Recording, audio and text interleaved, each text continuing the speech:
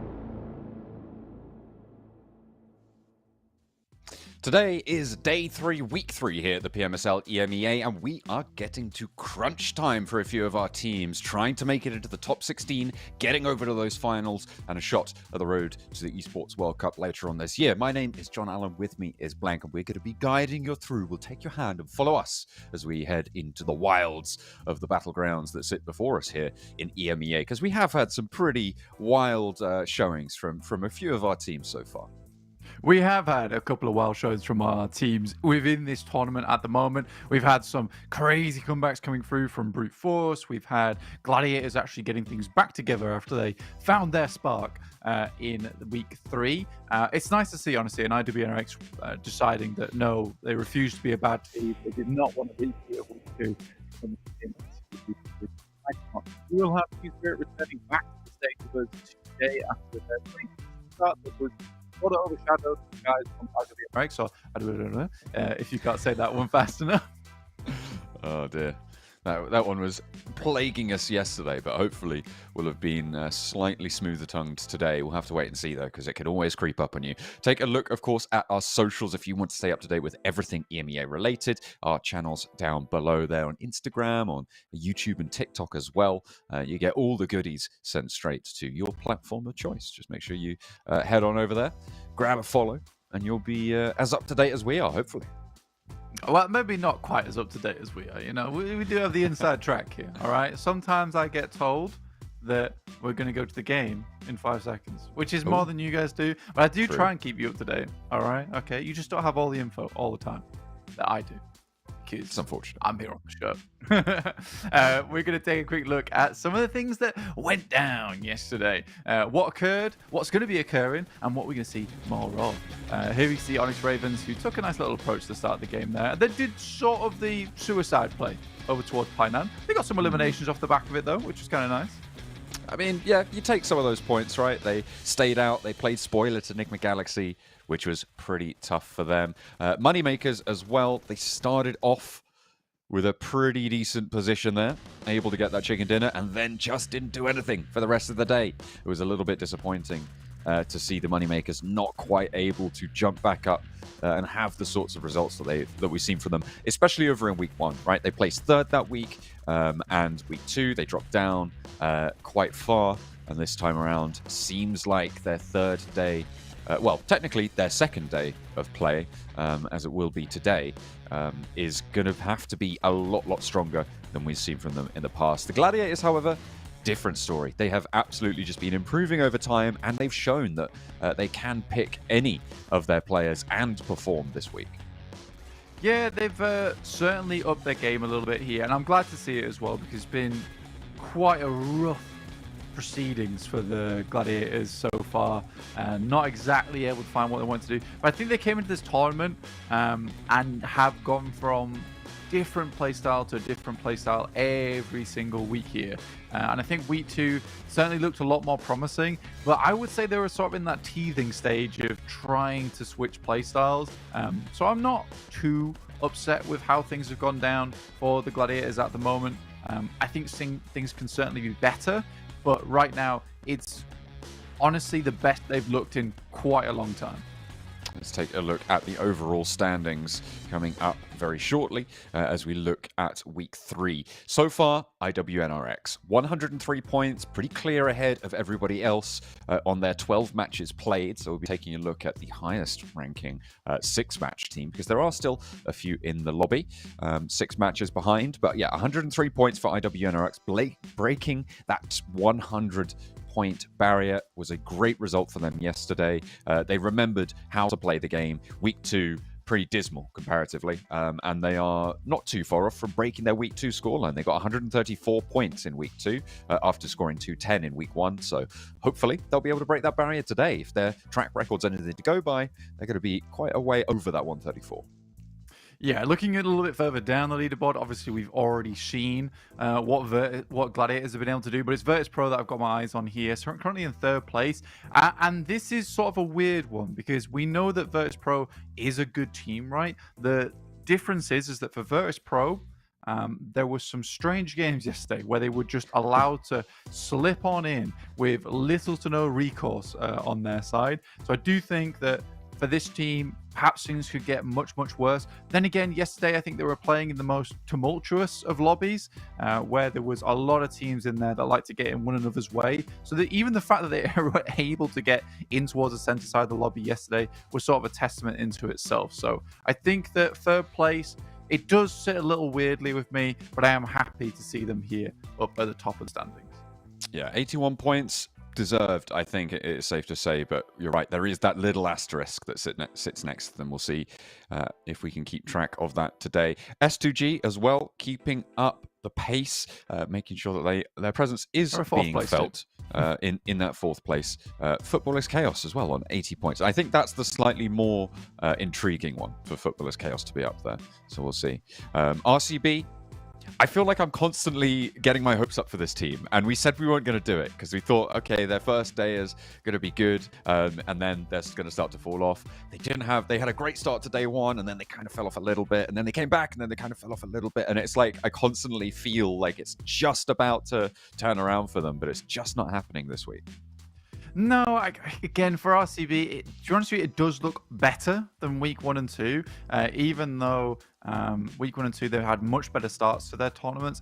I will say for RCB, it's nicer seeing them actually get towards the central positions and get a little bit more done with it. They're still getting sort of trampled in that late game, which is unfortunate to see. But again, this is just a big old learning experience for them. They are trying to make it work, and I think they've got a bunch of great players on the side that even are able to defeat IWNRX during the TDM yesterday.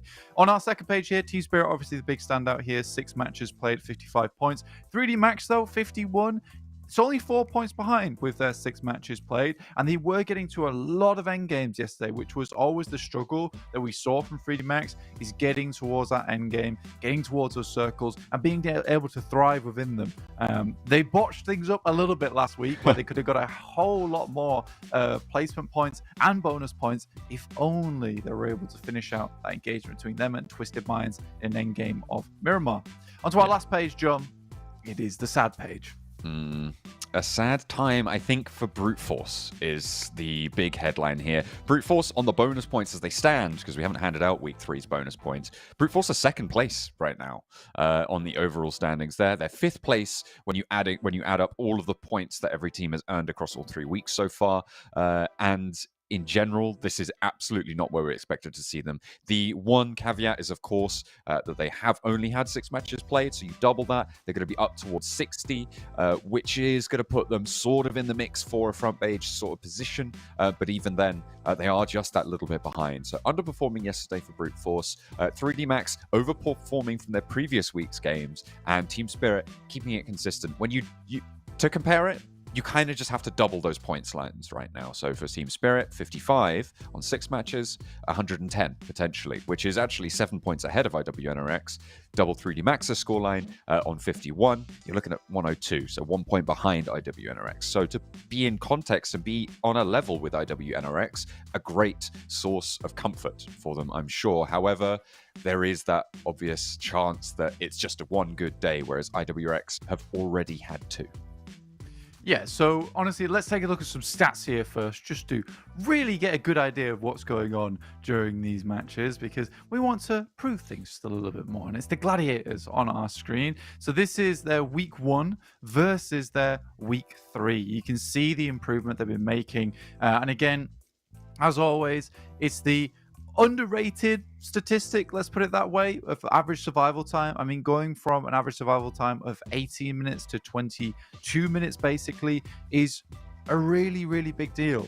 It might not seem it, but those 4 minutes are the difference between you're looking at probably a stage 3, stage 4 leaving of the game, which is usually around about 10th to 16th place, right? To more around the stage 5, stage 6 region on average, which is awesome. It's really, really nice to see. I think that they have been getting a little bit more fortunate with their circles on Miramar, which is where they get a lot of their work done, where they're heading up towards that north side. I do want to see the Gladiators be able to crack the case that is, how do we rotate down towards the south side of the map?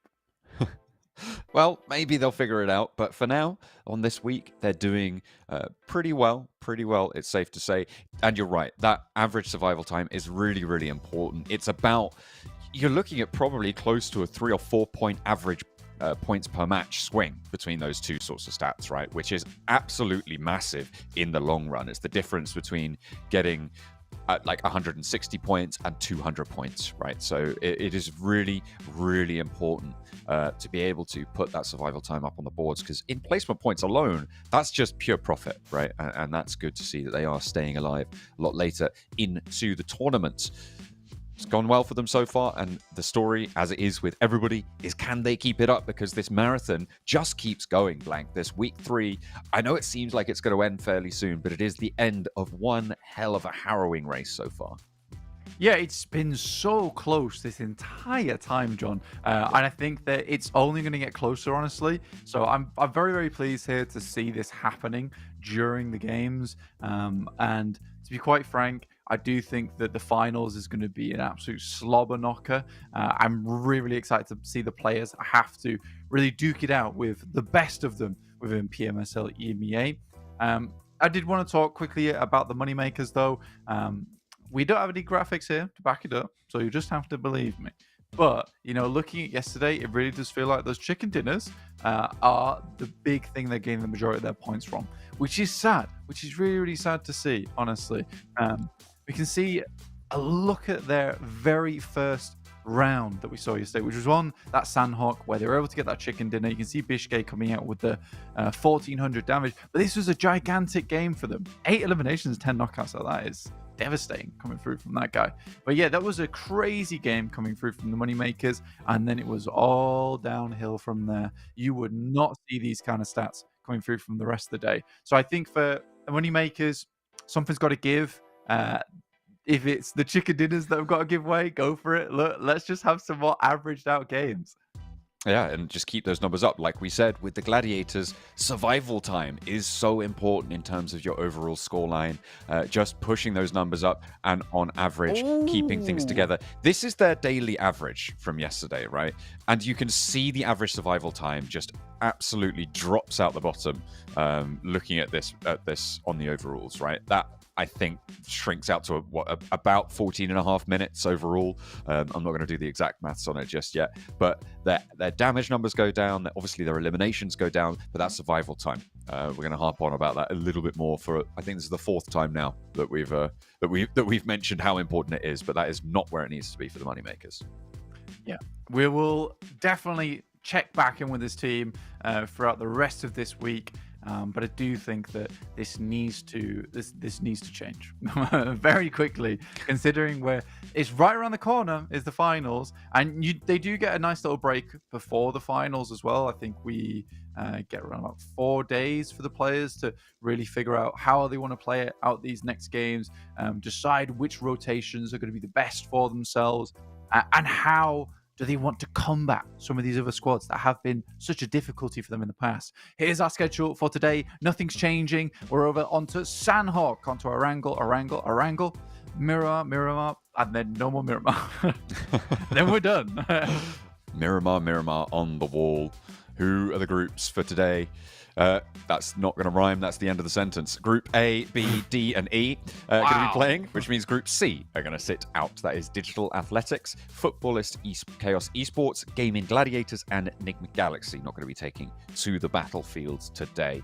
Yep. So we're not going to be seeing GG try and maintain their pace as of yet, but we are going to see Team Spirit retake their position potentially towards the top of those tables. Yeah, we're losing that group like Cinderella's shoe. Look at that with the old Disney references coming here on the show.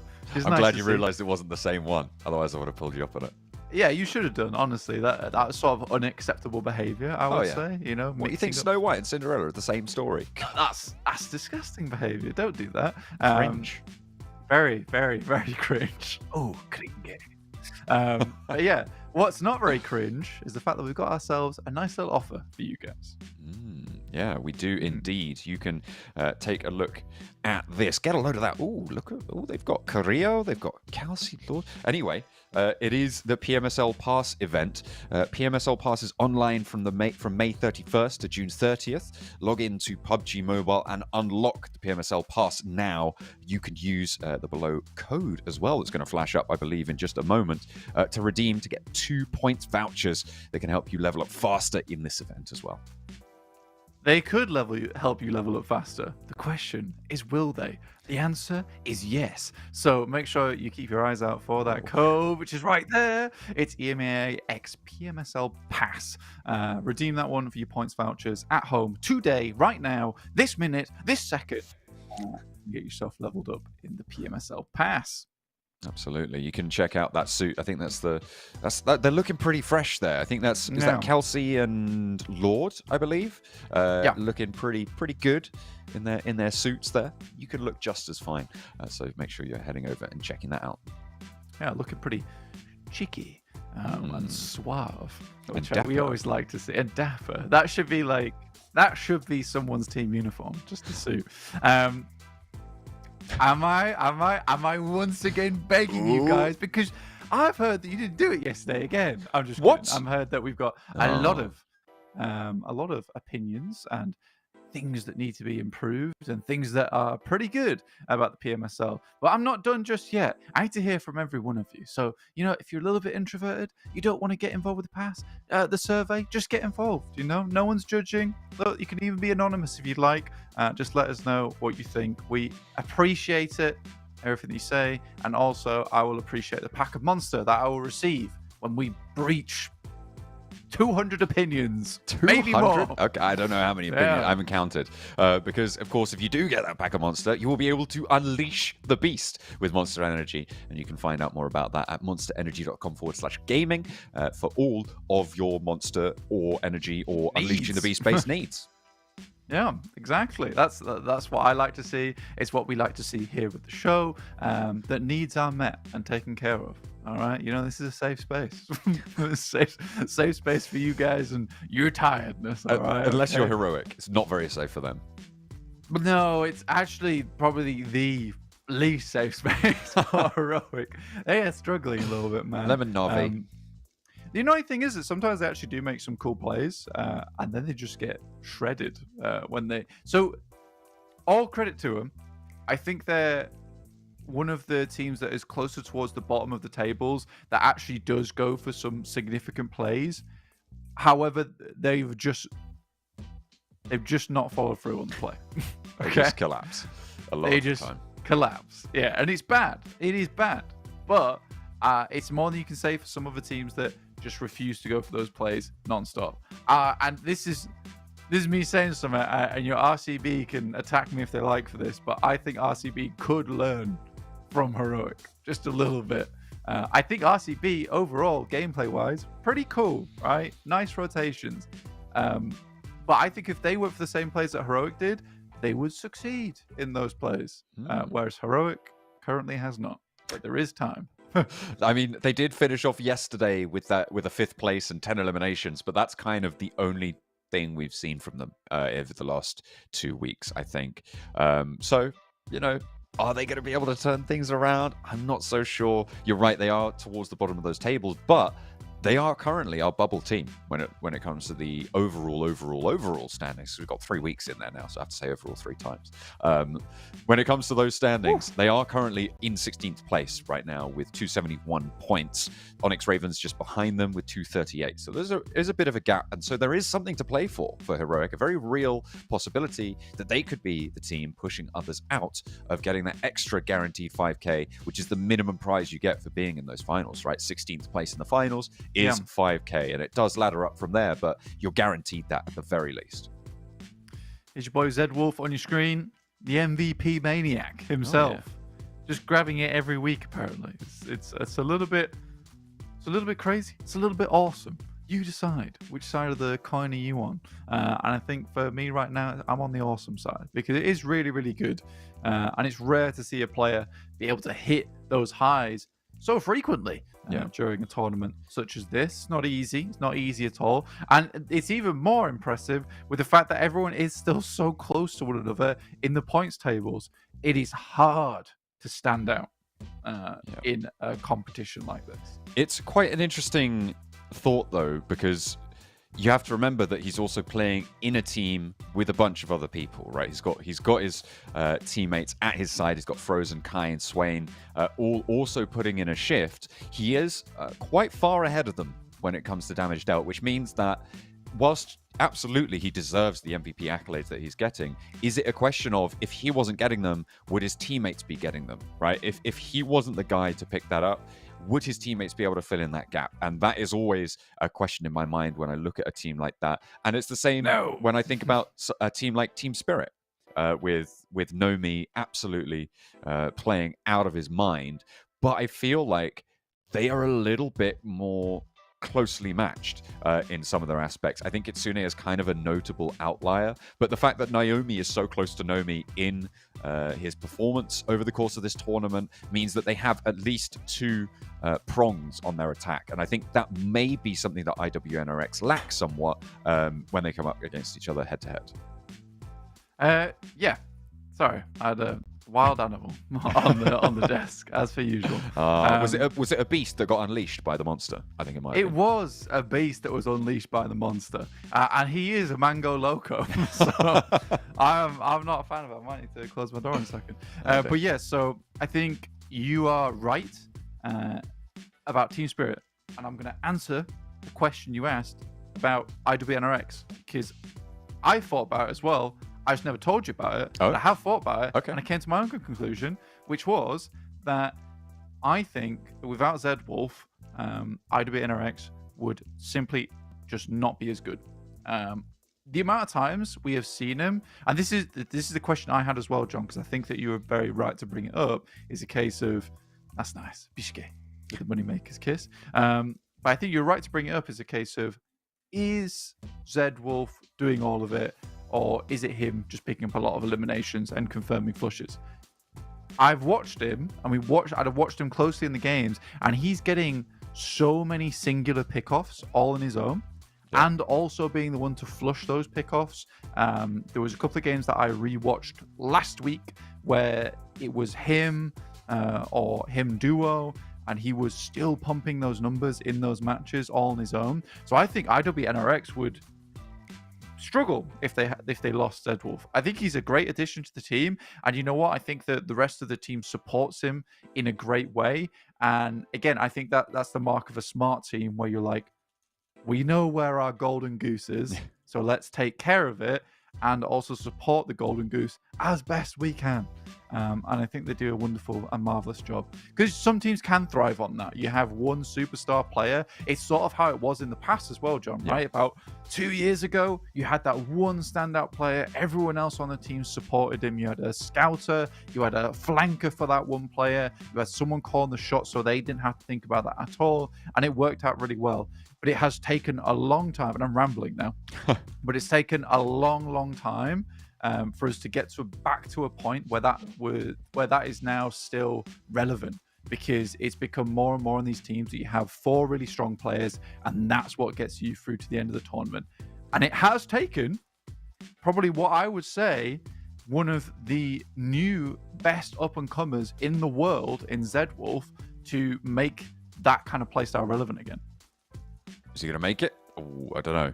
I don't even know what he was aiming at, but I'm pretty sure that they sunk that one. Sorry, I was just looking at the player cams at the end there. Not to try and detract from your point, because I absolutely agree. He is this incredible force and is that valuable front for IWNRX. And so maybe it was just that he wasn't having a great week last week, and that is kind of part of it, right? Because when you do invest so much into a single player, if they're not performing that day, you don't have a fallback. And I don't want to be too horrible about the rest of IWNRX, because I mean, like, Swain is doing a lot of work as well. He's the next highest when it comes to eliminations on the roster, and I think everybody else can do a lot of work and has got a lot of strength and are very, very talented players. But like I've said, you don't have that potential backup performer in someone like Naomi to Nomi over on Team Spirit that could potentially fill those shoes. I just don't think that they have anyone with that firepower that I would say has that potential. So it will be interesting to see if they can develop that or if they even need to develop that. Yeah, I think that honestly, for the guys on iDoreX, I think there is some really strong players there. Maybe it just fell apart a little bit last week. In the meantime, we're going to head to a fairly short break whilst we wait for these players to get into game, and we'll be back with Erangel. So we'll see. Oh, with Sanhok, sorry. We'll see you guys for that soon.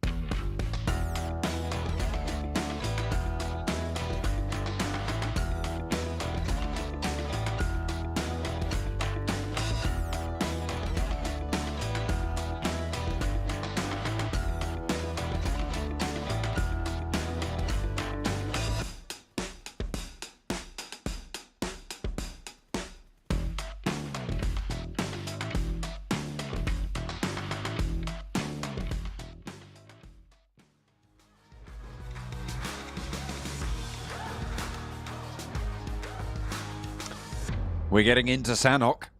The comms issues have been resolved and we are going to be flying over the jungle once more to kick off day 3 here in week 3.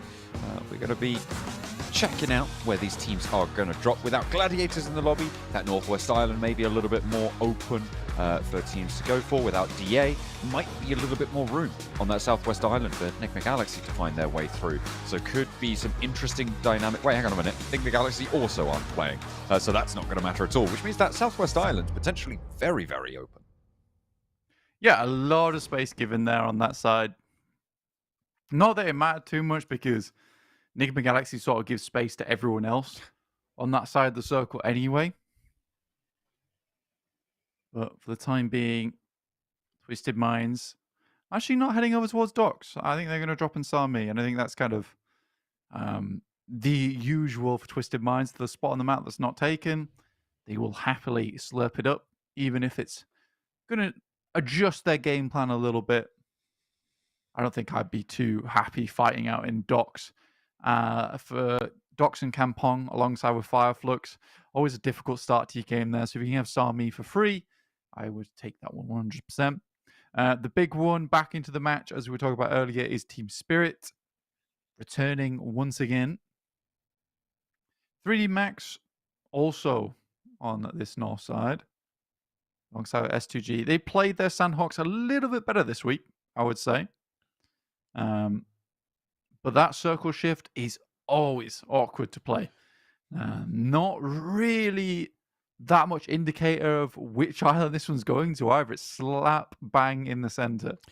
Teams really have filled in the spots that were available because of this Group C sitting out here. This western side, I was expecting it to be a little bit more open because of the fact that we've had 3 teams who start out on the west not dropping in here, but Heroic have filled a gap, Moneymakers filling a gap, Twisted Minds, like you said before, filling a gap out on the west, means that it is as conflicted on this west edge as it was in previous days as well. So it's going to be interesting to see how teams are going to navigate here around these crossings. Team Spirit have got an outpost in effect over towards that Confluence compound on the western shore as well. So they're on the Southwest Island already with an outpost, but the rest of them quite far away from getting back up in. So if a team like IWNRX crashes across and tries to take that compound from them, there could be danger there for effect. So potentially Team Spirit looking to get to that Confluence compound nice and early. Yeah, typically doesn't provide too much of an issue for Team Spirit unless Gladiators were in the game. You know about this shunt out because it happens so often when they were playing together. Major Pride and Gladiators taking this position. So Effect gets in here very comfortably. You're right, IWNX taking up the rear could be a problem. So Team Spirit quickly heading over towards that compound. Play off the back of the walls there as well, which is really decent. Na'Vi just getting on through. They dropped around Tambang, spread quite far around the ruins where the Moneymakers dropped, but they decided to get across the bridge to the northwest as fast as they could. And rightfully, right that they did as well, because Onyx Ravens were starting to establish a bridge camp there, and it could have been a lot more dangerous if they'd have managed to fully establish themselves at this stage. So the pace Na'Vi's taken has gone well. The Onyx Ravens still in a bit of a mix with Heroic, but it looks like they have extricated themselves by taking down one of the Heroic players. Lath will be able to claim that point. Moneymakers yet to cross from the south from that ruined side. Na'Vi definitely ahead of them on that front, and they'll have to figure out how to get across the water now. Or not, for that matter. I mean, still could head down towards the south side, just don't know yet. Again, playing in ruins, like I say, though, is a bit of an awkward position to be in. But you can play on that bridge side. And we've seen plenty of circles not actually definitively end on either of the islands. Instead, just heading over towards that bridge side. Power. Easy to just go down. Kante sort of walks into that one. Hassan, has he got more left in the back pocket? Because he's got Volt to help him out as well. And a 1-2 punch. He's turning up the Ampage here. And Al Haji looks to try and turn it straight back down. He says, enough of this. Come on. Back to reasonable sensibleness here. But Fidan, the last player to potentially be resible for Al Haji, leaves Heroic in a 1 versus 1. With Al Haji trying to pop this med kit. Ragnarok thinks he's behind the rock. He's going to get him. Oh, Ragnarok's going to get him. Secret behind the car. Wow. I mean, respect Al Haji as well to stop the for the med kit. Instead, just try and fight with 20% HP. Yeah, that is kind of classic heroic there. Things start to go well, all goes downhill. The reason I was laughing was because not at heroic, it was at the fact that the players that I'd seen gone down were not Al-Hadji. So I sort of had this weird feeling Oh, Al-Hadji was coming up the hill and he was about to finish business. And he did. He absolutely did. It's I like- was like, it's not over until Al-Hadji rings a bell. it's like when you were a kid and you had your Game Boy in bed at night and you were playing and then you hear your dad coming up the stairs and you're like, oh no, it's Al-Hadji. Oh, no. He's come to take my Yeah. Game Boy away from me. He's confiscating it. He's confiscating He Heroic's has Game done. Boys right there. He saw the little flashlight Yeah. taken underneath the covers. It's gone. Again, I'm not sure how many people would actually get that reference. Oh yeah, God, it would be. Just got their smartphones now. That is true. Hopefully, they've got Them themselves. damn smartphones. Hopefully, they got themselves an INFINIX GT20 Pro, the official smartphone sponsor of the PMSL EMEA. Al-Hadji really did. So easy. He's just like, come on, guys. Like, what are you actually trying to do here? But this is the thing. Easiest bit. Ragnarok fully believed that Al-Hadji was behind the rock. And he was like, I'm going to be so smart. I'm going to juke him left. I'm going to juke him right. I'm going to peek around. I'm going to try and spray it. And then he's like, I'm actually behind the car. I'm actually right behind one of the shortest cars in the game. Yeah. That's that downhill and advantage. my head was peeking through the window for quite some time. So, yeah. Not sure I didn't spot him earlier. IWNRX spotting over towards S2G, who moved up towards bootcamp. Fair enough to him. Again, I think this is one thing that S2G is very good at, John, which is identifying not the best position in the circles, but a lot of times second, third best. And I think from their positions on the map, you really do need to know everyone else's rotations like the back of your hand. So this rotation was confidently made down towards bootcamp because they are confident that Team Spirit's already left towards Conflux Compound on this kind of circle. So they do have a really good read on a lot of other teams the circle. Very cerebral team. Ooh. This is what I was talking about actually earlier on. Is the fact that it doesn't necessarily ever have to confirm on any of these islands. It can be really awkward. Now bootcamp actually becomes a bit more of a dominant location.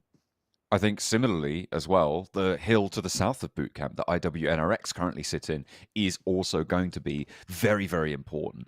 Obviously, that position generally taken by the team leaving bootcamp, but Team Spirit, with the circle as it was, went for a more central position on it. Obviously, this is a bit of a hard shift back over to bootcamp side.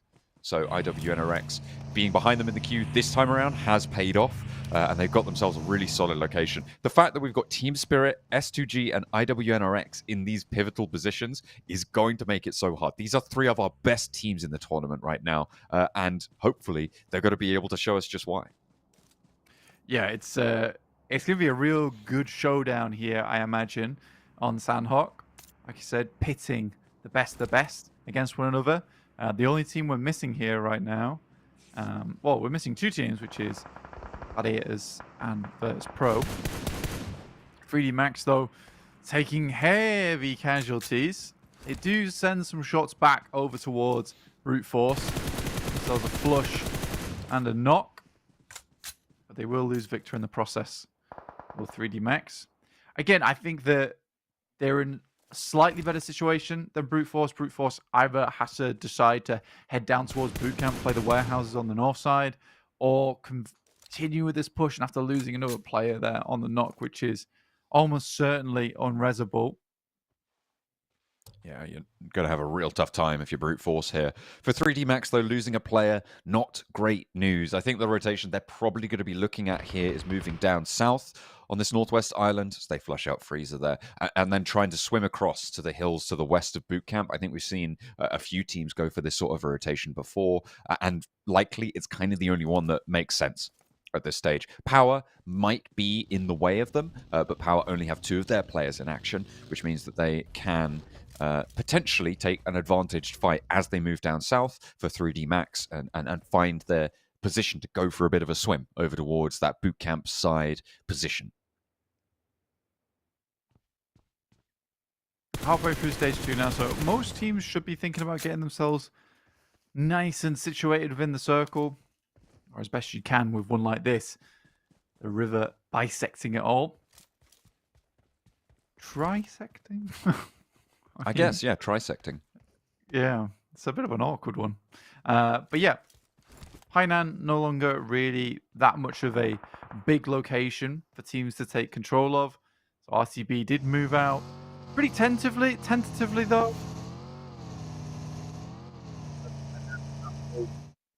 Compounds on the bridge with RCB Silas just underneath the bank there. You can see him peering over towards FLUX.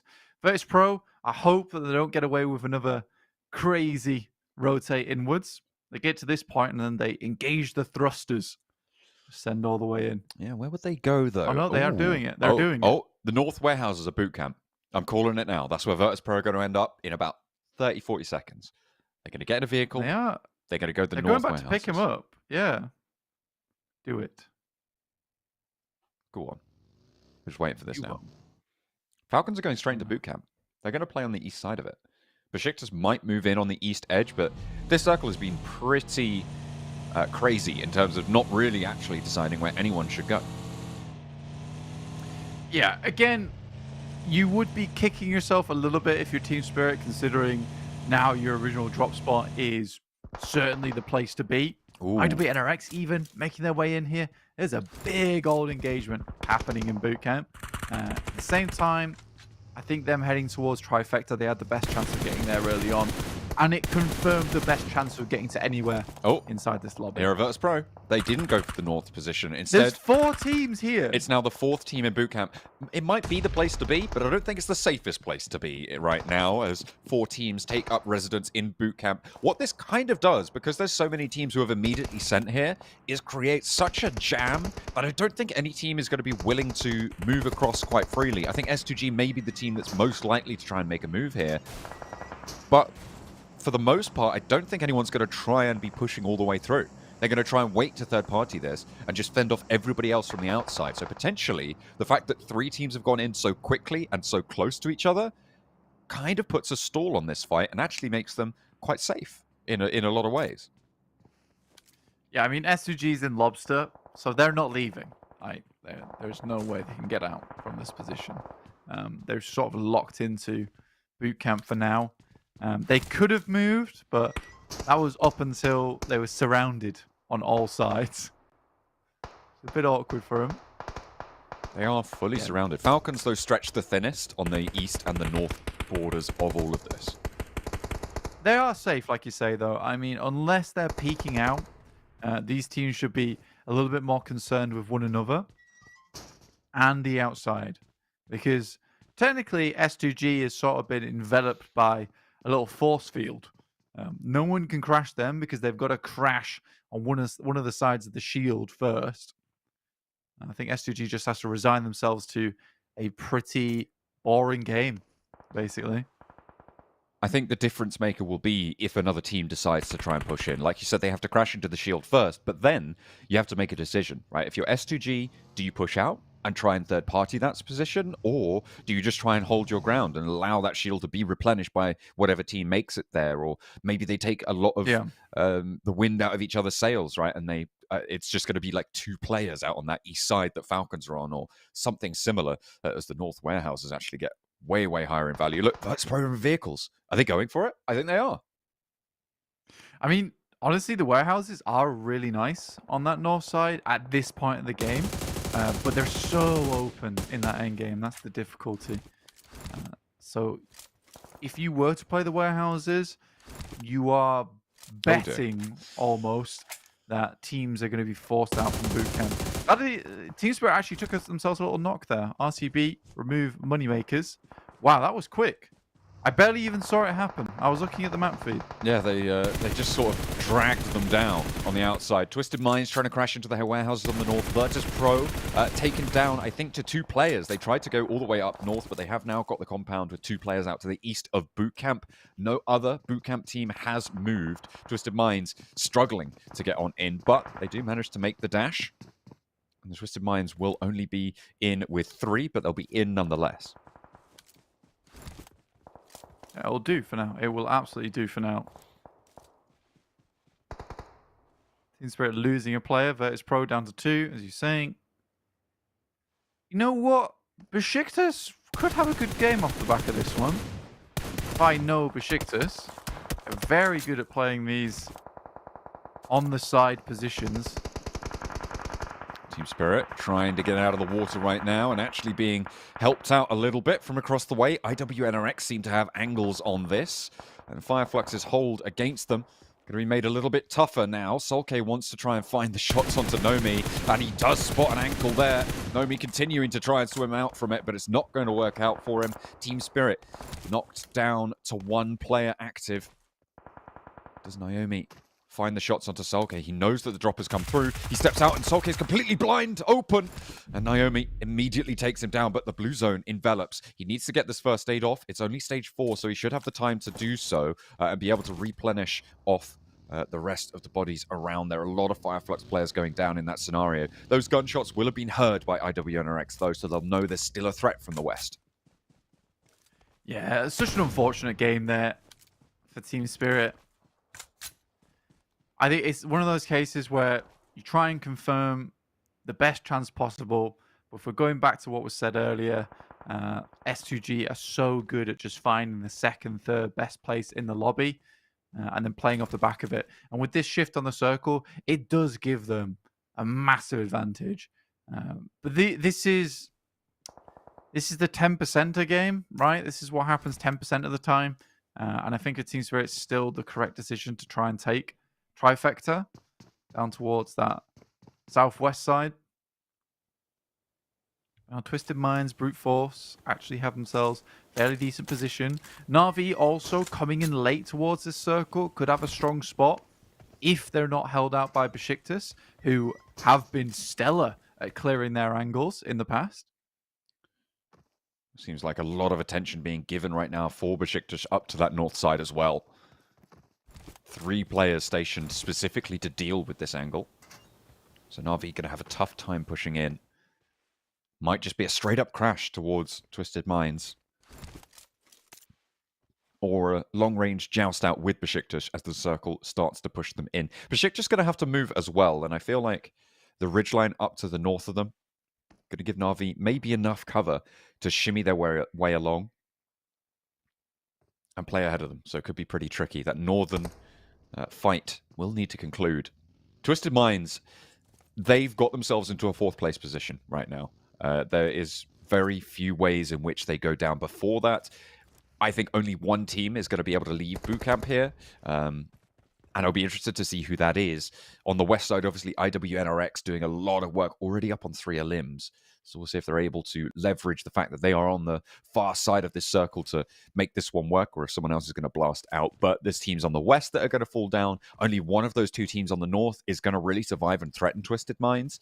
So I think that as it stands, there is really no way that Twisted Minds go down before 4th place. But you know what? They're in 20th place. Maybe they'll try and prove me wrong. Yeah, again, it's one of these spots that is really quite open.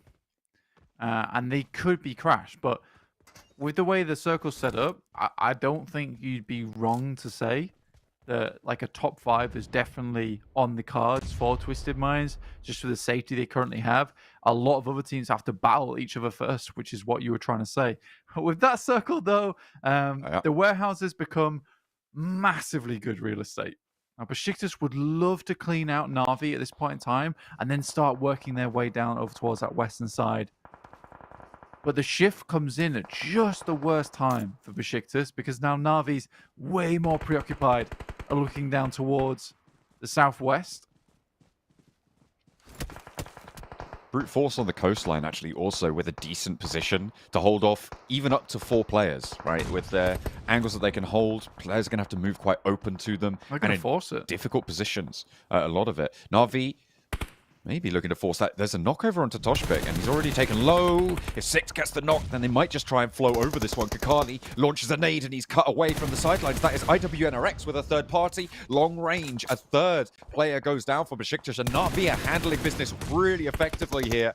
They've retreated with 2 down the hill and away. Can Na'Vi move in, try and go for a crash off the back of this? Yeah, it's such a mistake from BEŞİKTAŞ. They tried to force the fight onto Na'Vi because they realized that time was dwindling away there for them to take that engagement. And I think a lot of their plan sort of relied on them being able to remove Na'Vi instead of just trying to be a little bit more patient with it and working their way down on their bellies towards that south side. Team Spirit finally goes down 9th place, 1 elimination. Here's S2G attempting to get rid of the Falcons, who were on the most northern side, but between them and IWNRX, it's going to be a difficult fight. IWNRX is staying clean in this one as well. They're allowing S2G and Falcons to scrap with one another, and they are third-partying this beautifully. The difficulty is now Twisted Minds looking down south. Also, Virtus Pro might have angles on this, but Frozen holding up in the high ground. None of them down just yet. With the circle stopping there, they do still have their building. You can see the open ground that sits in front of them that Twisted Minds are going to have to stop them from crossing. They should have smoke still left in the back pocket. They're going to need to use them effectively here. Fury are down, and it is up to 3 teams remaining.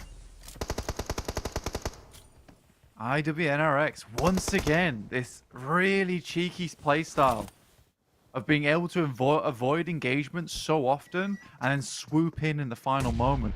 Quite literally the vultures of the lobby right now. Just as deadly. Just because they wait until their prey is weak doesn't mean that they're weak themselves. Looking to now take on Twisted Minds in a 1v1. Oh, that could be nasty, that nade. Does manage to get the knockover onto Swain.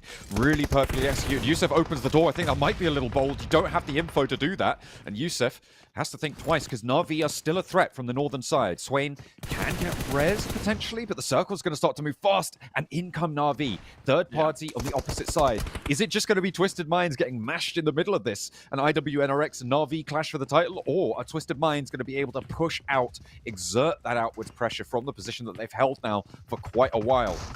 For the challenge, Jafar not quite able to handle it. IWNRX looking to dismount the south side with a shot from Kine that puts it down. It's Na'Vi versus IWNRX.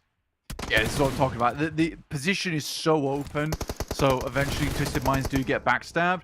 Now it's IWNRX pushing out into the open versus Na'Vi. It will be a miracle if they're able to win this fight. Na'Vi more central.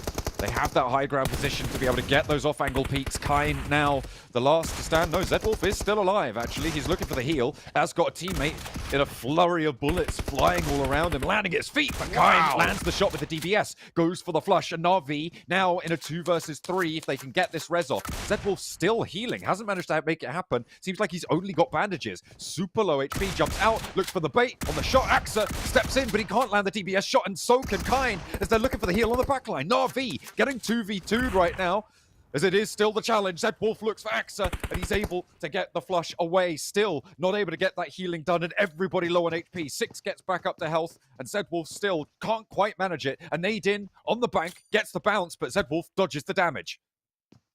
I don't think he's got any healing to speak of. It's just bandages.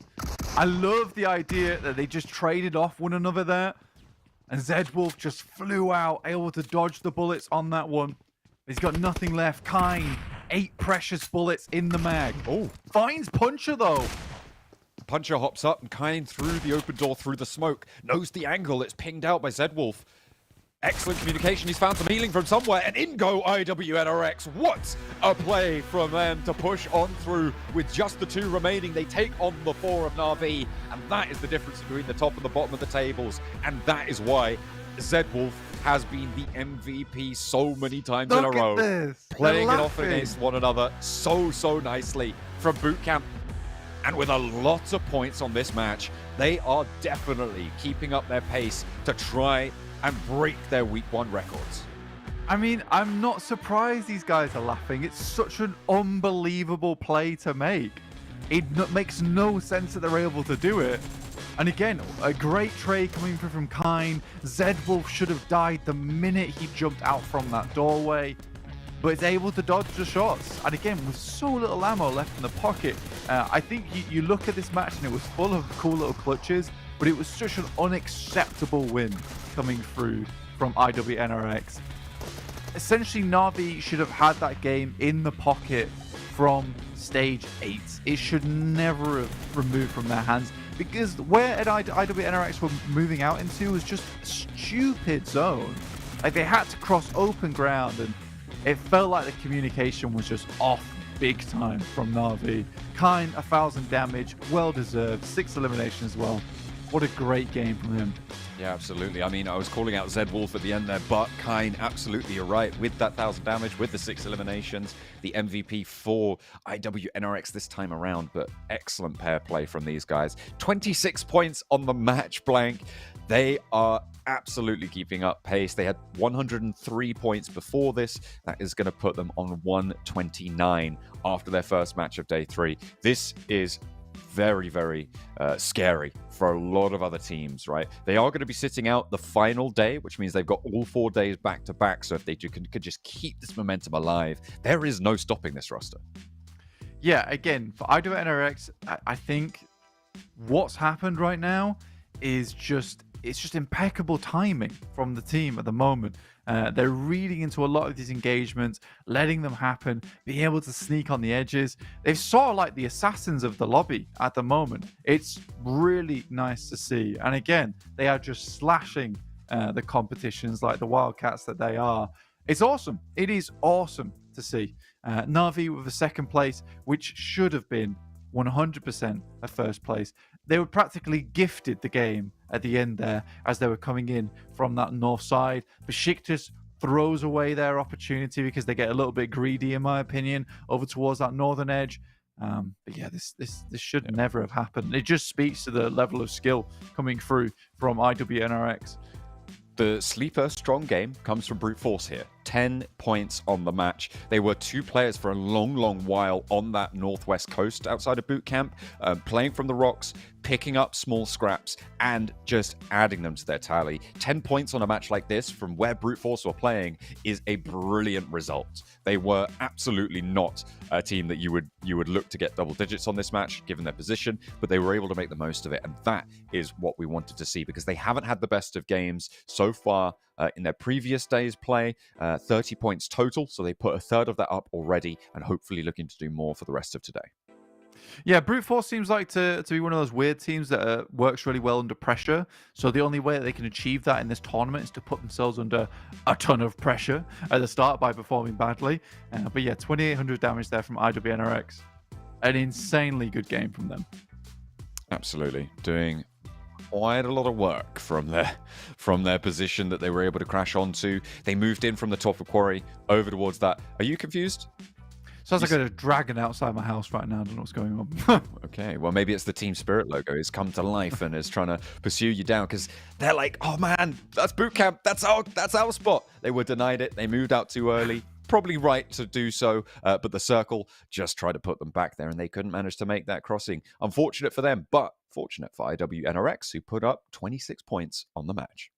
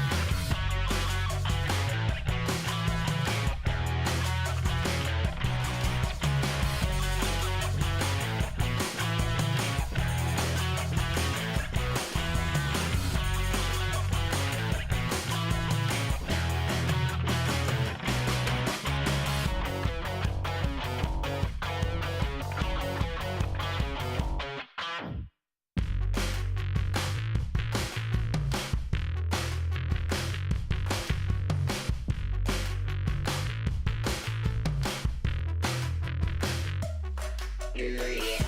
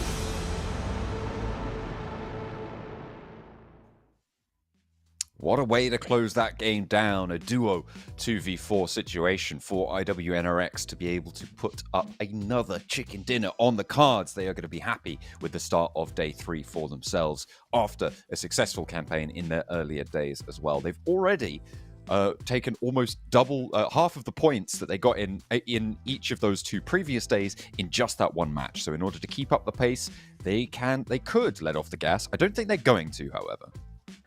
No, I don't think they will. The further they can get ahead here, the easier it's going to be for them when they finally do have their day off, which is when people do look to catch up. And there is also that mental aspect of it, where I think that if you're trying to catch up to a team, if their point scoring seems feasible, you know, I think it's a lot easier to go for those kind of big plays and get the big points on board. But if a team puts up so many points in a matter of just a few matches, you get an issue where mentally kind of draining, looking at a 160 point scoreline and being like, you have to match that over 3 days.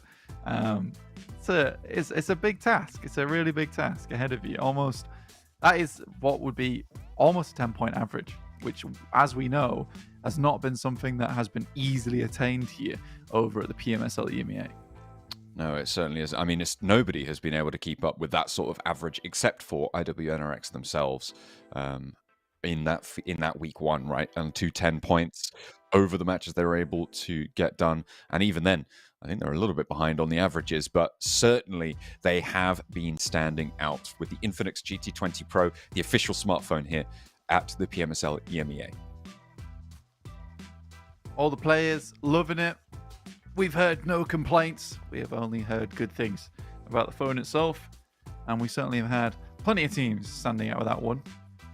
Even IWNRX, that last match, been able to pull off some insane maneuvers on that device. Twisted Minds on your screens. Still trying to get something done here. I respect I'm sort of having an Onyx Ravens respect moment for Twisted Minds. Okay. I think despite them clearly being one of our worst teams in the tournament, I don't think they've ever truly given up. And they're still going for novel ideas, still keeping up to date with all the rotational paths, all the positions on the map that players have been taking, and have been taking advantage of that as much as possible. I think they realize that they're not up to the task a lot of times dealing with some of these squads, yet here they are still trying to find any way possible, if that means not finding a drop spot that's open on a day so they don't have to go for any hot drops early on or interact with any teams early on. They're 100% doing it. And even that last match, they got themselves up to a fairly decent scoreline. And it is teams that haven't had the best time that like you say, we have the Onyx Ravens respect moment. I kind of like that. I think that's a nice little caveat. I think that Raven the one respect. team I don't have a memory of having that respect for, of having that moment of being like, you know what, is Heroic. And I think that perhaps I'll have to eat my words slightly, because I know I did say a long time ago, 2 weeks ago, that I kind of liked Heroic. I thought they were doing okay. Everybody's having a good time as the match gets ready to load on in. I'm a snake, follow me. Getting on the ground, getting those elbows dusty. But yeah, I think Heroic is the only team that hasn't really had that sort of moment for me. Yeah, I think Heroic is just struggling. I did like some of their rotations earlier in the tournament where they were able to find themselves some pretty open areas and play off the back of that, but it just became patently clear very quickly they were just not up to the task of actually going toe-to-toe with some of these other squads. Again, I think that last match is a pretty clear indicator of that, with their engagement between them and Power. You know, having a fight that all but done for and then losing it to just one guy. Wild in the front man of this one. Pretty much all of S2G joining in. Whoa! He's broken the train. We don't like that. Oh, you can't be doing that. There's a promise being made. As soon as you get down on the floor, you are part of the snake, and you have to follow me. Exactly. You can't be breaking rules in the game of Conga Cobra. Oh, that's unacceptable. Unacceptable behavior. I feel like you just made that name up. I did. I like it. Absolutely. I feel like you made that up. You would be correct. That is what I do. That's what happens with all words, to be fair. I make things up as I go along. You see... What? How's that to do with the Ian McKellen sketch? What? I don't know if you've seen the one where... I think I know the one you're talking about. Talking to Ricky Gervais. He's like, I really pretend that I'm Gandalf. No, I don't think you understand. Just, I get into the mindset and I have to believe that I'm an old man. An old wizard. Yeah, one of my favourite clips, that. Great bit of comedy. Oh, yeah. It's actually That's good what advice. I like to do. What, just pretend? What are you pretending to be right now? I pretend to be an author of new things. Okay. Yeah. Okay. Just in general. I call myself I'm an inventor. I'm kind of like a maverick disruptor in the in the esports eco space. I'm kind of what you would call an engineer of words. I'm the ideas guy. I'm the guy that... Oh, just making up random titles for a guy that talks over things. Yeah, dude. That's what we need to be. I think commentator really does cut deep, to be honest with you, though. When you really boil it down. Yeah, yeah. You're professionally commenting on stuff. Oh, yeah. I'm like one of those people that comments on YouTube vids. We're React Andes, but like professionally. Yeah, we're professional React Andes. Oh, my goodness. Guys, first on this game. First guy to say that. First, L chat, Yeah. stay small. Anyway, just waiting to get into the game. Yeah. I wish I could invent a start game button for you guys, but unfortunately I cannot. No, that's all ours. We get to keep that. Yeah. Sorry about that. That's all right. I think I appreciate your guys' comments at home more than my guys' comments. Yo, what? Being you, John. What? No. I'm only kidding. Okay. I equally appreciate both. If you can fill in that survey, that'd be nice, though. So, let us I know. really like that. Is he playing? He's playing rock scissors paper scissors against himself there. Is it like which side do I put my fire button on the phone? I have heard of I have heard of this thing where people can split their minds. I think it's Codswallop. I think it's a bit of hooey. Yeah. So you could technically play chess with yourself because you don't know what the other side of the brain is thinking. I don't believe it. I think you should get that checked out. I think that's not normal. No. That's probably like the... Wait. There are 2 chess players inside us all. There's 2 chess players inside us all. Yeah. Check and checkmated. Hikaru and Carlson. Yeah. I think I understand now why there was a Cobra Conga going on. Teams are waiting to get into them. Was the Cobra the beast that was unleashed? It looked quite beastly. It was a long snake. Notably, IWNRX were not involved in it. It was certainly giving a lot of monster energy. That's right. Yeah. Wow. I think IWNRX don't like fun. They just like points. They like Do you fun. think? They would be in the Cobra Conga. That's actually true. I think that Yeah. you really can't deny that. And if you I've try lost a little bit to, of respect. and if you try to, snakes are gonna eat your mobile phone. Yeah. My respect has gone up big time for S2G though. Oh yeah. Yeah. 3 out of the 4 players in that. I think Conga VP line. were at the front of it as well. Pretty happy with Yeah. them. You know, S2G knows they're a good team, but they also can have a little bit of fun. You know, play hard, work hard. Absolutely. I mean, they're in 4th place right now. Doing Yeah. pretty well. 83 points they've been able to earn. Virtus Pro as well. It's in 3rd place with 86 points on their 13 matches. So they are blowing off a bit of steam in the Cobra Conga. Whereabouts are we seeing IWNRX right now? I don't know. Where are they? There they are. Hello. Thank you. There we go. He's number 1. He certainly is. I think that's pretty correct. Zed Wolf. I wish someone would look at me like that. You can't see me, but I look at you like that every day, Blank. Oh, that's so nice. I just don't make this. I just don't put the same finger up. That was, oh wow, okay. That's just me. All right. But yeah, he was idolizing it. So he should. Great player. Great player. Heading into what's rank, I zoned out so hard. Yeah. I almost didn't realize that we were going into game for a second. Well, we are. We're going into Erangel for the first time today.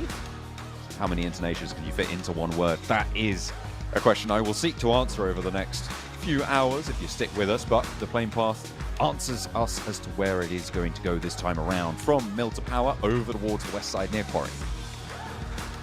It's a bit of a more southern playing path here, John. Look at that. All the players from IWNRX on that top side. Crazy. Coop's the only one who can challenge against the demons that are IWNRX. And I guess something something that through we with the headshots. Something that we spoke about at the start of the day that we brought up was, of course, is there the rest? Can the rest of the team stand up to the level? And I think at this point, it's just kind of like yes is the answer, because obviously Zed Wolf is quite far ahead of the rest of them, and if you take him out of the mix, it's a different team. But they are all also outperforming the rest of the lobby. Yeah, they are kind of killer at the end of the day. Basically 130 points right now after 13 matches. Wild. Nearly 10-point average. Yeah, we're looking at almost 40, over 40 points in terms of a lead over any of our other 13 match game days, which is really quite significant. So is this circle, though. Very hard over towards the eastern side, supporting Virtus Pro, as well as 3D Max. Na'Vi, I don't think are going to be too much of an issue. I have lost a lot of confidence in them after that last game. I mean, thought they could bring things back. To be fair, it was against Ed Wolf and Kine. Like, two guys, man, out in the open. That gives them a little bit of leeway, but you're right. It is a broadside open crossing that you shouldn't be able to make. Yeah. Which is why I said it would be a miracle if they made it through that game. And it was. It was a miracle. Yeah. A miracle that was born from the hands of Zed Wolf. And Kine, I'll be honest. Kine did really well. Kept his cool under the pressure. I mean, Zed Wolf was trying to get that healing done, right, at the end. And he was wrapping himself like a mummy. Yeah, in all those bandages. Just wasn't helping a lot, though. No. I think he was just trying to get... I think what he was trying to do was get up to a point where you could survive a DBS shot. And then halfway through, I'm almost certain that he realized that no amount of bandages that I'll be able to apply in this moment are going to get me to the point where I won't get one shot by the DBS. So he may as well have been on 70% HP. Because it wasn't likely that Stims would have ticked him over 70%. He might have survived a shot there. So, for all intents and purposes, you know, he was on 70% HP. That is an interesting dynamic that the DBS does add to a fight, right? Because if you're against a UMP in that scenario, if you're against an M4, it's a very different story. And that difference can be much, much more impactful. But you're right, because it was a DBS you're up against, you can make those sacrifices in terms of break points of being able to get up there. That's quite an interesting dynamic that I don't think I'd considered in that last engagement, but certainly would have changed the way it went. Yeah, definitely. I mean, even when he jumped out, if they had just switched over to different weapon and just gone for the spray mid-air, just a couple of stray bullets would have taken him down. And then you don't have that refrag potential coming free from Zed Wolf. I also really respected the fact that, you know, he even was down for that. Because I think a lot of the players on that team understand that he is cracked out of his mind. To put it lightly. Yeah, fair. But in that situation, he was like, Kine, you trade off me. And not the other way around. As he was like, I'm in the worst position here. And I believe in my teammate to do well. So you trade off me, and I believe that you can do this. You can win this game, which shows a lot of trust. So that's really nice to see. That feels like the camaraderie is still there on the team, which is hard to rebuild, I would say, after such a poor week 2. I mean, they still hit a pretty decent point scoring by the end of it, but it was nowhere near close to what we expected from them. So I think for IWNRX, it shows that the team is pretty good friends, right? You know, if you can get through that in PMSL EMEA, which technically is a really important tournament to get up towards that top 4, like you can drop towards, you know, 6th, 7th place, have a decent PMSL EMEA, you can be pleased about that one, but you won't be going through to PMWC, right? And you don't get that practice versus international teams, see how they're playing, and that all feeds back into your final tournament of the year, which is PMGC. So for IWNRX to have such a bad week 2 and then just instantly get back on the bike, that is really nice to see. Yeah, pulling together where it counts, the sign of strength, and the fact that they have all 4 of their days on the trot as well is probably to their benefit in this scenario because they can just keep that momentum rolling. They don't have to worry about teams sort of catching up to them because they can keep pushing on and setting that bar that they're going to have teams jump in the future. RCB trundling across Team Spirit over on the hills to the north of Milta, towards the Lumberyard Hills. Kitsune down, flushed, and two players from Twisted Minds try and roll up on the other point of Team Spirit, but they're not quite as successful as RCB. They're like, these guys are weak. Let's take them down. And, They were weak. They quickly found out. I do think for Kitsune, I can understand the push because I would not have expected RCB in this situation either. I think when I looked over the map, I was like, RCB? Over in Lumber? Odd. And considering they usually come down from Rozok, it is a curious.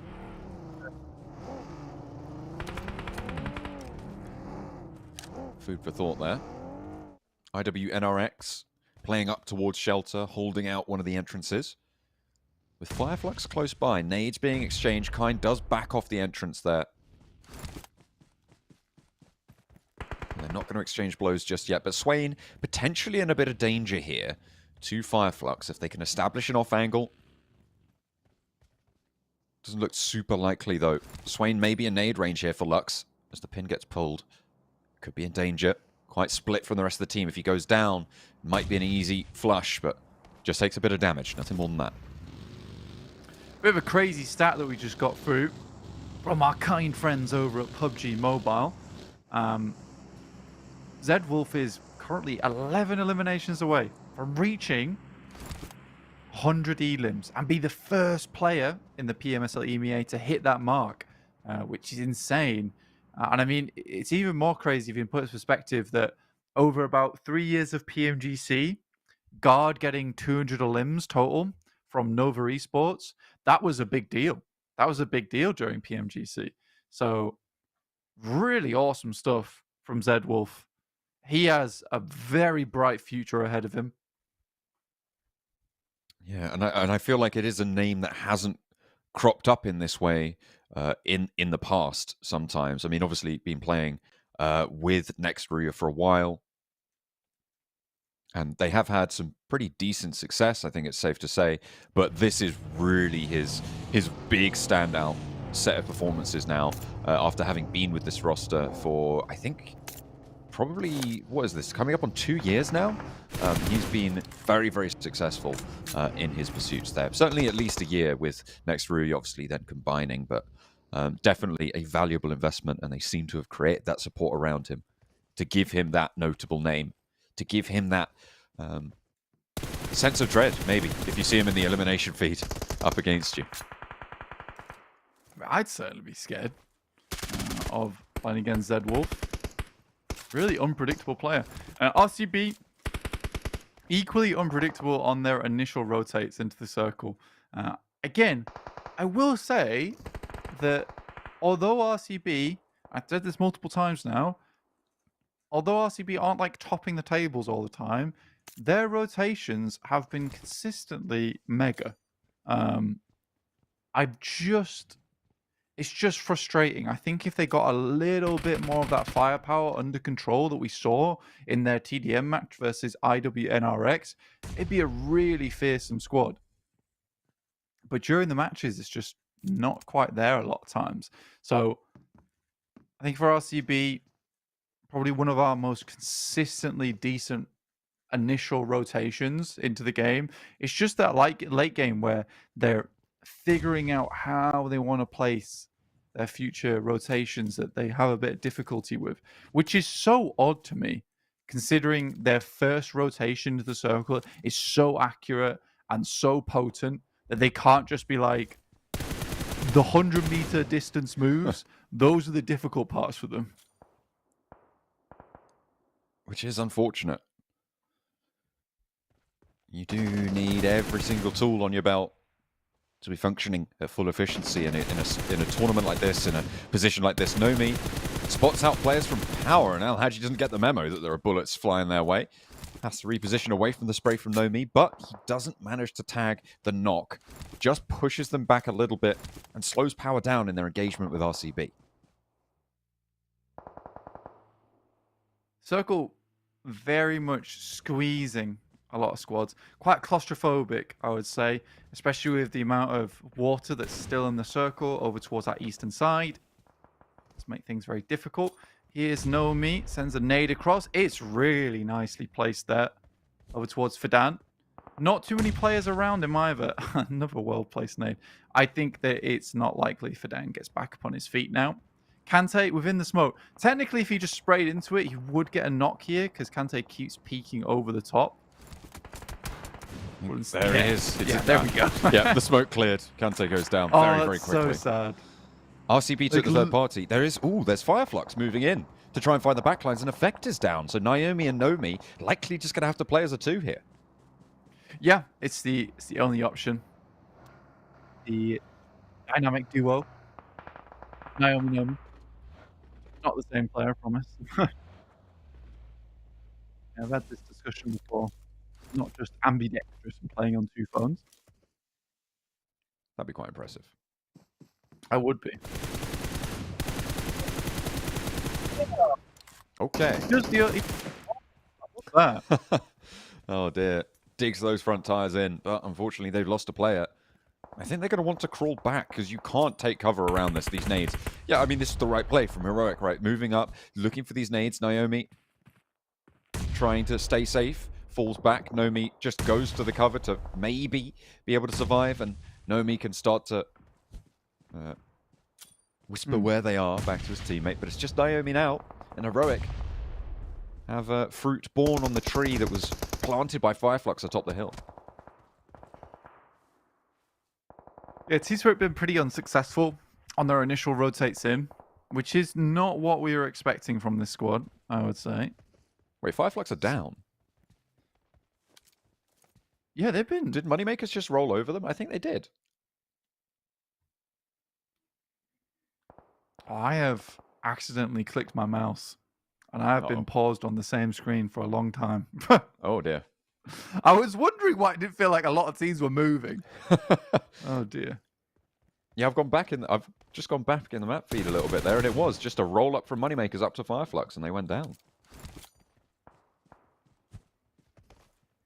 I mean, that's very Moneymakers of them.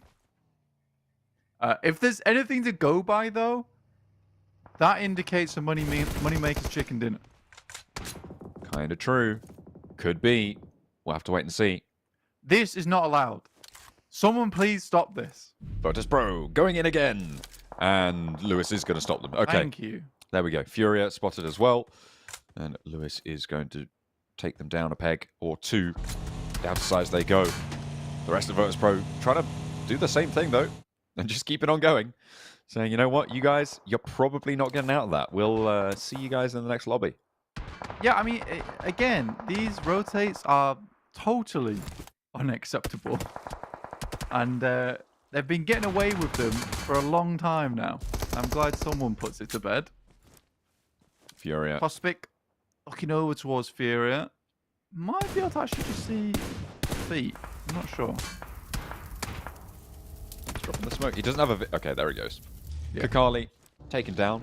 RCB also losing a player. The circle shifts down south. They moved! They tried to get to the center of the circle, and I think just with the knock that they have, they might have gotten to cover in time to be able to play this one. 3D Max playing in the factory out to the southeast of this circle. There's a lot of open sloping ground here, Blank.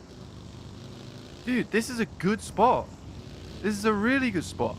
I love this from RCB. They made a rotation to a strong compound, and they're going to try and play from it. I want to clap, but I also don't want to hurt anyone's ears at home. So just imagine that I'm clapping right now. For RCB, well done. Whoa, don't clap so loudly. Sorry, that was just my imagination. It's okay. I'm glad you're really feeling it. I was in there. I was pretending that you were clapping. And that's quite a powerful tool. IWNRX moving in, potentially going to take on the Moneymakers here now. Flick. Oh dear. Icy's the one to find Zed Wolf, but he is backed off almost immediately by Kine. He's taking shots from every which way. I think this is BEŞİKTAŞ. Look at a third party here. A nade in from Bishke. They might need to stick the res here, but he's spotted.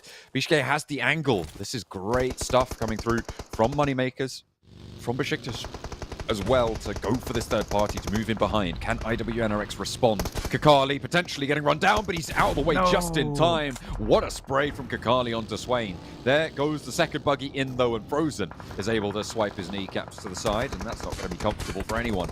Last player to stand for IWNRX, though, and maybe this game isn't going to be quite as successful as they might want it to be. Yeah, Lewis needs to go up against Frozen. He's very low. One straight shot from the DVS should do the trick. And IWNRX go down pretty early into this match with only one elimination found on it, which does bring the point scoring down a little bit, but honestly, not by much. Not by much.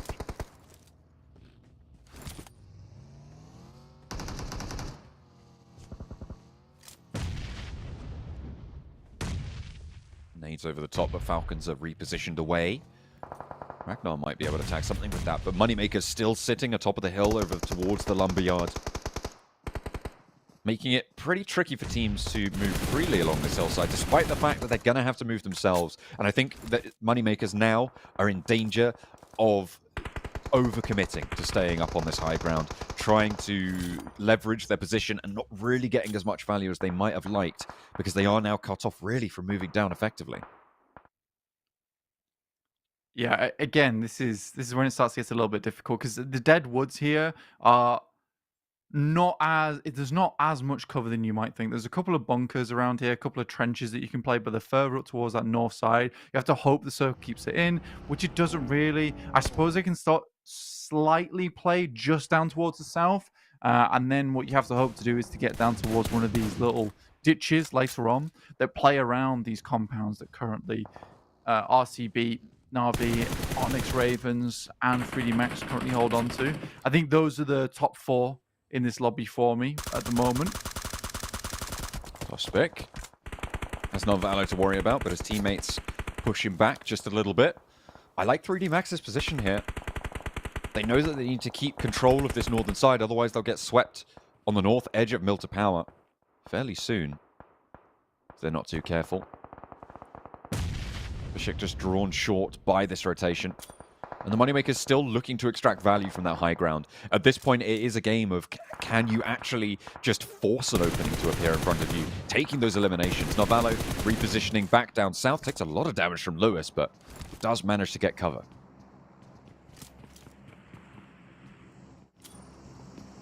Virtus Pro on our high ground at the moment. Somehow managed to get 2 players in, but 12 teams still remain. The Moneymakers just holding it as long as possible on that north side before they have to come down. Good nade, though, from Satan. We'll take out down at least one. Molotov goes in, makes it awkward. Door frame comes off. Tospik knows he's there. Going to have to fend off, but there's shots coming from the other direction. It's 3D Max to find the off angle, and Satan's the one who goes down to it. The smokes, he thought he had cover, but no, they were already taking those shots out. The Moneymakers have managed to move down the hill a little bit further now, Blank. They've gotten to one of those trenches that you were talking about. But again, a lot of open ground ahead of them. A tough time to navigate it, but it's not impossible. No, it's not impossible. Again, it's just going to take a lot of patience. They can get down here. Again, like I said, it's just going to take time to make that move. The staging here is just awkward. They have to wait for stage 6 and for teams to have to move. If it's not a hard shift, then Moneymakers are going to really struggle on towards this next part. You have to sort of pick a place and crash if it's an unfavorable shift here for the Moneymakers. So we'll see what options they're left with. Lewis up against Malloy. It's the knock with the DBS. And Corker can't poke his head up. He knows the Moneymakers will take it straight off. So will Heroic. So will 3D Max. Everybody who's got an angle here. Lewis taking shots from SnowX. That Milta Power high ground position. The rooftops give them a great vantage point. BEŞİKTAŞ's not doing too bad, actually. I'm not too unhappy with the way they've played so far. This is a really difficult portion of the map to play. Again, though, you have to praise RCB. I really think this match could be the turning point for them. It's the first time I've actually seen them in a while. Put to bed. It's the first time I've seen them in a while actually take a little bit of a risky play and just go for it. No thoughts. Just get in there. Know this is the right choice in the moment and work with it.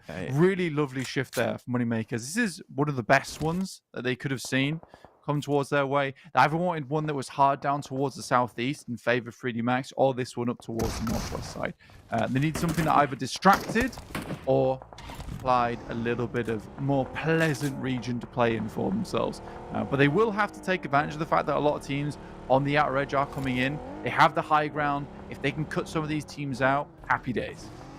3D Max, they were the ones taking shots over towards BEŞİKTAŞ, so they know that the team is right here. Now, Valo and Rob's moving forwards first. They don't go straight on in, so they don't move the vehicles right into the midst of BEŞİKTAŞ. They know that they're going to have been able to heal up a little bit. And the fact that that suppression came on through means that they will have been able to cross relatively unscathed now. Toshpik with a nade being cooked, thrown his way. Narvalo over the top. And nades continue to bobble around the side. Toshpik goes down. Lewis breaks out for an off angle. I think that might have been spotted. They seem to know something's up. Kakali, though, now the main focus of the bombardment. Throbs tries to move forwards, but goes down. That's RCB with a third party from that east side. And 3D Max going to lose their point man as the flush goes through onto Toshpik. But the same story true over on the south side. Team Spirit out.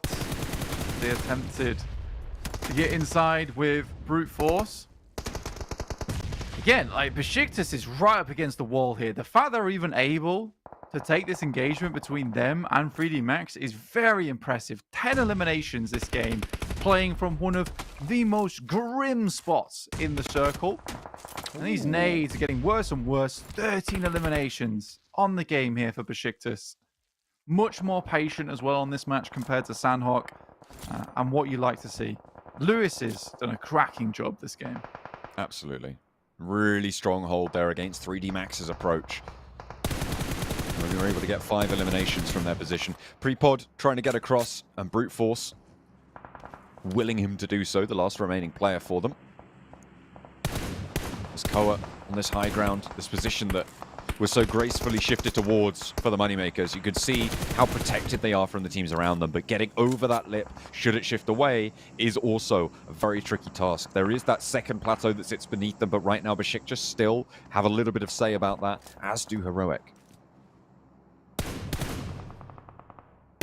Heroic still have that position. They've been such a problem for Moneymakers for so long. Quite a difficult position for the Moneymakers to assault. Every time they peek out, they're taking shots towards them, and they can just swiftly get back in towards that tower as soon as they take shots back. Realistically, I like what the Moneymakers are doing, which is trying to get rid of BEŞİKTAŞ because they want to be able to move out towards that eastern side and try and wrap down.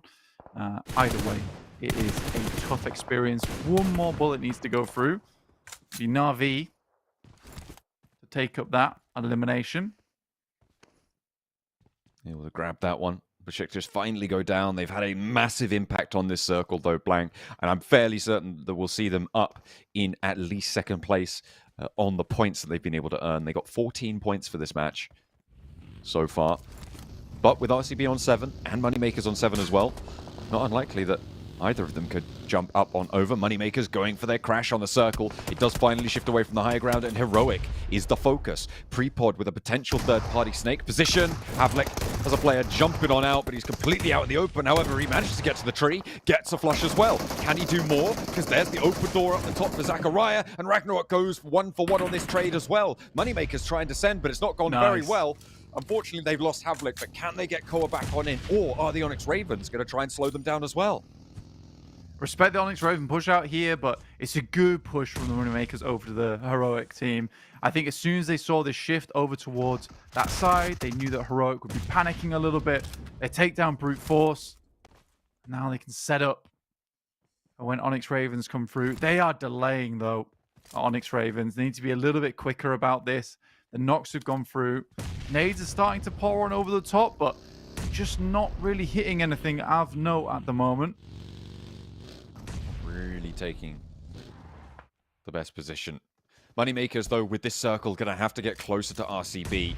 But they've already taken that western side out somewhat. Onyx Ravens might take that mantle up, but everybody going to have to push out east now. The Moneymakers have the vehicles to try and get there a little bit quicker, but the spray down from Saleh is good onto Koa, and that's now 2 players for the Moneymakers. Is there an answer over towards the Onyx Ravens? Not quite just yet.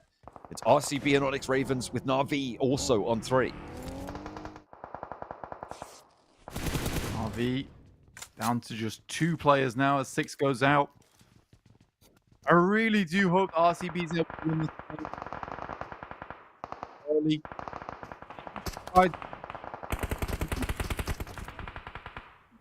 The eliminations inside this block.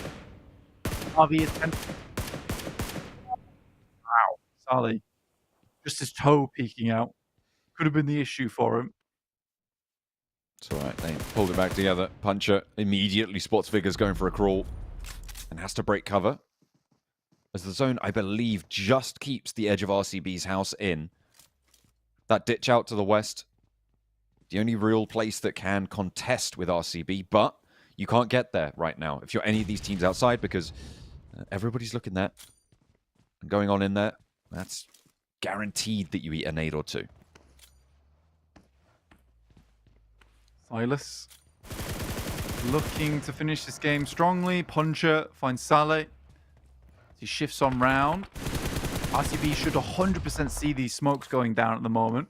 Try and capitalize off the back of them. This does put them in an awkward situation. You hate it when players can get up towards this spot. So Kiss already sent out towards the front side and nade immediately afterwards. A little bit too short. And it will be the Moneymakers to pick themselves up that elimination.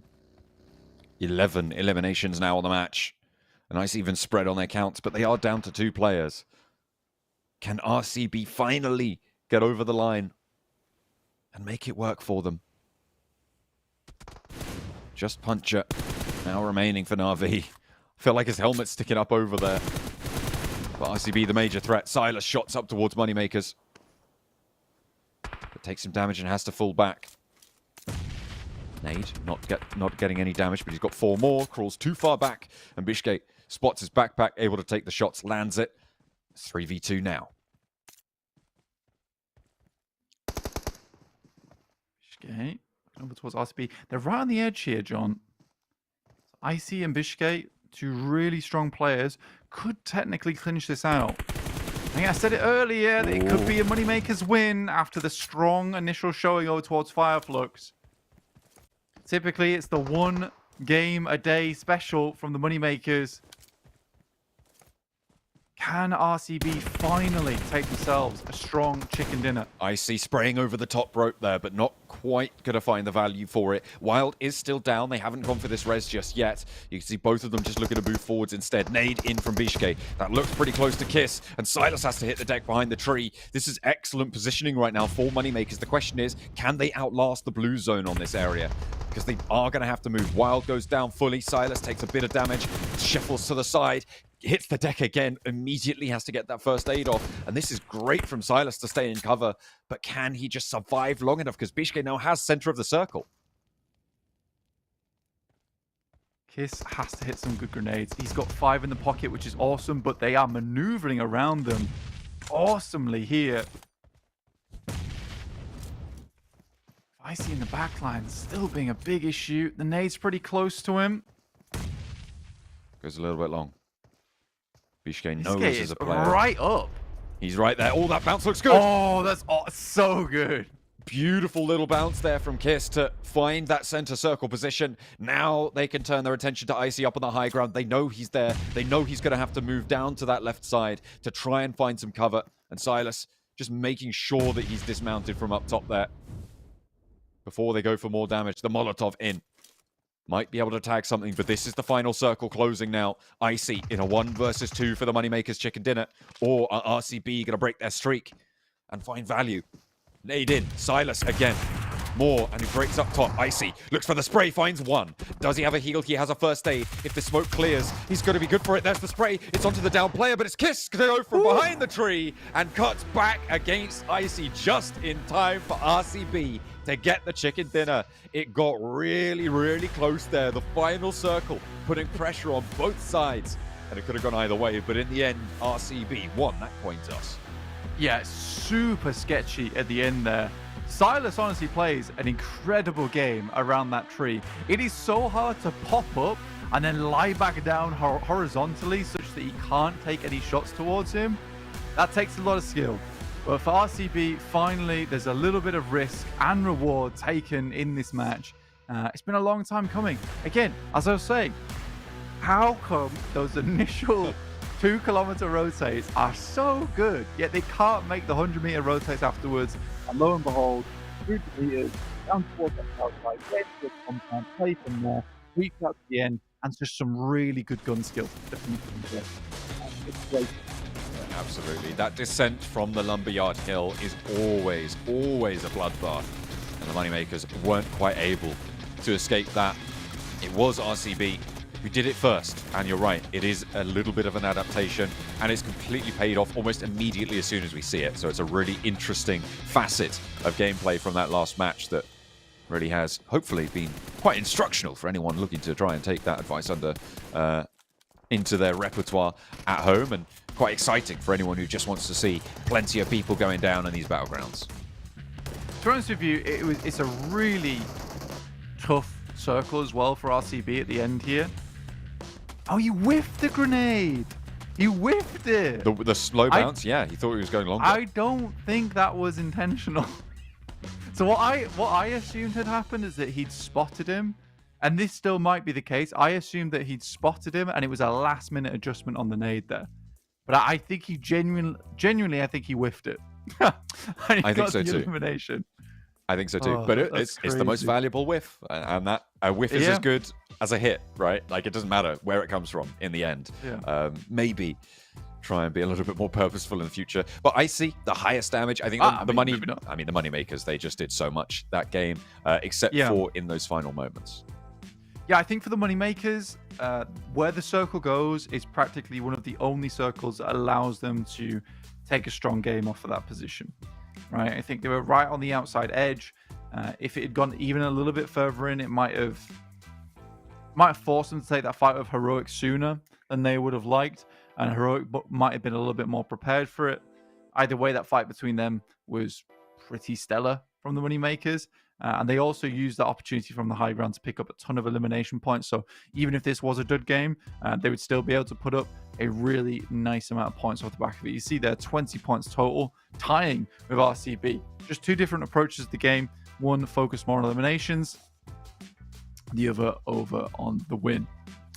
IWNRX, 1 point on the match. I mean, fair enough. There's 2 matches. They've already got 27 points. That's very good. But of course, you know, the age-old criticism of consistency over breakout performances. But it is IWNRX we're talking about. I don't have a doubt that they can find redemption, potentially. We'll have to wait and see. But here are our top damage dealers this match. BEŞİKTAŞ as well.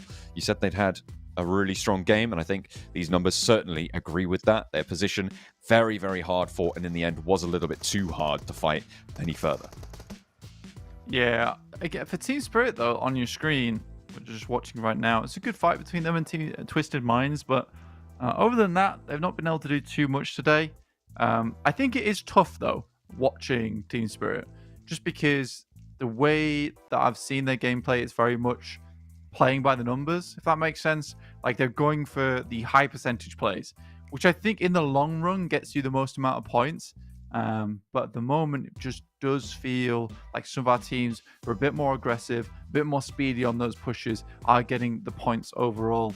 So I do feel bad for Team Spirit in the sense that they're making the right plays, but they're getting ruined because of outside factors. For instance, I don't think we've ever seen RCB in that position before. So when they just head over there nonchalantly, and they appear out of nowhere, get their first initial knock, it sends them into a bit of a nosedive, because I'm pretty sure the rest of their rotation did rely on that fact. it can't be denied, though. Today has not been good for Team Spirit.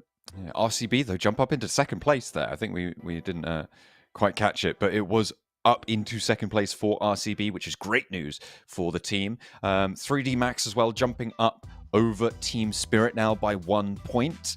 With the points they're able to earn, their moneymakers still on this back page, but certainly a lot higher than they were at the start of today. Heroic still just fending off the bottom 4 positions with the 14 matches that they've played, which is, of course, a big advantage over the teams beneath them. But Brute Force and RV, Team Falcons, Twisted Minds, all still down in those 17th through 20th places.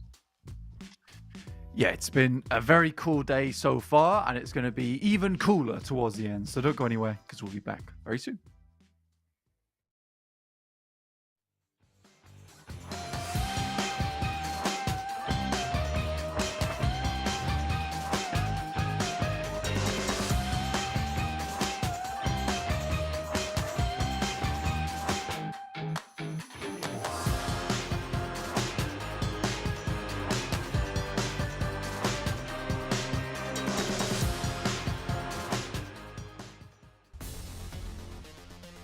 Hi everyone, PUBG Mobile Metro Royale Chapter 20 is coming soon. Curious about what new content there is? Let's take a look.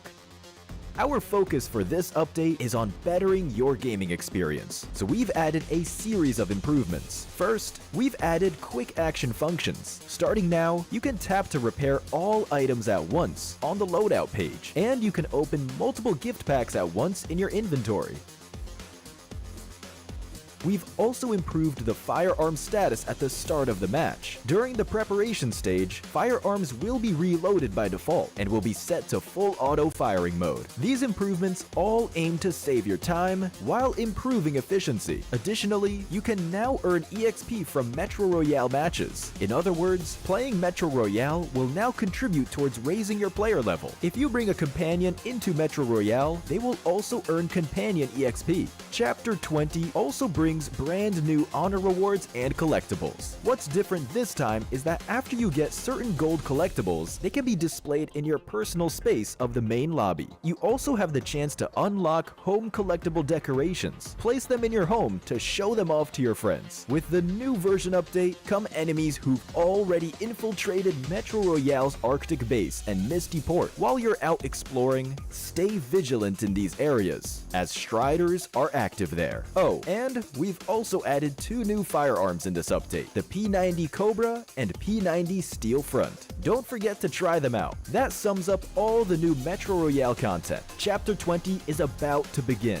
Hop into PUBG Mobile Metro Royale and experience it for yourself. We wish you all successful evacuations and bountiful loot.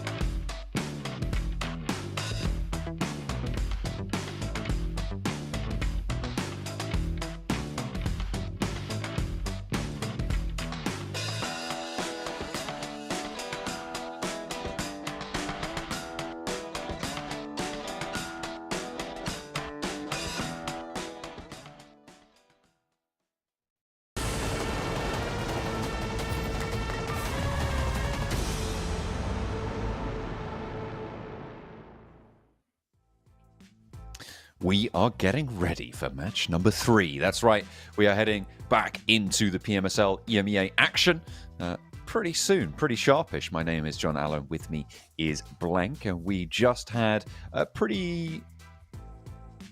I was going to say convincing, but I feel like it's more like a change of tune kind of chicken dinner from RCB to be able to take it home against the Moneymakers descending from the Lumberyard Hilltop.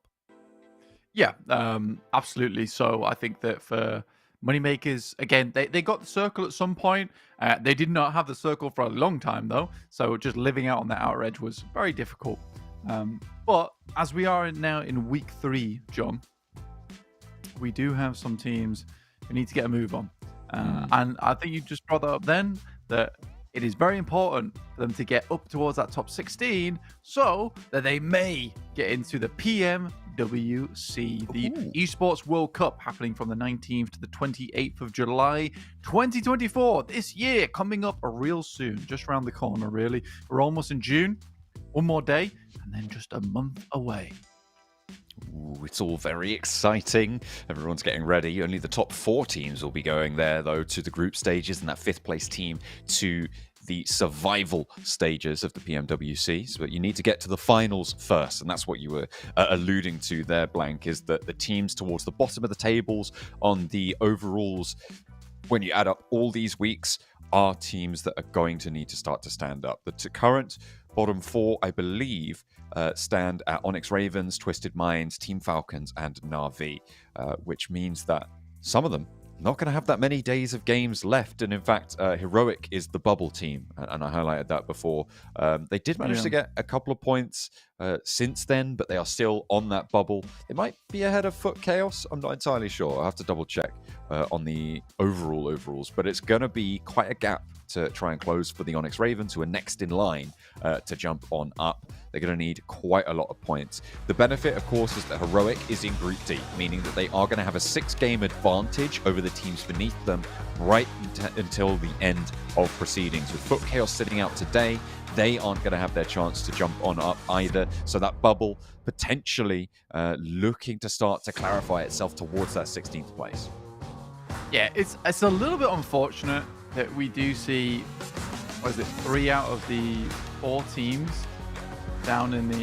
In fact, sorry, I take that back. 4 out of the 4 teams in the bottom 4 from Middle East and Africa right now, which is pretty rough on the region. I hope that they're able to jump up. Again, to be honest with you, right now, it doesn't look likely. They're all about 50... I think it's 50 points behind Heroic right now for the Onyx Ravens. 40 points, sorry. Yeah, it's something in that 43, magnitude. If we want to be specific. But yeah, so I think for it, maybe it's confirmed at this point. There still can be a change, but it's only 2 days, John. It's going to be hard to make up. Well, they've still got the rest of today as well, so potentially 2.5 days, you know. Bit of optimism there. No, well, maybe. Plane path going to make things pretty tricky. It looks like Hassan might have not got the memo that they were dropping over to Primorsk, and hopefully he'll be able to do something this match, but we'll have to wait and see. Plane path on the south, very heavy on the south here, Blank. You can see it only goes up not even as far as Lipovka.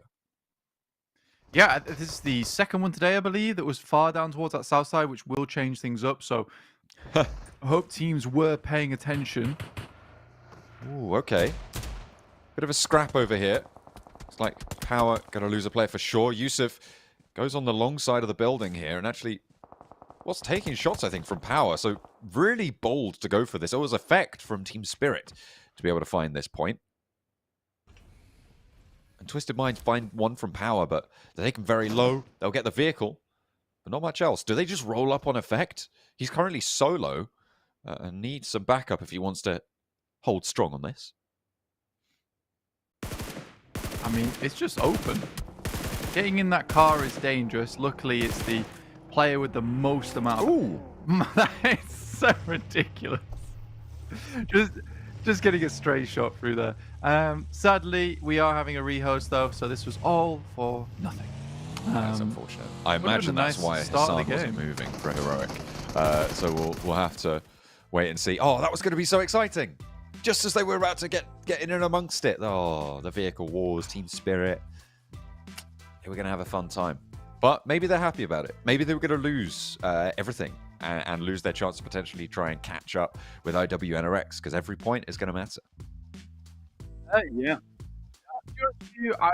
I was being a resource and approach that game was basically just littering players all over their usual drop spot around Milter and Farm. So I think, to be honest with you, they're probably not too unhappy about this kind of shift, John.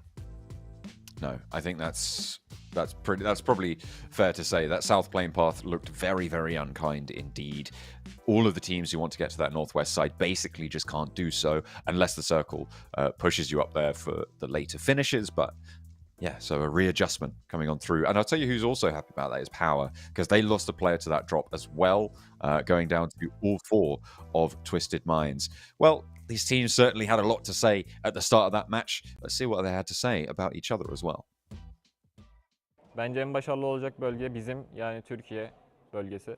En başarısız olacak bölge ise MENA. Kaybedeceksiniz. Neden hala geliyorsunuz?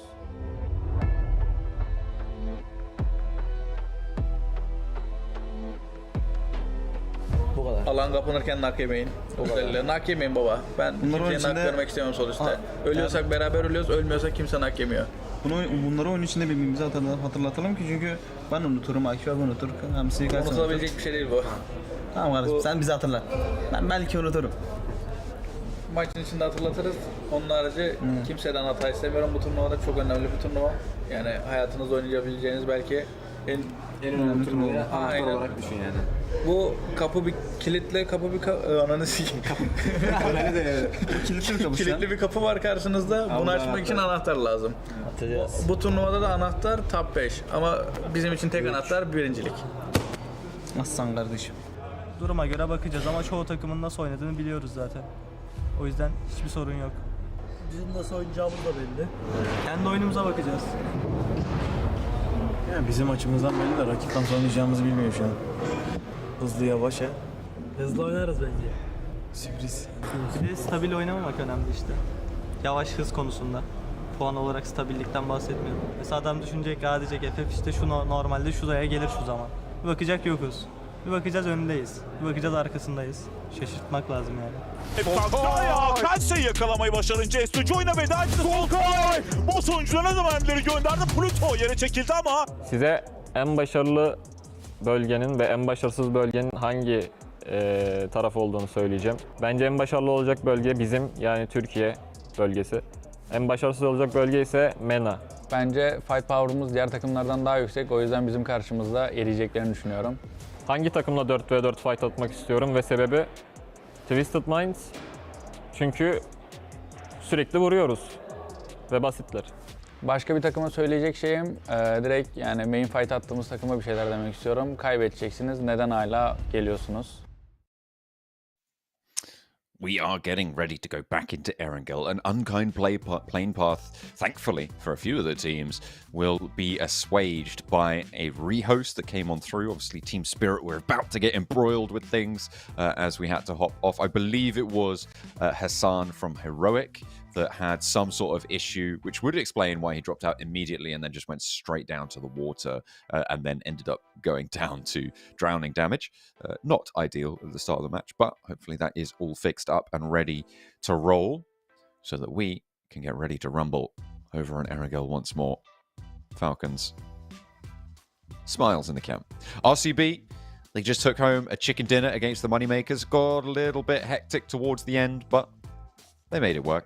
They got through, and they got 20 points for the game. Yeah, they did. I mean, for RCB, I was actually really pleased about that one. And I think that it's more important that it's happening on day 3 than anything else, honestly. Getting a chicken dinner is great. Getting that rotation in, also great. Happening midweek, bonza. That's the best thing. Because RCB, typically, performance starts really high and then just dips, right? Okay. They have their monster energy on day 1 and then they don't have anything for the other days. Okay. So we need to keep that Mango Loco up and go crazy in these games every day. Virtus Pro looking to get locked in. Little secret handshake there. We saw you. It's not secret now. It's all known about. Everybody knows what's going on. Everybody getting locked on in. Moneymakers checking his revision, checking his notes before he gets on through. Oh. I think he's seen an RCB player. No throwing those The hand warmers. heating hand warmers. The hot hands. Hot pockets. That's not what those are, is it? Could be, though. If you put it in your pocket, it would be. Yeah, don't. I imagine that would end in. Yeah. Definitely not microwave safe. Probably not. Well, maybe they are, actually. I actually don't know how they heat them up. I will not be partaking in this discussion as I have no information and or expertise on this subject. I do know No, that I you don't. can... Okay. I don't want to be that person where it's like. Oh, yes. Just like... After listening to Idiot on broadcast. Just put your mobile phone... Don't. I'm not even going to finish that sentence. But just don't do anything that isn't recommended by the manufacturer to your mobile phones, please. Listen to the manufacturer. Do not listen to me, other than PUBG Mobile. Terrible And idea. potentially pick yourselves up a GT20 Pro, our official smartphone sponsor here over at PMSL EMEA. Lane Path decides to go on the world tour, goes up north as opposed to all the way down south, as was supposed to be from the last match. But this is a little bit kinder, and it's kind of an interesting one on Erangel, right? Those hard south plane paths are a lot meaner than some quite hard north plane paths, right? Because you've got a lot more ground, a lot more position on that north side, whereas a lot of that south edge, very occupied, taken up by water. Yeah, I think most teams will be happy about this one. I think with any northern plane path is always more forgiving because teams can spread themselves easier down towards the south. And there's usually a lot more, on esports modes at least, there is a lot of vehicles scattered across the center of Erangel. So it does provide an easier approach into the circle. And the circle itself will head up towards Yasnaya. We have seen these kind of circles before. Curious to see how this one pans out because I think IWNRX has been pretty potent on these kind of circles. Team Spirit also usually makes a fairly decent rotate. But the main thing, John, is that engagement between S2G and Virtus Pro. They're so sensitive between one another on this kind of a spot. I think this is one of the few times where they sort of have to, either shake hands or butt heads in these circles. Yeah, it's sometimes just got to be necessary. Interesting as always over towards the Yas Fields potentially for this finish, but we've still got a way to go on these circle closures. 3D Max in North George with Onyx Ravens out to their east. We have seen Onyx Ravens play this position quite a few times. I think most notably, they third-partied the IWNRX versus Twisted Minds fight when it happened in Zaki, because IWNRX decided to hot drop in their last game, I think, of Erangel in week 1 on that position. And 3D Max obviously being displaced from Yasnaya, playing in North George now.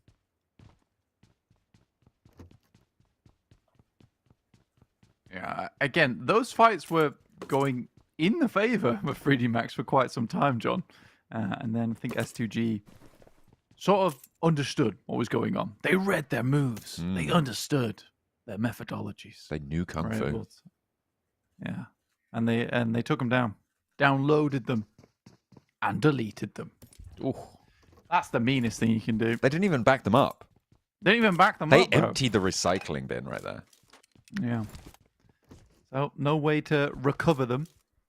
No, at least for 3D Max, no way to recover themselves from Yasnaya, so forced onto the other end of the map, which has been kind of a difficulty, I'd say, for 3D Max. I think a lot of times they've been playing towards mill to power, not so much of an option on this map, so they do have to head over towards that western side. I think the benefit of playing in mill to power is that although it's sort of on the southern end of the map, they can still make some of the same rotations that they would have done from Yasnaya anyway. I think that it's been commendable that they did switch off of Yasnaya so quickly and headed over towards North George, challenge out this versus Onyx Ravens, and sort of had to relearn a lot of their rotates inside this lobby. Yeah, they certainly will have done, needing to make sure that that's getting back into the playbook. And I think that ramping in your power in towards the third week in general can be quite tricky. But 3D Max certainly looking to do that here. I think it's what we saw IWNRX be able to do, right, is re-establish their position after taking a knock to their strategies, to their ability to score points. So hopefully 3D Max can do the same. Hopefully Moneymakers as well can also try and get more done, because they've had their good game today. Are they going to be able to have another? Yeah, and I guess we'll just have to wait and see how that actually pans out. I think for Moneymakers, if there's anything to go by our previous games, it's unlikely, right? It's unlikely that they'll have another strong game today.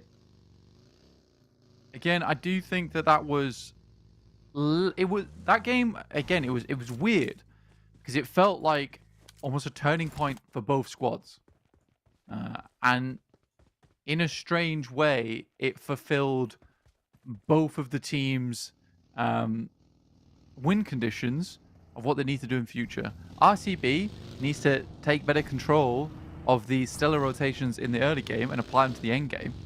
Moneymakers needs to stop relying on chicken dinners alone and play from difficult positions on the map and still be able to get a decent average from them. And I think both teams were able to do that last match. So, again, it looks promising for both squads. Not many more matches to go, though, for both teams. And we're in week 3 now. Once this one comes to a close, we'll have 4 days off, and then straight into the finals. That's what they're going to be looking for. I mean, some of the teams are going to get 5 days off as well. The teams in Group D, well, assuming they qualify, that is, IWNRX, Power, S2G, all looking fairly solid to be able to qualify. I think, yeah, Power in 8th place on the overalls. I don't think they're in much danger of dropping out here. S2G, IWNRX, of course, basically already confirmed to be in those finals. Heroic is the outlier here, who isn't necessarily in with a guaranteed ticket.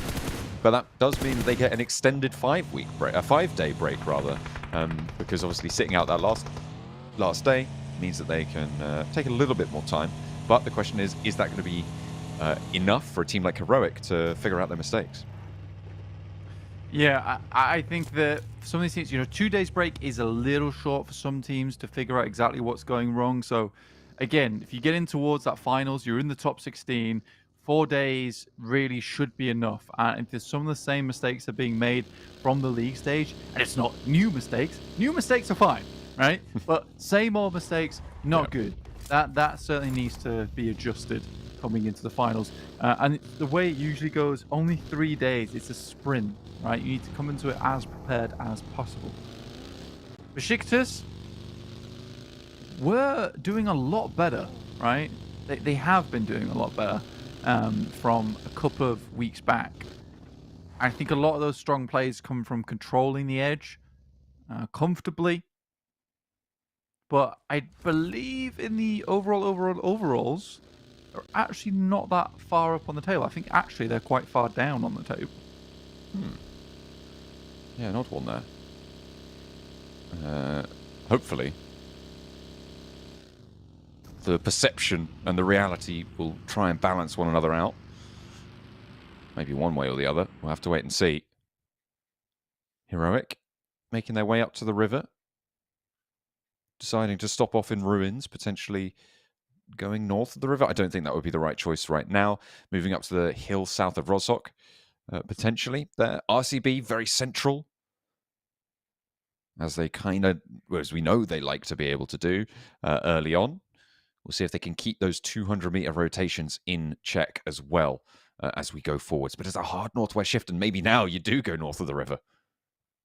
Yeah, at this point in time, it's a question of some of the strong compounds that sit on the embankment, right? The gas station sits just underneath here towards Yaz Lake. You also have positions just towards that northern side in the pizza slice, I like to call it, or towards the northwest of Yasnaya.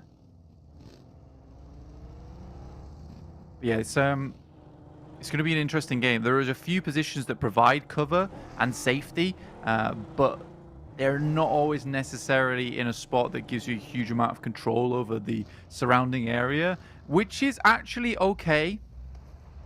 Because for a lot of these teams, when you play in these spots, you are understanding that at least you do have some cover. Ooh, Carly pops Victor out. That is frustrating. Just getting control over towards gas station as well, only to lose Victor is absolutely disastrous. And Ali finding Narvalo. I do think that 3D Max were a little bit too blasé rocking up onto this compound.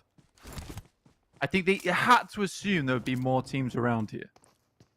They certainly didn't keep their eyes peeled on that approach, but Snowix and Robs do have the inside. They still have 2 players in this position, so they might be able to get some value for this match, which isn't great considering they just had such a strong showing in terms of positioning, being in that mill to power position. They did only get 5 elims for it, though. And now BEŞİKTAŞ have a decent spread on this northern side of the river to control the teams moving in from the northeast, from the lake positions. That's S2G and Virtus Pro, but 3D Max denied that opportunity. Everybody else now looking to try and crunch on in. It's Ravens. Passing over that top side. Yeah, 3D Max getting back up to 3, that's good news.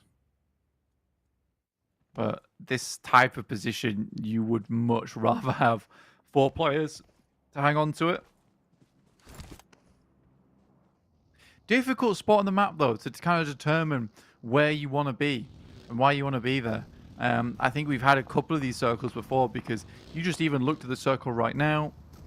This could quite easily head down towards Rozhok. IW NRX could have a good position there. Here's Team Spirit. Up against RCB, Nomi unleashes the first grenade. Doesn't get any damage off the back of it, though. Silas moving up to spot out one of the players rotating around from Team Spirit. Nomi still wandering these hillsides, circle down towards them again. RCB maybe looking to evacuate. They are indeed just going to go and stand straight underneath the bridge. This is the bridge to the east of Rozhok. And in general, quite a powerful survival spot, and given its central nature, could play quite well for RCB. I quite like that rotation from them. Dangerous, but we'll see where they can go. Moneymaker's taking down Hassan from Heroic. Clear out a little bit more on the western edge. Yeah, which is good. I mean, they will still have to crash through into Onyx Ravens.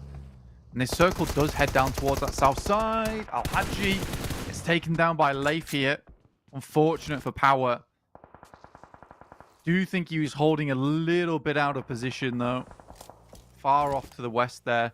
Trying to take control over towards the bank, but I think he was just way too exposed. Andor didn't pass that information back near enough soon enough. Oh, 3D Max. They managed to get Narvalo back up, but he's getting knocked here. Silas goes down to Stoics, however. And 3D Max take the north side of the bridge against RCB's south side hold. It's going well for them right now.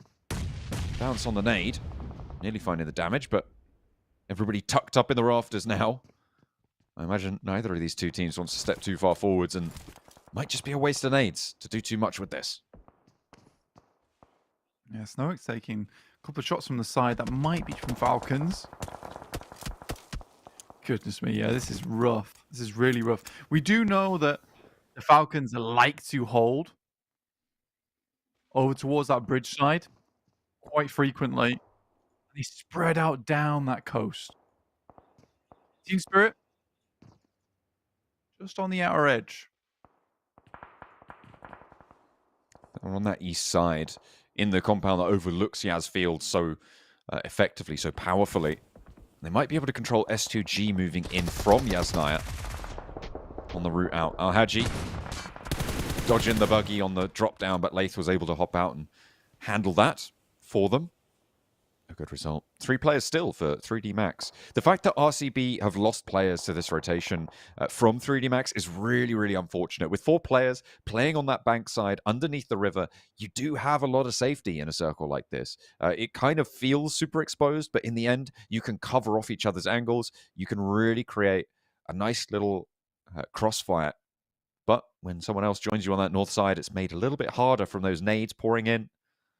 And that's exactly what happened to RCB here. They're on 2 players now.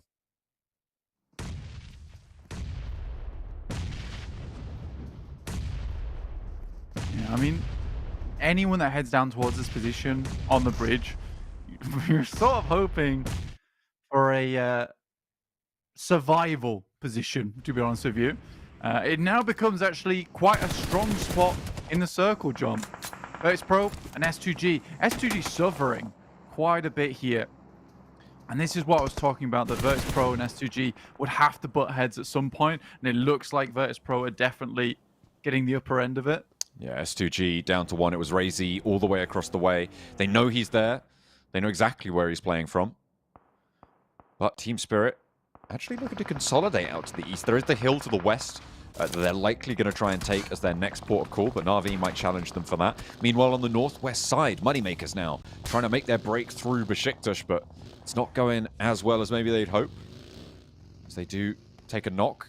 Havlik, though, looks to get the res, and I think BEŞİKTAŞ also want to get on their way because they haven't got a space, really, in this next circle.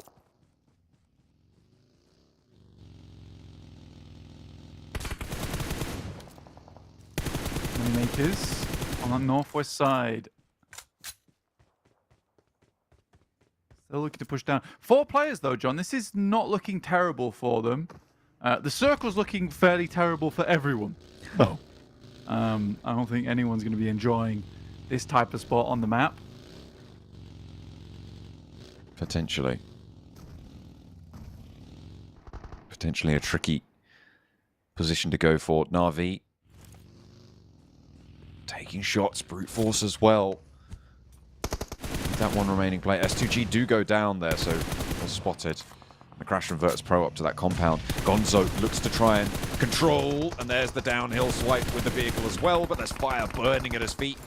And a crossfire established, brute force down to just 1 player, but Na'Vi have lost 2 as well, but they're very resible in these scenarios. Gonzo is there. Team Spirit now looking to move up to the top of this hill. They can third-party this. They can control it. Effect wants the challenge with Puncher, but it's not good for them. Nomi backed off with the buggy as well. This should be a quick flush, but Puncher also spotted across the way. Yeah, finally taken down. Got a little bit hairy there. I mean, they are taking a 2-2 split right now, our Team Spirit. Looking both down towards that south side and the north side at the moment. Onto just a 2-1 really now. grim circle. Yeah, down to just a 2-1 now after that knock and flush went through. FLUX, genuinely not a bad spot for them. They can ride out the majority of the game from this compound, as can IWNRX. Taking the slow game again. What is going on? The door would let him in. Oh dear, I think the vehicle was just too close to the door frame there. That is unfortunate stuff, but do get in for the time being. The invisible wall. Yeah, it's rough. Some odd geometry there. Moneymakers taking down Onyx Ravens on that northwest side, and Twisted Minds try and move in against 6. It's not going to play out well for the first phase, but there's a second. Just waiting around in the wings. Danny on in. Yusuf as well. There's the burn. Molotov in through the upper floor window. They're trying to slow things down for Na'Vi. Grenade. Looked like it didn't quite make it down the stairs there, but either way, they are safe for the time being. And Twisted Minds can look for the res on the ground floor. Circle pops. It keeps the bridge in. And there is another team in there, by the way. It's not just RCB and 3D Max anymore. It's easy as well from Power. Well, not anymore. He's down.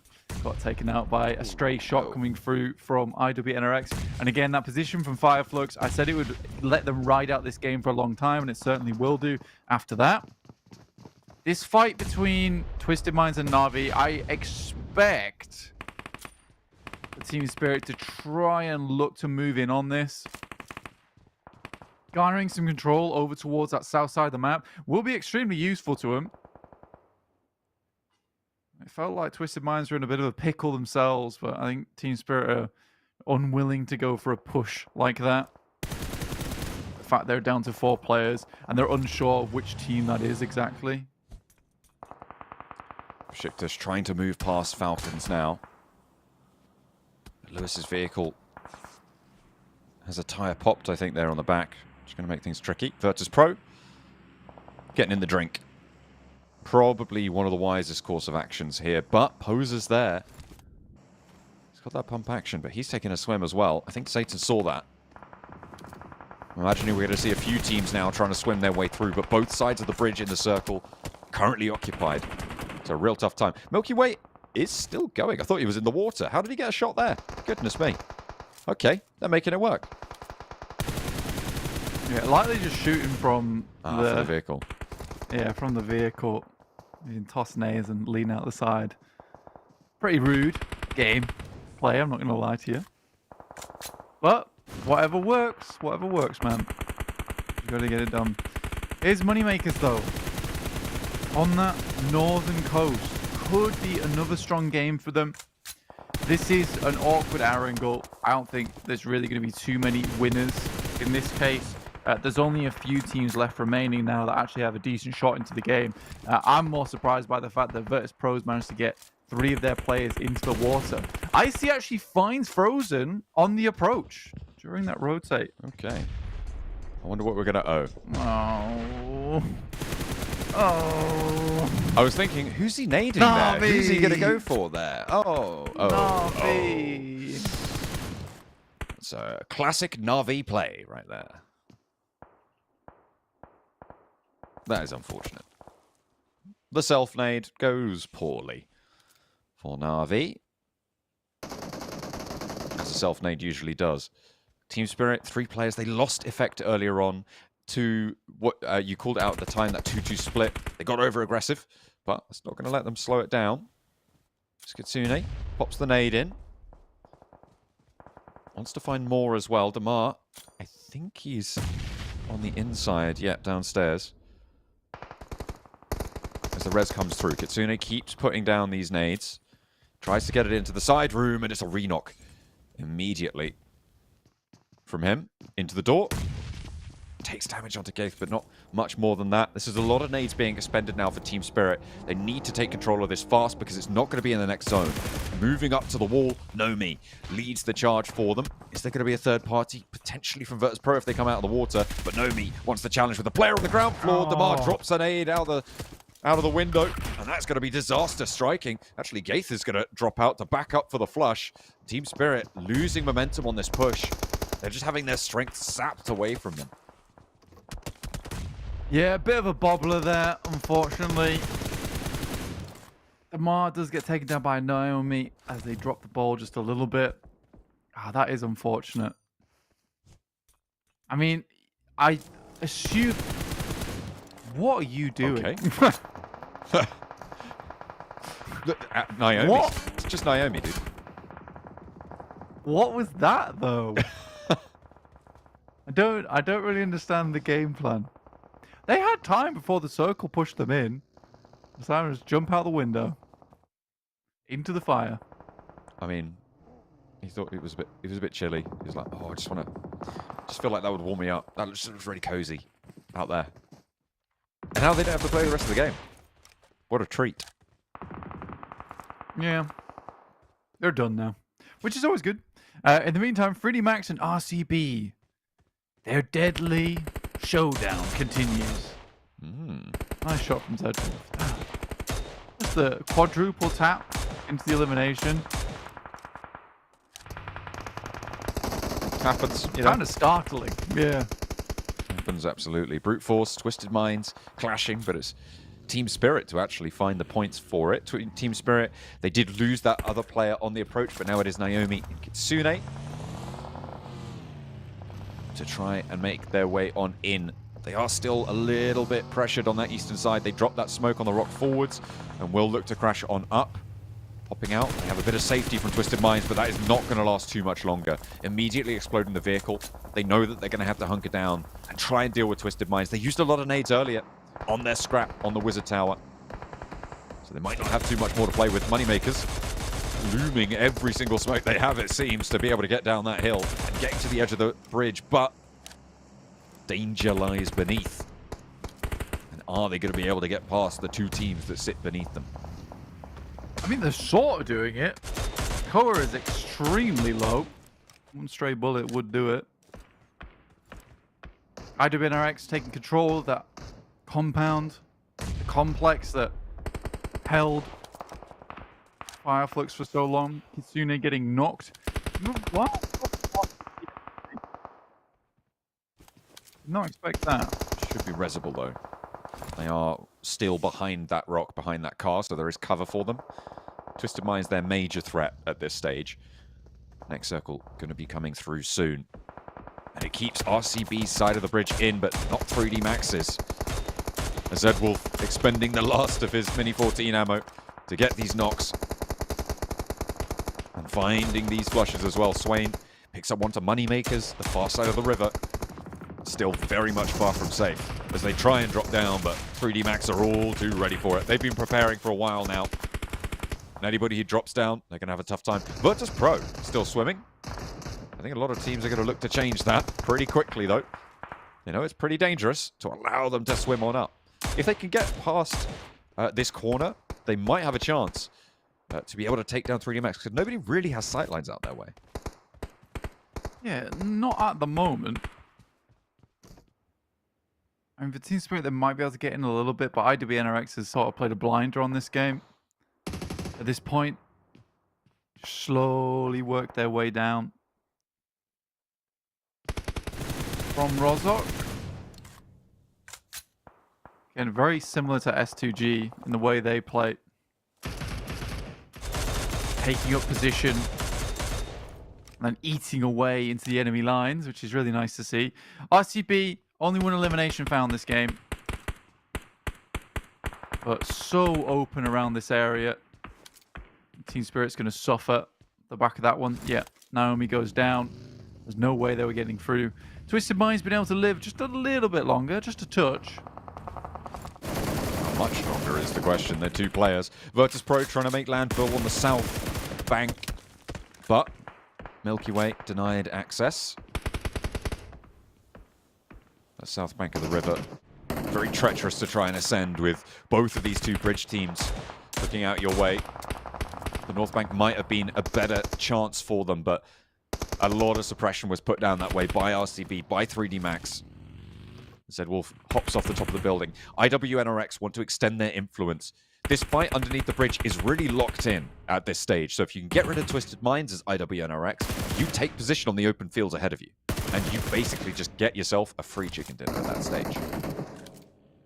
Yeah, again, for IWNRX, they are getting eliminations, but they're by no means in a strong spot.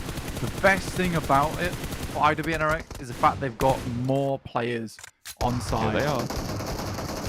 They're up to play a lovely bouncer, ricochet in, get some damage on, and in fact, IWNRX pick up some points over towards RCB for it. 3D Max get across now, and they can take up the mantle. Dropping some smokes to keep cover. Virtus Pro use that opportunity to move up the shoreline. Corker and Malloy both make landfall, and actually into a decent position as well. Twisted Minds might have a chance over towards the backlines for IWNRX if they can find an off angle, if they can find a pick.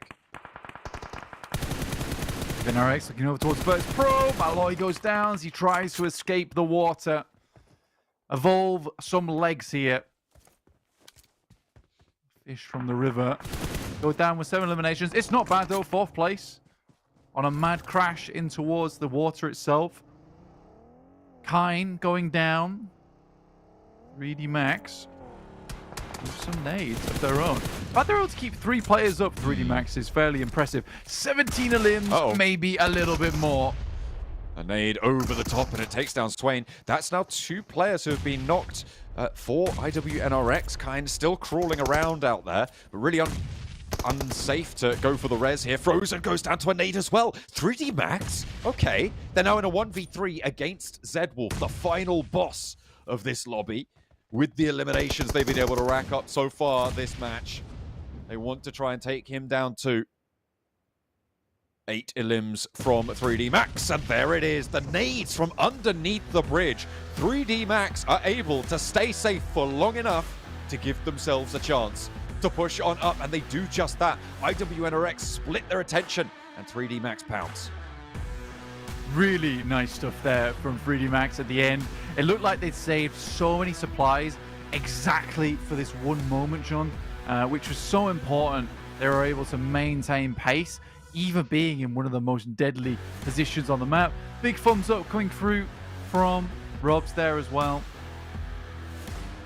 I mean, honestly, that was a fantastic game from them. But for IWNRX, 17 eliminations on the game. Would not be even surprised if they're above 3D Max by far over towards those match rankings. 3D Max did get quite a few eliminations that match, but you're right, it is very difficult to make that one work fully for you when you're coming up against that sort of an elimination count. I wanted IWRX to have a bit of a better position, taking down... Still unhappy with that.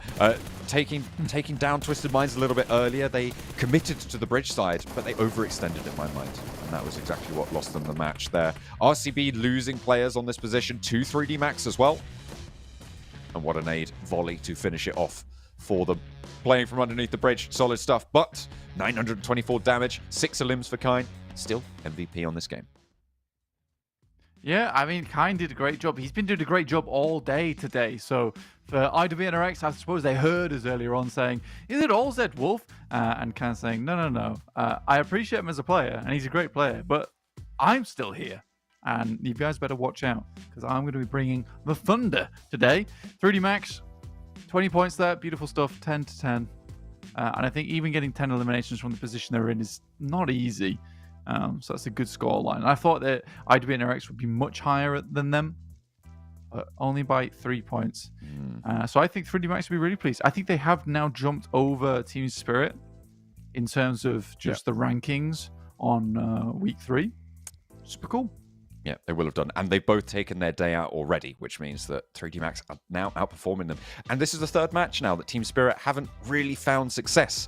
It feels like they're kind of back to their old tricks of losing one player early and then just slowly bleeding out somewhat, which is obviously not very favorable. It's not working out for them today. Maybe they've still got plenty more opportunities. Well, I say plenty. They've only got 3 more opportunities today to go for it. We'll have to wait and see if they're able to keep themselves a little bit more together, a little bit stronger as a unit as the day goes on, because teams like IWNRX, teams like 3D Max on that last match are certainly going to take that opportunity to do so. We'll be back with more PUBG Mobile.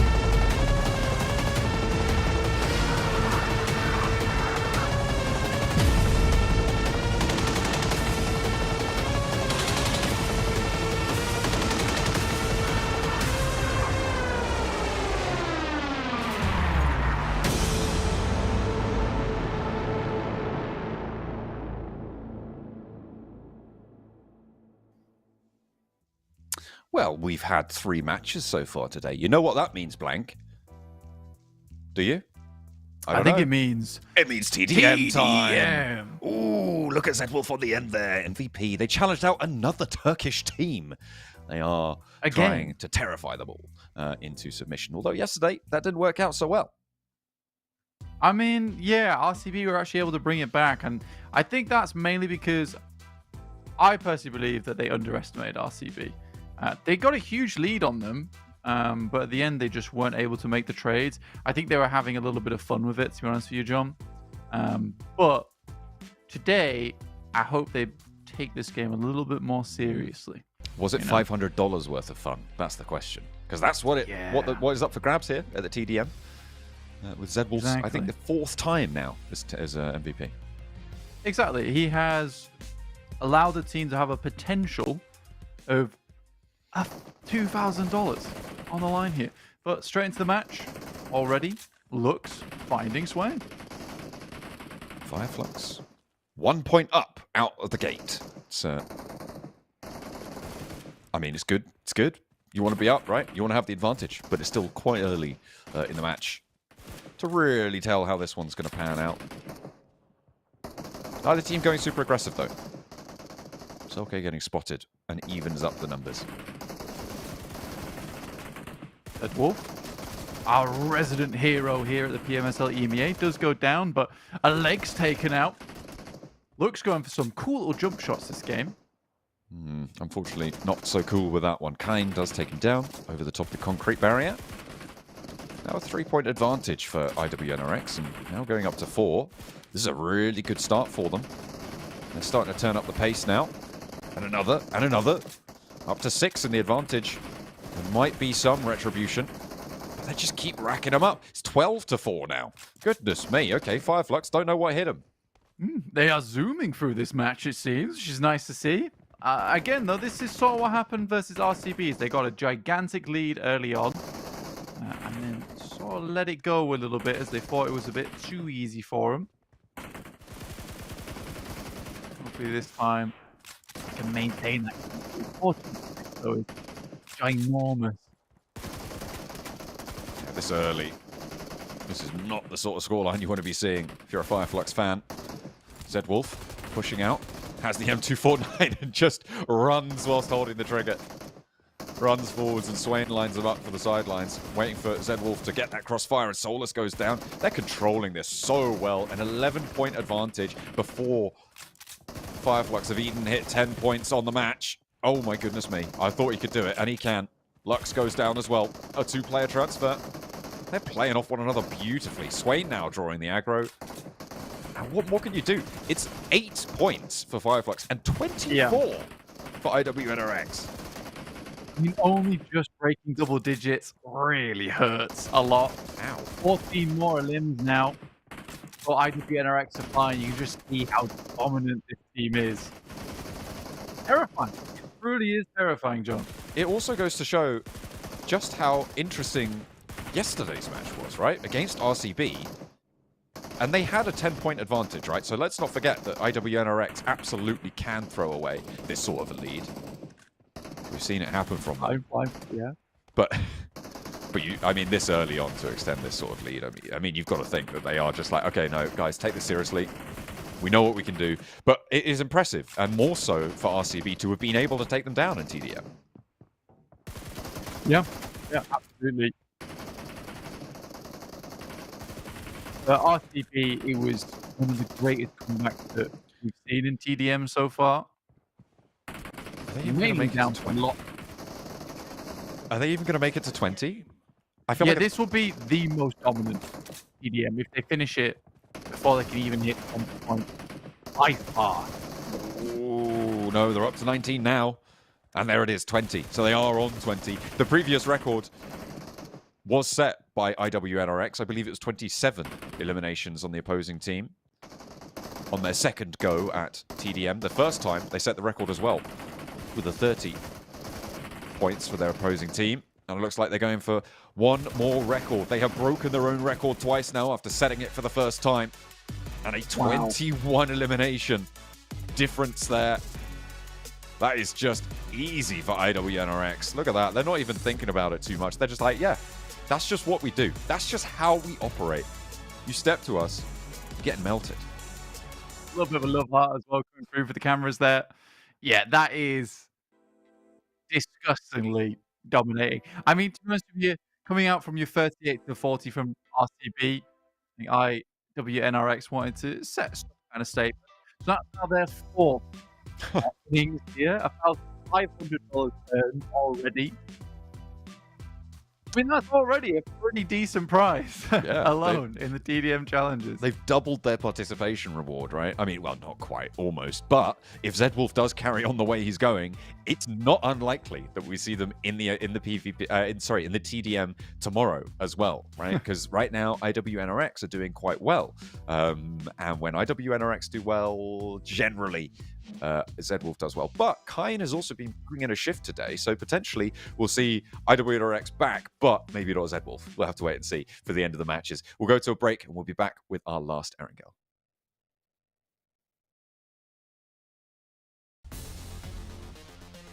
Hi everyone, PUBG Mobile Metro Royale Chapter 20 is coming soon. Curious about what new content there is? Let's take a look. Our focus for this update is on bettering your gaming experience, so we've added a series of improvements. First, we've added quick action functions. Starting now, you can tap to repair all items at once on the loadout page, and you can open multiple gift packs at once in your inventory. We've also improved the firearm status at the start of the match. During the preparation stage, firearms will be reloaded by default and will be set to full auto firing mode. These improvements all aim to save your time while improving efficiency. Additionally, you can now earn EXP from Metro Royale matches. In other words, playing Metro Royale will now contribute towards raising your player level. If you bring a companion into Metro Royale, they will also earn companion EXP. Chapter 20 also brings brand new honor rewards and collectibles. What's different this time is that after you get certain gold collectibles, they can be displayed in your personal space of the main lobby. You also have the chance to unlock home collectible decorations. Place them in your home to show them off to your friends. With the new version update come enemies who've already infiltrated Metro Royale's Arctic base and Misty Port. While you're out exploring, stay vigilant in these areas, as Striders are active there. Oh, and we've also added two new firearms in this update, the P90 Cobra and P90 Steel Front. Don't forget to try them out. That sums up all the new Metro Royale content. Chapter 20 is about to begin. Hop into PUBG Mobile Metro Royale and experience it for yourself. We wish you all successful evacuations and bountiful loot.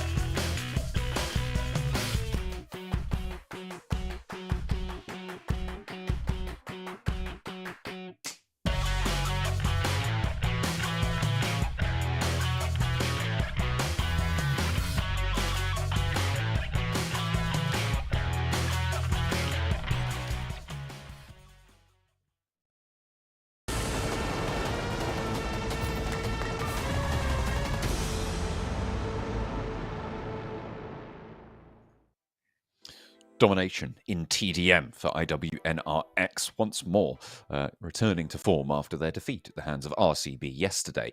Now, let's move on to our Erangel. It is the last one today in day number 3 of week 3, and teams will be looking to try and keep that performance going as time goes on. I feel like your cat's misbehaving right now. No, I've got shaky leg syndrome. Oh, okay. I thought you.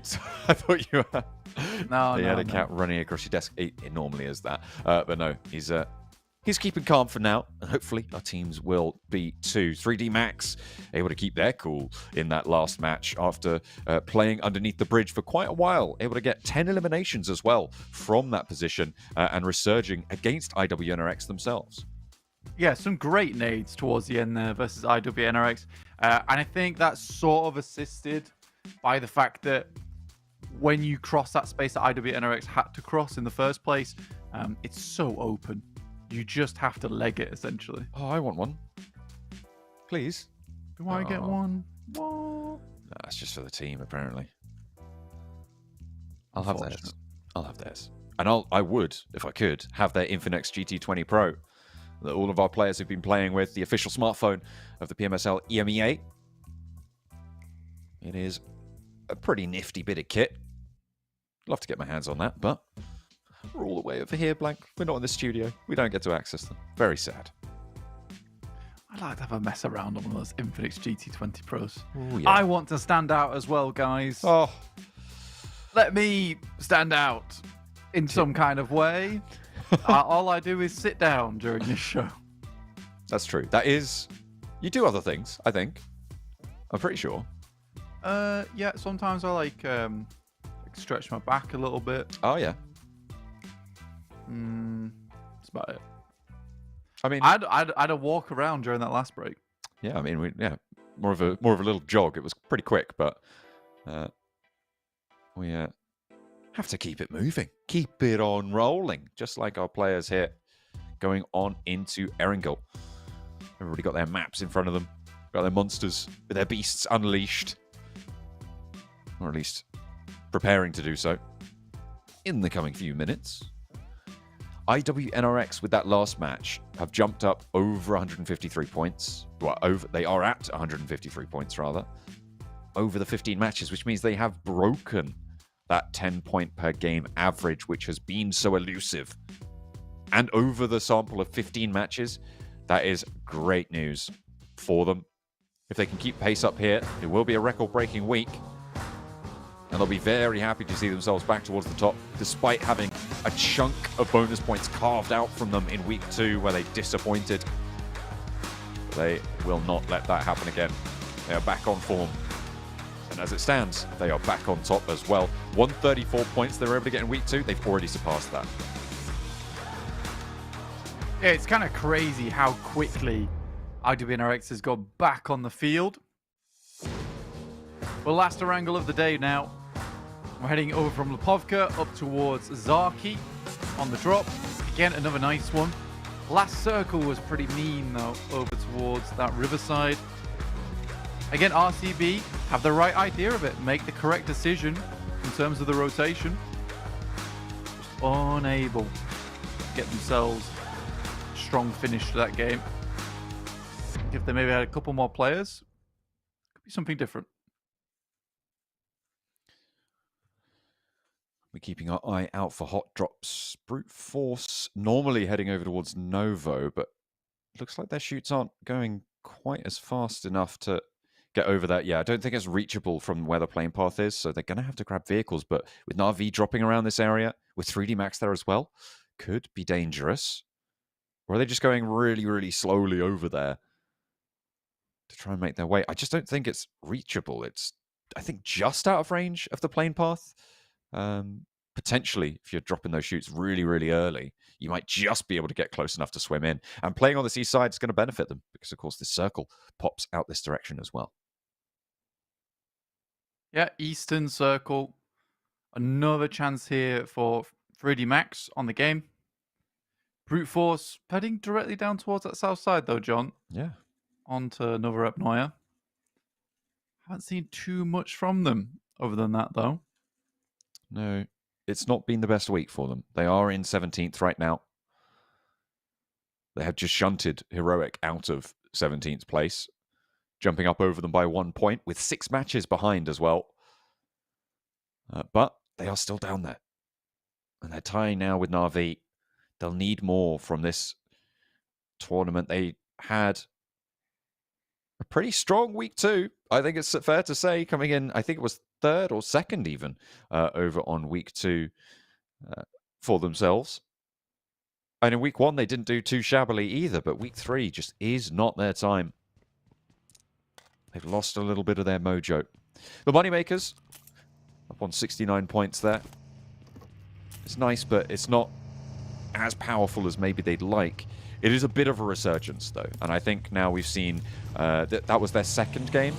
Yeah, the last match that we just saw was their 2nd game today, where they did decently, right? They didn't do extravagantly well. They had a pretty tough time on that northern side, but they got, I think it was 6-7 points, something in that sort of order of magnitude on the game, which is a good result. It's a consistency that we just haven't seen from the Moneymakers. It's what we wanted to see, and it's what they delivered in that last match. Yeah, and I think for them, if they can sort of continue on this pace, they'll be fairly pleased the rest of the tournament. And again, it's better to get this done now and make these adjustments now before the finals. You don't want to be making those adjustments on day 1, the finals, because having 4 days to realign your game plan, only to have to scrap a lot of it on day 1, is really rough, honestly. Something none of these teams want to experience. IWNRX, though, seem to have corrected everything. That, or they're just having a fairly decent week in terms of their rotations, being smart. Again, you can apply the same kind of logic to a team like S2G and Team Spirit. In terms of some of these rotations that IWNRX have made have been quite fortunate in the sense that the circles sort of always come back around to them at some point. It has taken that skill, though.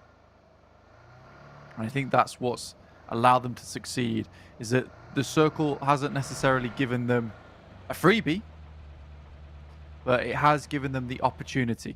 And IWNRX right now, probably one of our best opportunistic teams in the lobby. Used to sit towards Moneymaker's side of things, where if you gave them an inch, they'd take a mile. I would say that much more appropriately applies now to IWNRX. Oh dear. We'll get it one day. But that day is not this day. They currently dropped up in Zaki for IWNRX, which is interesting. Maybe they were expecting to find Twisted Minds and go for a cheeky little hot drop for themselves, but Twisted Minds dropped over towards Pachinki without NIGMA Galaxy in the fray. Why not? High value, urban environment to go for some loot. Get a little bit of strength on board. S2G stepping a little bit too close to Silas's fire. Probably going to get flushed out here. Kelsey trying to suppress the line, but it's only another elimination for Silas as he deals the executions over towards his ex-roster. They're going to be pretty miffed about that. Yeah, I'd definitely be upset about that one. But it's a really good result there for RCB. I think it's been plenty times that they've tried to find shelter in shelter, and a team has just forced them off it. No problem, lickety-split. So the fact they're able to get a good hold once in this position is awesome. I'm glad to see it. Hamzy. Foxy goes down, though. Great spray from distance, but that should be resible. S2G aren't going to be rolling out of here anytime soon. And with the cover that's there, they'll be fine. No teams putting pressure on from the north side either. So this compound's still very much under control from RCB.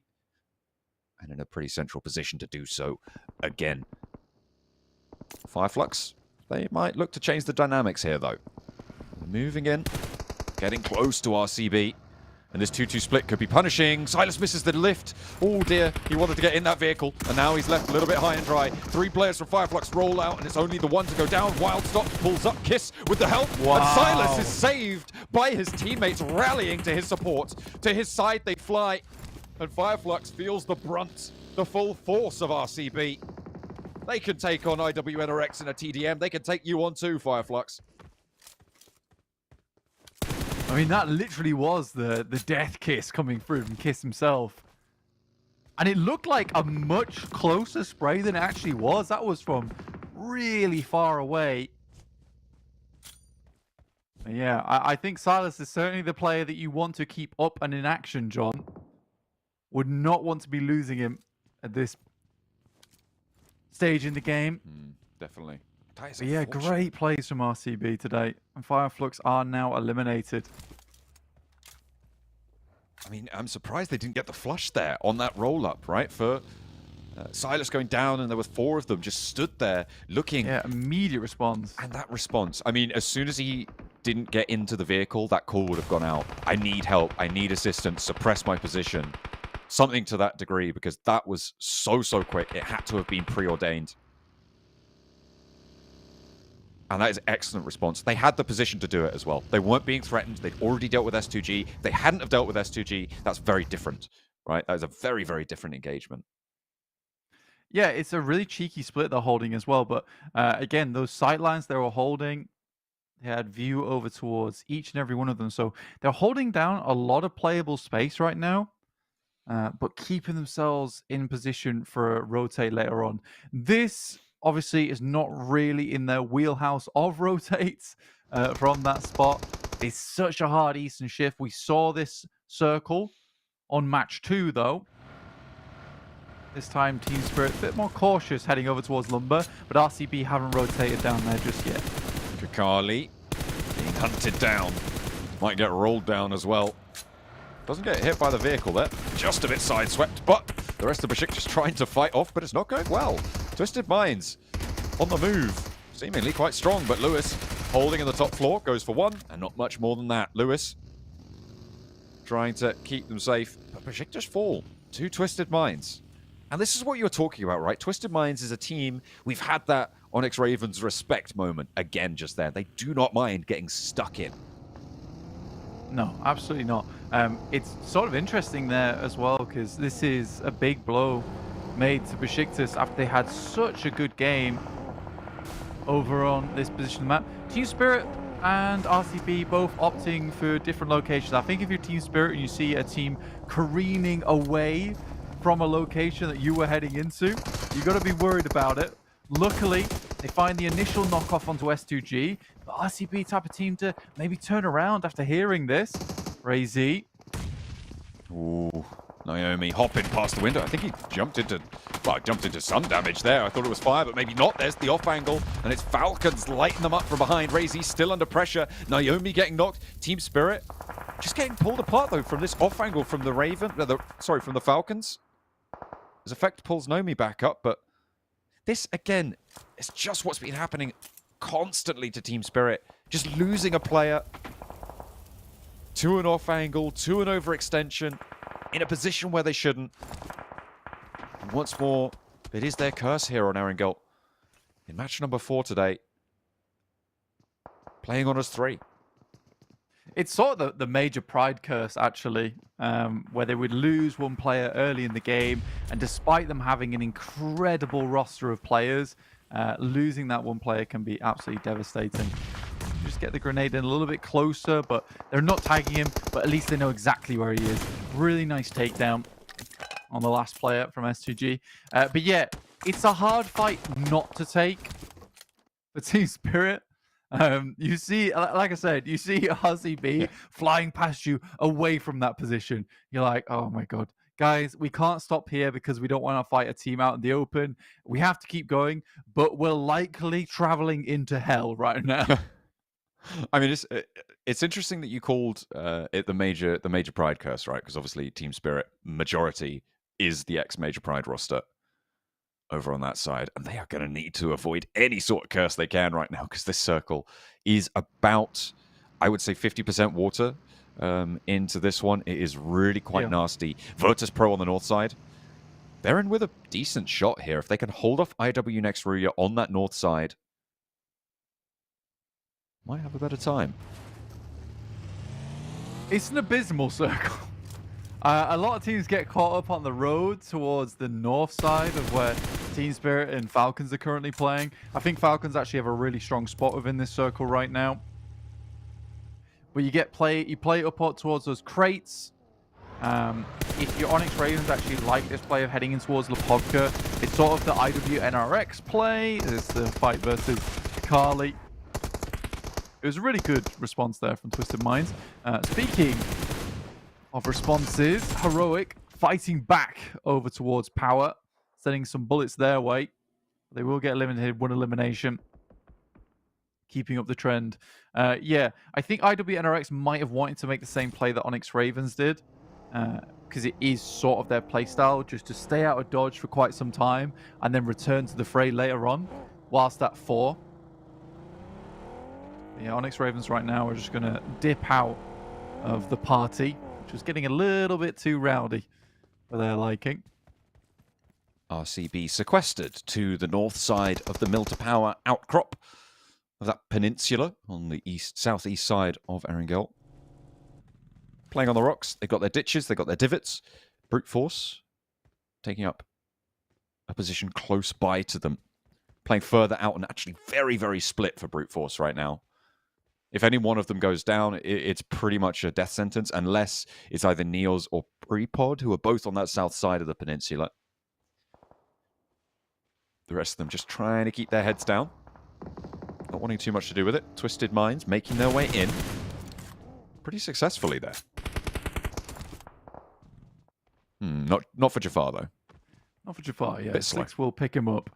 But they are further into the circle here at the Na'Vi. Down towards that southwest side.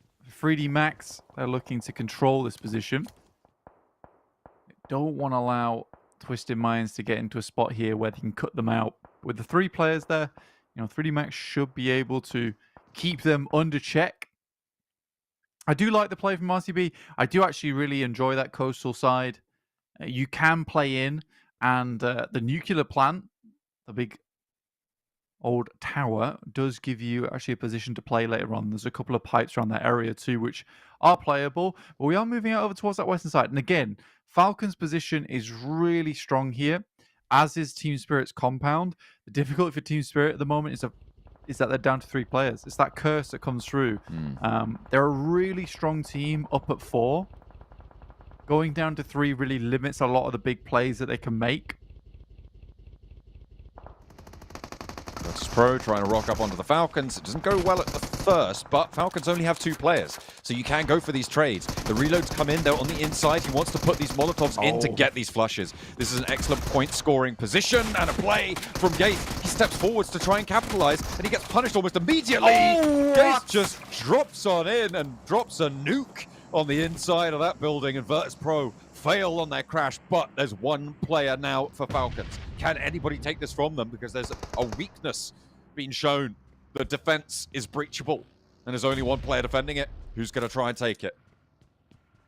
I mean, you've got a challenge out versus Gafe there, and it will be Team Spirit actually heading on over. They hear the fight take place, and they think to themselves, there's a strong position available, so do 3D Max. This is a massive engagement, but Gafe is just absolutely dominating from this position. Oh my god, finally he goes down, and now 3D Max and Team Spirit are going to have to scrap it out. The coastal side being decided now on our screens as well, between Brute Force and RCB. They're all tucked up together for RCB, and the nades keep on coming in from Neos to try and slow down RCB's progress. 2 of them bled out. Now it's just Kiss. He's going to be pushed off. But the war rages on for 3D Max and Team Spirit. They're still going at it in that compound across the way. The nades are flying. Team Spirit have taken a knock, so have 3D Max. But 3D Max looking to get those reses. Team Spirit as well. Just managed to bring theirs back up. Can IWNRX start to crash onto this compound? Or are they going to have to wait a little bit longer because Moneymakers have spotted this compound too? Yeah, Nomi goes down on the off angle, which is really awkward.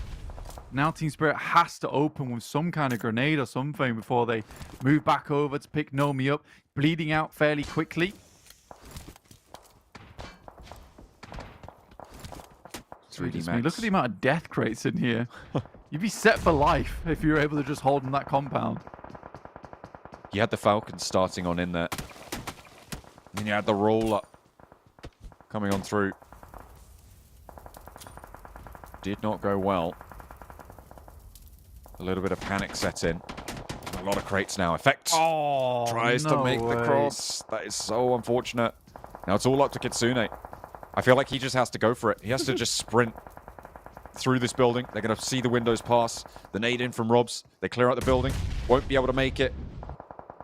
Bonomi, but Effect might be saved unless the nade hits. Oh, it's in through the window, takes a lot of damage, and in comes the Moneymakers. They want to try and third party. They know they've got 2 knocks here, and immediately Team Spirit falls, and Moneymakers can now move on, take up the mantle of the fight against 3D Max.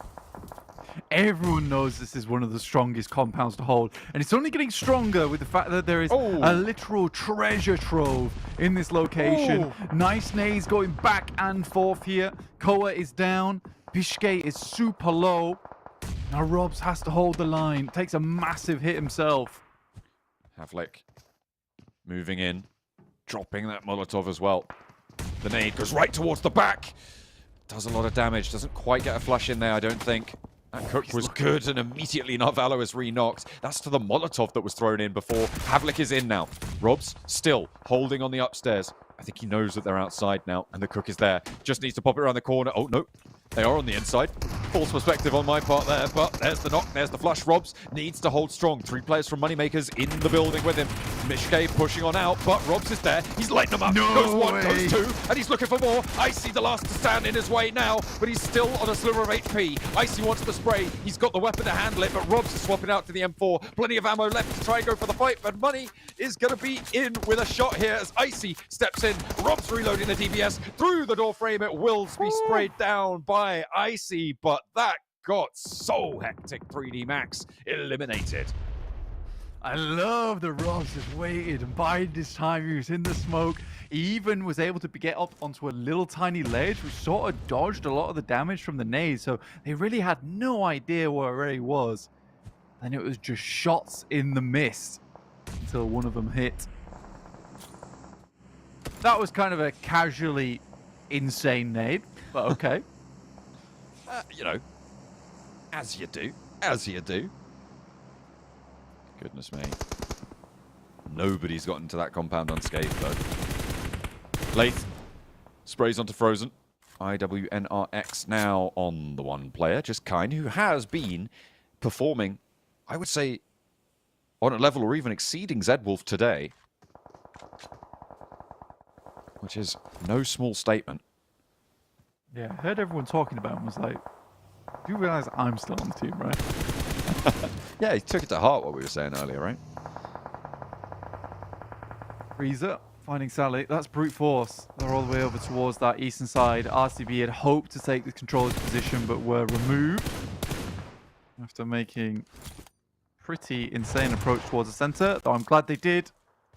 It's nice to see them actually forcing out for position now. Twisted Minds, Dammy on the inside versus Na'Vi. Nobody landed the shots. And ducking. Dammy finds one, looks for a second through the window, is low. Looking to pop that first aid. This is quite bold. He's got backup from the high ground. I think brute force are helping him here. Puncher looking to put the nade around. The first aid doesn't quite go off, but it catches the ankle. Gonzo can get the flush, but Na'Vi lose a player. That should none of that should have happened. We should ignore that. Playing for fools. Yeah, we should do. I think brute force has actually got a good chance in this game here, John, if they decide to make the crash over towards the Moneymakers. Remember, it's just 2 players inside that compound. Then again, brute force crash in, potentially power crashes after them. It's a tough scenario to be in for a lot of these squads.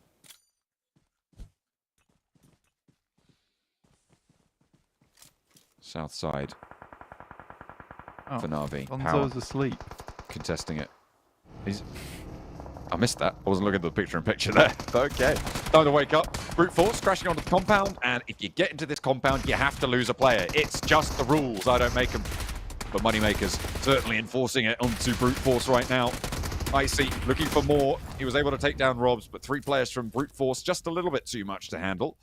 But they've lost their player. They paid their toll, and now they are in the treasure compound with every sort of supply they could wish for. Not like a dragon, they just need to hold it. Onyx Ravens actually looking to make their maneuver. They've got all the smokes going down. They're setting up for a crash here, John, but with the 1 vehicle almost seems unwise. Could be. We'll see if they eat dirt on their way over. Wow, starting to light them up. Easy's got a crazy angle on him. Oh dear, yeah. He's staying out in the blue, but he stayed out wide and nice and late. Wow, this is a crazy angle, yeah. Well, I mean, you just can't do anything. There's no way. And he's got a buggy to regroup with the rest of his team. I like that. I like that a lot from Easy. I think he's a very creative player when it comes to off angles. I'm pretty sure he was firing there, John. It just looked it sounded a little bit silly and looked a little bit silly about animation all the sound. It's just a silly, goofy kind of laser. Happens. There's the reposition from Easy. Swapping out to the FMS from the DP. Getting over towards Brute Force's compound, I think at this point, impossible. I think Brute Force win right now. I don't think there's any two ways about it. It's a question of who comes second. Yeah, I think Brute Force. This game was less PUBG Mobile and more King of the Hill, honestly. Yeah. As soon as we shifted over towards this side, I sort of knew that this compound was going to be hard fought over. I just didn't realize how hard it was going to be fought over for. I think this is the 6th team to try and get into this compound. I think Brute Force, if I'm counting right. It's certainly around that. Kante makes the cross, actually, against Judo. Going for the spray downs. Na'Vi also looking to try and crest the ridge. Lathe not taking a look at the rooftop. If he did, he might be able to take down Judo. But I think he spotted Easy. Certainly will have seen those smokes start to bloom. And he is taking shots out their way. Ooh, a nice knock there. Lathe wants to get that flush as well. Would be nice to add the 2 points to the tally. Kante goes down. Now it's just El Hadji for power. Lathe picks up that point. He wants Kante too, but I don't think he got the knock there. Waiting for him to step out wide, and there it is. That's 2 more points added to the Onyx Ravens tally. It's a good result. It's a great result, in fact. Yeah, really nice. Onyx Raven might be able to get a bit more done from this. It's actually funny, we've not actually checked back in with Na'Vi in quite a while. They have just been sat down towards the south side. It's very hard to do too much analysis on this game because the analysis basically is team has compound, around compound is flat area. Difficult to get to. Which is why you see everyone sending it for this position. Because they know just how strong it is. I think Lathe wins these. It's bold. But Na'Vi on the south going to come into major conflict right now with Brute Force, and Lathe is sequestered on the rocks. He's still in the zone. It's a very, absolutely Brute Force win this. But, maybe Lathe, though. But how about wild card? I think Lathe's a good player. Yeah, what they should do, they should get in the glider. Oh, yeah. And they should fly on top of one of the buildings. Absolutely. I mean, now that would be a big play. You just have to do it. Or fly over to Lathe. End the game in style. Someone, please. Just try and launch it at the compound. Fully send it. Crash on in. Na'Vi. Trying to crest the ridgeline, but with Neos, with Judo on their roofs. Covered off from Lathe. And actually, Lathe is taking shots over towards Na'Vi. Okay, yeah, Na'Vi absolutely getting cyberbullied right now. There's still 3 of them alive. They're still going. But I don't think it's going to last much longer because they're going to have to leave this position. There's only one way this doesn't end up in a Brute Force win. And there's a hard northwest shift that forces them off the compound roofs. Yeah. And that's basically it. Yeah, that would require both Na'Vi and Lathe to stay in the game at that point, though. And yes, GG.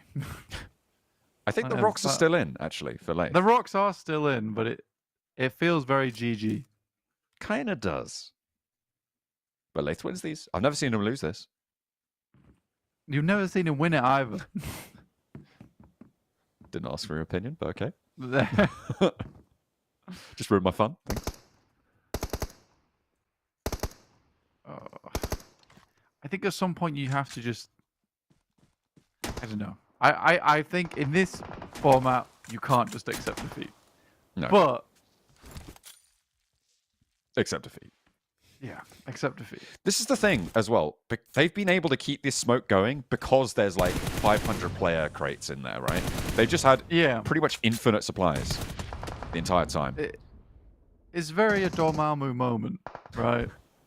Na'Vi hoping to repeat the same timeline over and over again. Oh, a knock onto Chudo. Puncher managed to find it. Late steps up. Ooh. Na'Vi do get eliminated. He nearly got that side swipe. He would have put him in a 1 versus 1. I mean, he has to now, right? Neos moving up. He knows that he's vulnerable from that angle. Spraying onto Neos' position. Lathe is breaking to the tree. He's going to make it. But the nades, I mean, just the nades alone win this game for Brute Force. Yeah, there is unlimited nades. As you see them all pull out nades. Like, 3, 2, 1. Oh, a little bit long. But you know what? Neos has 23 more tries. I think that if Oh, I was Leif right now, I'd start running to the other tree. oh, another. Oh, okay. Yeah. I mean, yeah. No, the nades just handle it. Brute Force, they'd won that game probably about 5 minutes ago. I was hoping Leif might be able to do something. With that spray down on the crossfire, that would have been a 1v1, right? If he'd have been able to get that, it could have been a winnable scenario for him. With Puncher able to open the door, he could have walked through it, but wasn't quite able to connect the shots in the end. But Brute Force kind of rightfully take home that chicken dinner. Yeah, it was sort of just like the last team to enter the compound, right? That's how these things work. Again, though, I think we were talking about early on about that big old tower so next to the nuclear plant.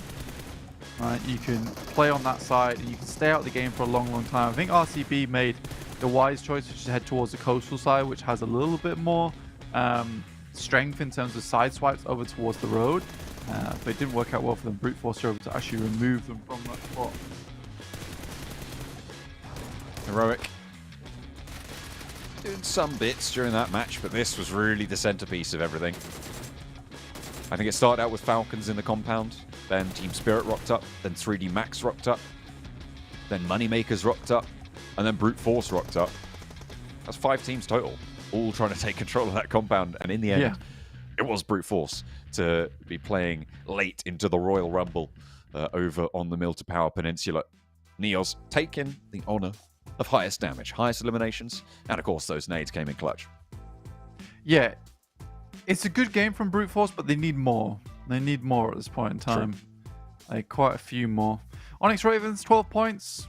We do see them a lot more often here up towards the top side of the tables, which is nice to see. Na'Vi also bagging themselves 7, as well as Twisted Minds and Team Falcons. So all of our bottom placing teams actually getting some good points on this game. Absolutely. I mean, Brute Force, to be fair, earlier today, I think they had a 10-point game. They had a couple of games where it was looking a bit better for them. So to add this on is obviously great news. I mean, any chicken dinner is always going to be good. So you're right, they do need to keep it going and we do need more. But you've called them this before, Blank. The comeback kings, right? They are a team that can resurge. They had a miracle run from towards the bottom of the tables last week towards the top. I think they ended up in 2nd place after... quite early on, being quite low down. So, are we going to see that again from Brute Force? I mean, this is the way to start it if you're going to do it. Yeah, it absolutely would be. So, I think for Brute Force, certainly they can turn things around here. Towards our second page, IW NRX with 4, Team Spirit with 2. Yeah, it's been really an awkward day for Team Spirit. And we bigged them up. They are not performing.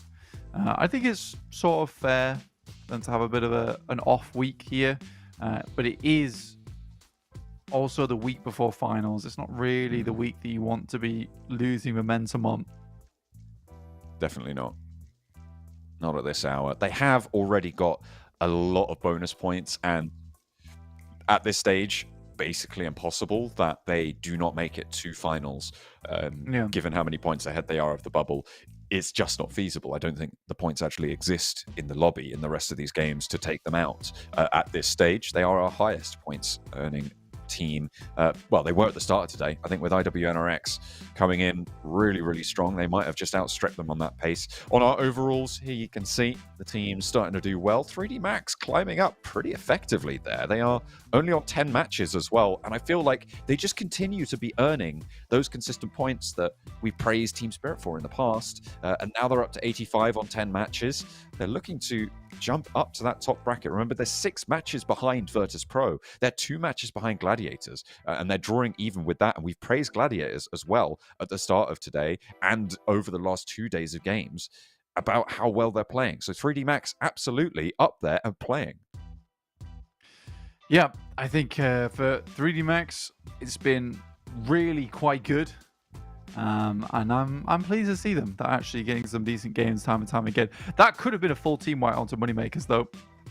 And Rob's once again is coming in very clutch towards the end there. Last page, here we are with BEŞİKTAŞ in 17th place. And Na'Vi with that last game were able to topple them off, 16th, get ahead of them. And push Heroic further down, in fact, on the tables. Yeah, it's looking a little bit dicey in some of those positions. Yeah. Some teams wanting to do better. I mean, all teams wanting to do better, right? Unless you're IWNRX, they're doing plenty fine. They can chill out for a second. We're going to chill out for a second as well. We'll be back with the start of our 2 Miramars.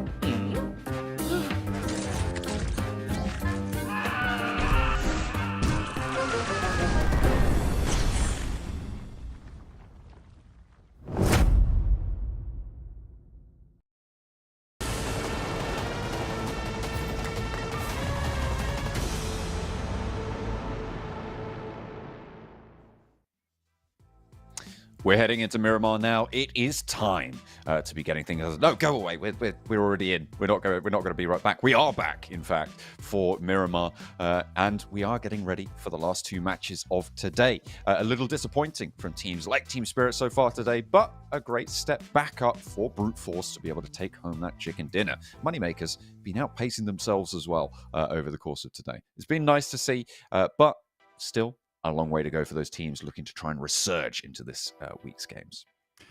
Yeah, I think that there is definitely still a possibility for people to get that bit of that resurgence going on towards the end game of this week, which is fine. I think some teams did it marvelously well last week, so it's definitely not off the cards.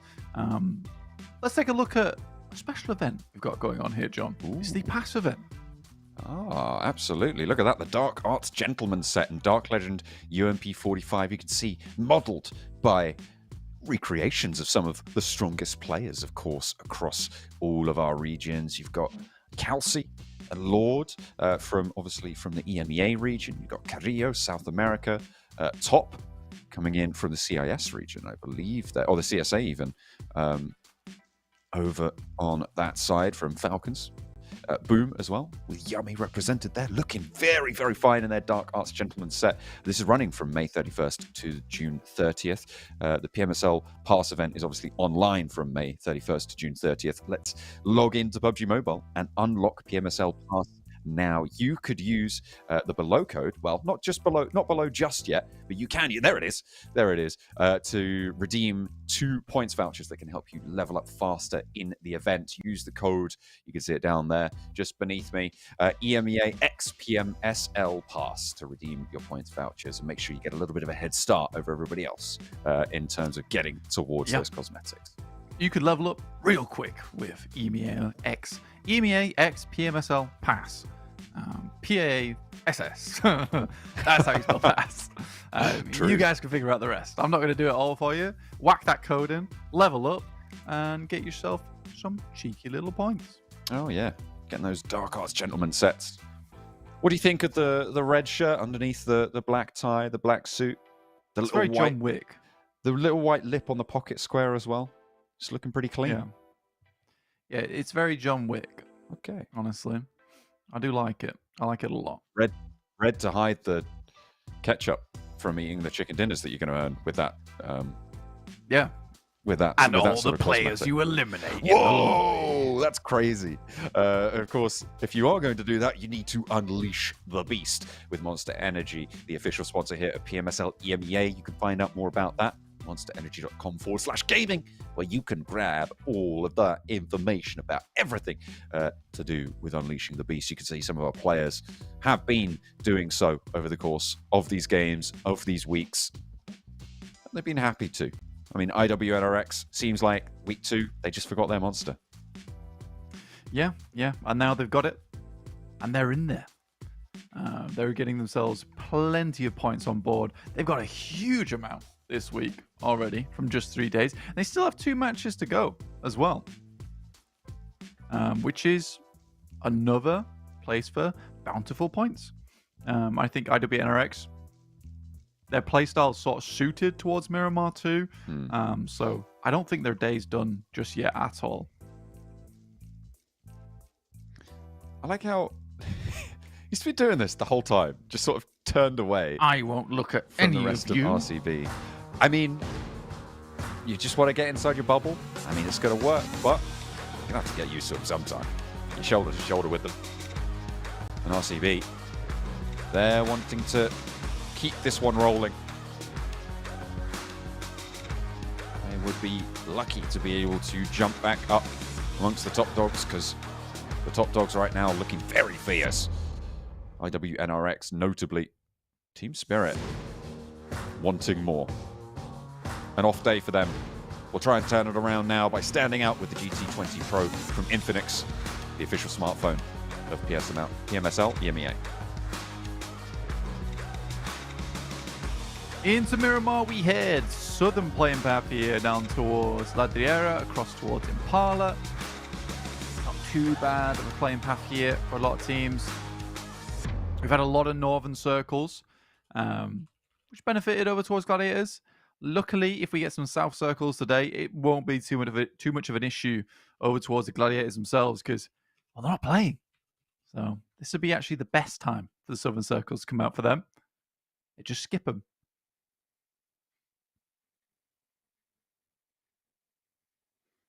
South plane path here.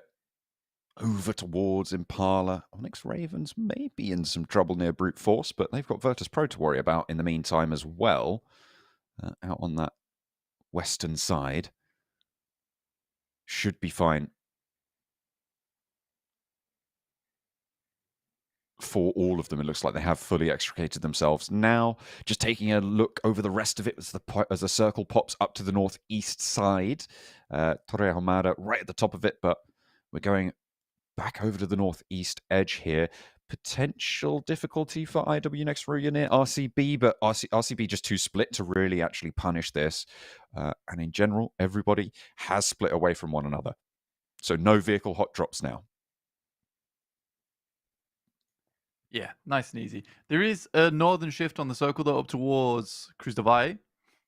IWNRX will be fairly pleased about it in Al Azhar. They have had some little difficulties when it comes to leaving outside of El Azhar a few times, getting crunched in just a little bit. With a ton of rotations coming in from that eastern side that they weren't expecting. RCB, though, I'm sort of expecting them to be sending pretty quickly up towards Cruz de Valle.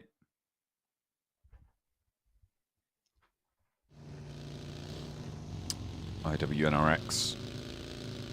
Close to El Azhar. They grab some vehicles. Going to get a little bit closer still. We had quite a brutal El Azhar finish on a previous Miramar.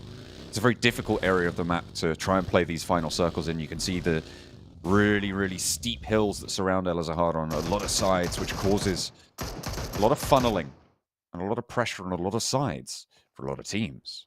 A lot of the lot as well going on in El Azhar. It's just a lot over there. It's a lot.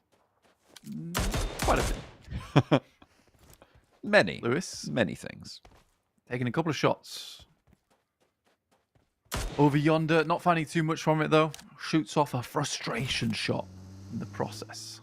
Onyx Ravens, not too much trouble for them. They were able to get up towards Trailer Park, but they're going to head on out now. Likely going to cut in over towards that north side.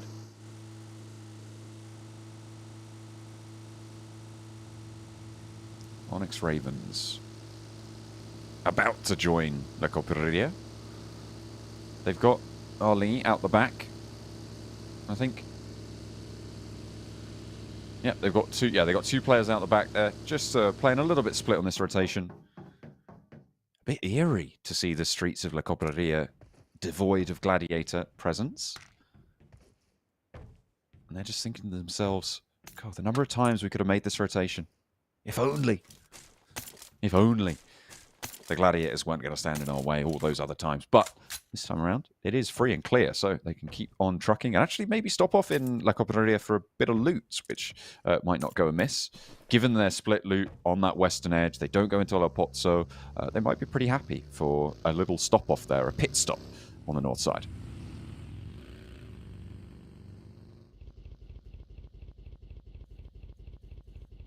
Twisted Minds likely to be heading up soonish. They don't want to get caught up in the wheels of the moneymakers who are just behind them there, John. 3D Max. Typically, this is the kind of circle that 3D Max does well on, too. It's sort of funny the way it goes, because it is a bit of a pendulum with Miramars. You get that north-east shift on the circle. 3D Max has a good game. You get the southwest shift on the circle. You get S2G getting a better game. And it's all about each other just getting into queues a little bit, John. So I personally think that right now this is an opportunity for 3D Max to put some more points on the board. They've already been doing pretty significantly well today. I'd like to see them breach up towards that 100-point mark by the end of this. Yeah. If they can do that, I mean, they'll be one of the most successful teams in this week. I think second only to IWNRX. they've certainly opened a gap between them and Team Spirit. They both have the same number of matches played. You can see Team Spirit were ahead at the start of the day of 3D Max, but this is just a different team. And it's great to see because I've really, really enjoyed 3D Max over the years. And these players, this roster, starting to regain some of that strength. I had them in 3rd place predicted. And now they're starting to show me why I thought of them as a strong team at the start of the tournament. I was a little bit despondent about it during week 2, a little bit during week 1 as well, but they're still there and they're still competing for the French team. Team Spirit, though, profiting 11 points today. At this point, I think we can call it pretty bad in terms of result. I think some of their games were forgivable, but this idea of just losing a member on a lot of these approaches, there's just some carelessness going on from their side. And that is the issue that we're seeing.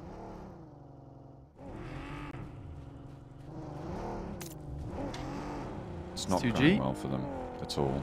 Yeah, S2G close to the Falcons here. Might actually have to have a scrap with Gaith. He's got the DBS out through the window. Some damage layered onto Kelsey. He wants the flush immediately. Not going to waste time because he knows he's overexposed. Doesn't want CEO later to get this flush. And the DBS can continue to put pressure on. He has got a friend up on that high ground. Damar holding Hamzy G off. And CEO later with the UMP does not have the shotgun to answer. Spray looks good, but he's eating a lot of damage now, and the rest of Falcons starting to move on in. Molotov to force him out wide. Has to go straight back through the fire. He's burning, but in comes the backup, and he's going to try and survive it. How is he alive still? Goodness me, Ray Z now getting swarmed on by the Falcons. They are dive bombing straight down from the mountaintops there. An answer over on the top of the cliff with Hamzy taking the knock, but the rest of his team lies in waste in front of Gaith. The excellent resurgence from the rest of the Falcons to keep him safe, and Damar may even get back up to his feet here.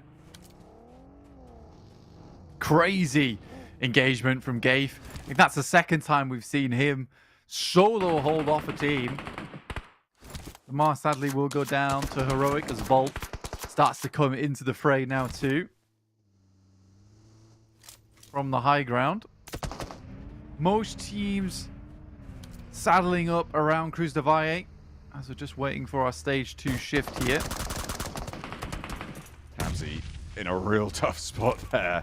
And S2G, their run in this match is over. No points earned, unfortunately. And you just don't expect that. Rolling up as 3 onto 1 player. They just got bogged down with the off angles, with playing onto it. And now the circle's quite far away from this location. Teams are going to have to get a shift on. Twisted Minds up the East Coast, actually. Probably going to have a decent time here.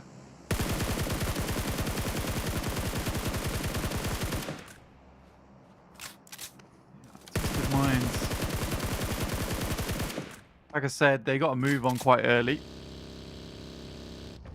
And we're able to get into a fairly decent spot. Onyx Ravens still making that rotate over the top side. Good spot on the first one. Really accurately placed. On fire. Headshot found. I mean, gorgeous. Gorgeous play there from Gaith. From Team Falcons.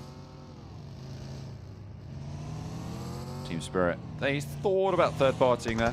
They established their line, but not quite with an opening just yet. No me. Tries to give a tickle. Gets a slap in return. And they will just have to back off. I think that you don't get involved in this fight right now. Falcons are already disengaging. And for Team Spirit, you don't want to be even further behind in the queue. El-Azhar, a major feature on the south side of this next circle. And I talked about how it is a lot around here. And it does create a lot of funnels. Right? That is going to be the major obstacle for a lot of these teams moving into this next circle. They're going to be forced into these wedges where there's already a lot of occupation, a lot of presence from other players, and it's going to be a tough time for anyone who isn't already in the middle. Teams like IWNRX, for instance, on the north hill of El-Azhar, or BEŞİKTAŞ even further north. It's just going to be really, really horrible to try and force your way through this. Yeah, it's a difficult position to be playing in. And I think if you are Virtus Pro and you're Onyx Ravens, you are taking the path of least resistance into the circle But once you are in here, there's going to be a lot of resistance applied to your side. You're crossing open ground towards El Azahar. Most teams have created this line that should keep them safe, for the time being at least.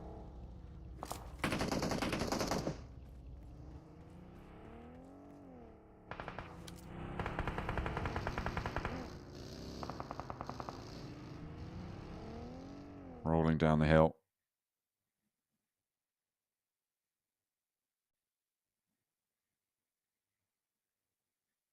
Trying to keep their path open. Teams now looking to try and scramble. This is where it's going to get dangerous. You can see BEŞİKTAŞ playing along that roadside. We've seen roadside compounds in these treacherous late games be really impactful. But IWNRX right now in that central location, they're looking to cap off their day strong. And they've already had a strong day. So trying to convert off that, going to be a really, really valuable asset for their points totals. I think they were up over 150, if I'm not mistaken already. Yeah, 157. So if they're able to get big points here, they are far and away ahead of the average that they need to be on. They're getting at least 3 points this match, I believe. I would be fairly confident to say that they're getting at least 3 points in this match. So they're going to be up over that 160 mark. Which is nice. Nate looking over towards RCB.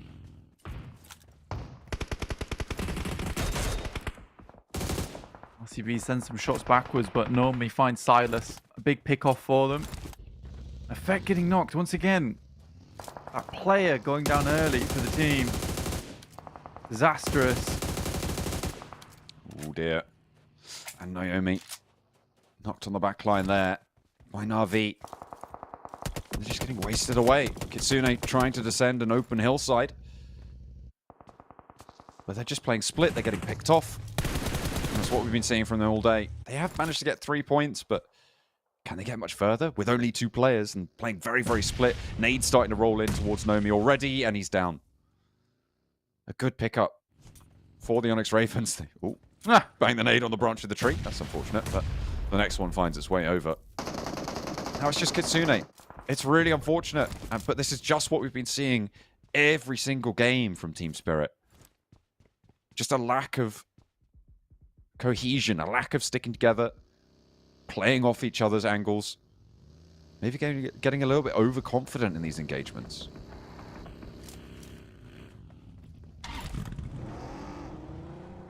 I think when you look at Team Spirit, I think we said in the past, you know, there's no 0-point games for Team Spirit. But that still seems to be the case, but there also is no high-point games right now for them either. She's just rough. Towards that center side of things, from El Azahar, IWNRX has been able to set themselves up in a nice central position.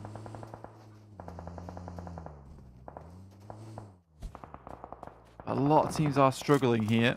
I like Twisted Mind spot down towards that south side. They're able to get in. And again, I like it when they're able to take positions on Miramar where they're sort of out of the fray for a long time. Then able to move in later. Next circle comes in. It's down south again. And Twisted Minds. I mean, they wanted to take the path of least resistance into the circle. Well, it seems like the circle wants to take the path of least resistance towards Twisted Minds as well. As they get a hard southeast shift. Cuts them in with a real nice big slice of the pie on the southeast side, playing in their compound to the southeast. The high ground that sits underneath Dami over there going to be very, very valuable, overlooking everything that surrounds it. And Yusuf up on that ridge line, even higher up than where Dami sits, but they can control out to the west even better.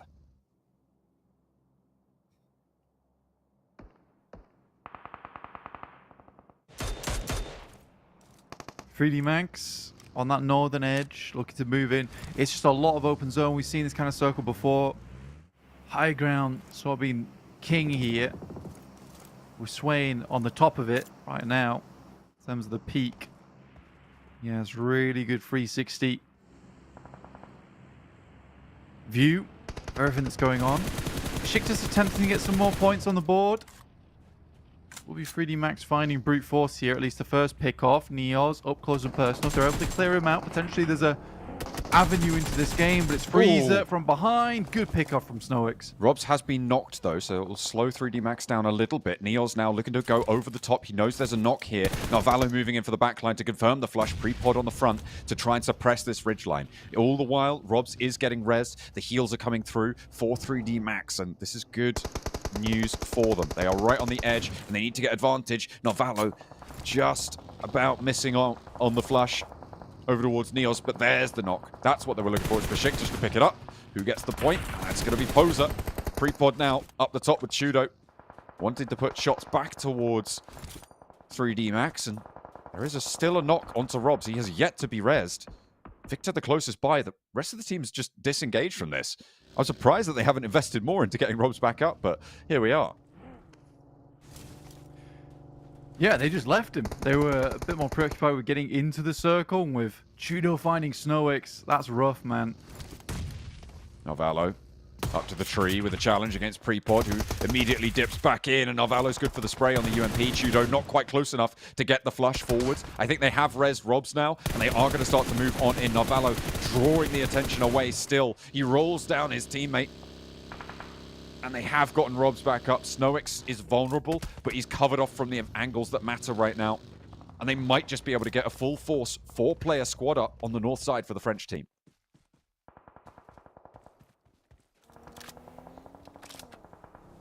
Incredible news for 3D Max. Getting through this section of the map with 4 players is great, but at the end of Chudo doesn't go down here. This is a wild push coming through from 3D Max, and I don't think it was necessary at all. Victor wants the challenge. Chudo with the SK-12. The range not quite in his favor, but he's low HP, and the spray from the M4 could do it. A nade being cooked for Chudo, and I think this is curtains for Victor. There's no way he dodges this, right? He breaks out wide, sprays Chudo, goes for the last peek, but it's not good, and Victor goes down in the face of brute force. He lands that nade as well, and 3D Max, they make a bold push and are punished for it.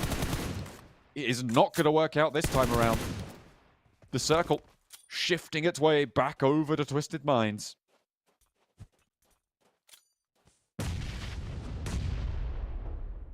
Twisted Minds can play out the rest of this game with comfort. In the meantime, IWB and RX look to clear out their western edge, John, versus FLUX, as well as Onyx Ravens, or at least a remainder of. Falcons have just been hanging around down towards the south side. In the side, El has a heart. No big issues there. Oh, the nade. Chudo finds another of 3D Max. Now he's on for the 4. He's taken down 3 of them already. I don't know if he managed to get that point, but he repositions against Narvalo.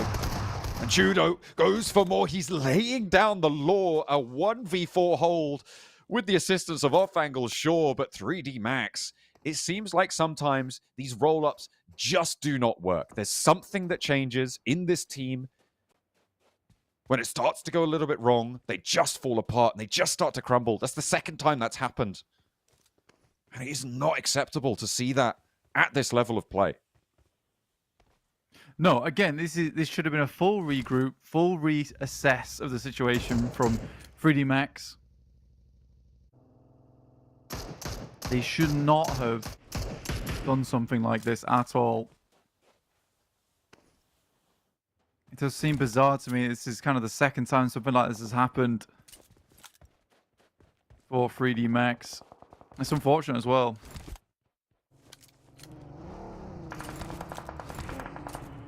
Brute Force will finally be eliminated, but they've already done their work on that northeast side. 5 eliminations for Brute Force. Fairly successful today compared to their previous results, but still not quite as much as they'd like. They've still got one more match to play today. Another opportunity to score points on this position. Twisted Minds, they've been quiet for a while, but they're up to 4 eliminations. And they're starting to stretch out towards the north. Yusuf has been holding an incredible high ground position with a lot of cover from every single angle. The reason that Jafar and Dami are going to be moving up this far is to make sure that Yusuf can hold this high ground. Covering off this angle stops teams from getting in there, which is Yusuf's main weak point, is that right-hand flank. So they are just controlling it, and this allows so much pressure over the rest of the circle. From the southeast side, never alone as well, backing him up on the left flank. And it should be a pretty tough task to get past them.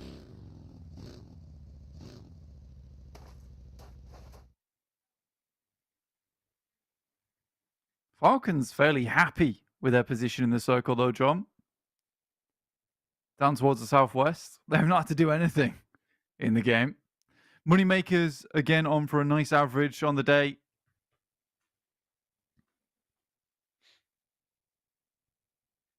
Mines will find Koa, but not before Jafar gets taken down by Icy. With the knock over towards Moneymakers going in.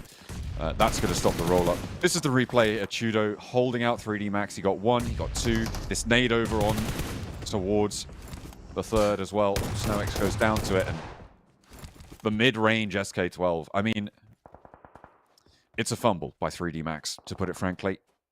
That should not have happened. But unfortunately, that just wasn't the world we were supposed to live in today.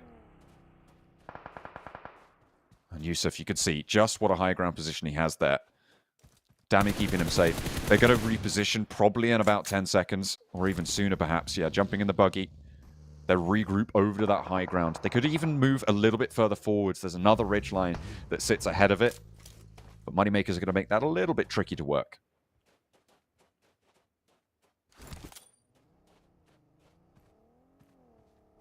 No one's really got solid control over towards the center side of the map.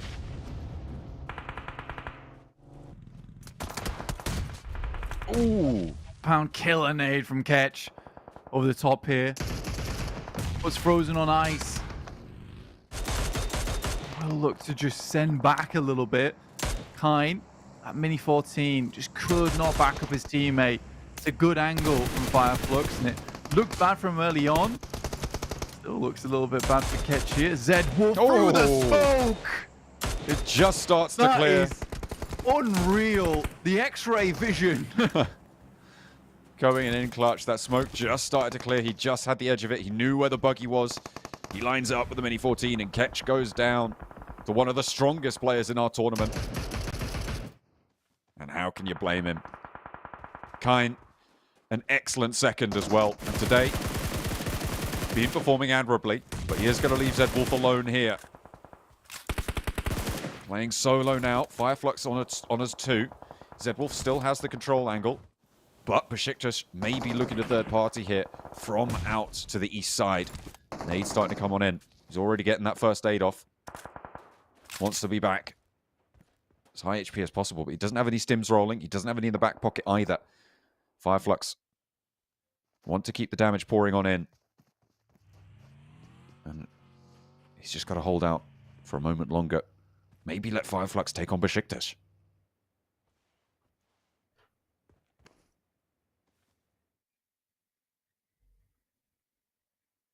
All these teams sort of waiting for each other to take fights against one another here.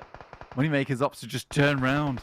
Lob nades over towards Twisted Minds, but Dami will finish up here. Just Bishke remaining. Yeah, the ridge has hit some nice shots before.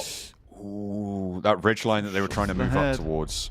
Very, very valuable. It's the next step for Yusuf. It's the next step for Twisted Minds. Falcons just chilling in El Zahar as well in the meantime. God, this really supports no one here in the circle. Bishke is really struggling. I think that nade might be the end of him. It looks pretty on target. Just a little bit far, actually. Ooh, gets the heal as well. He's living.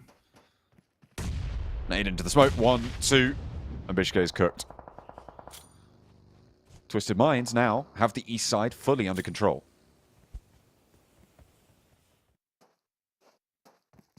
Yeah, Twisted Minds, again, the strategy to get out over towards the eastern side, to stay out the engagement for a while, and then slowly wrap in has worked out fantastically well. Now Falcons are starting to move out from this position, and Zed Wolf staying under cover for now. Not making a sound. Besiktas and FLUX likely to shake shots at one another, but I think FLUX is really hesitant to head over towards this top side, understanding that Zedwolf is still in this location.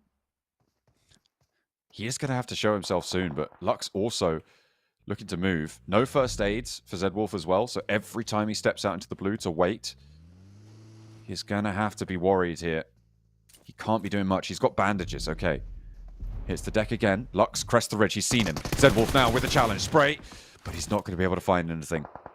When it's Zedwolf, you always think maybe something can happen, but not this time. IWNRX, 4 eliminations. I said they were going to get more than 3. And they've posted over 160 points now. 164 they're up to. Not too sure if that adds in their placement points that they were able to get, but we'll have to wait and see at the end of the match. FLUX against Besiktas on the north side. A moment, Soulcake, spray down towards Kakali, but he's cutting him away with the DBS, and in come Twisted Minds. Falcons, in the meantime, just been hiding out in El Azahar.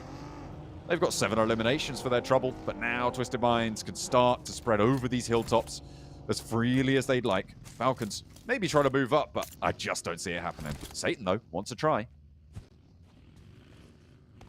Yeah, just need to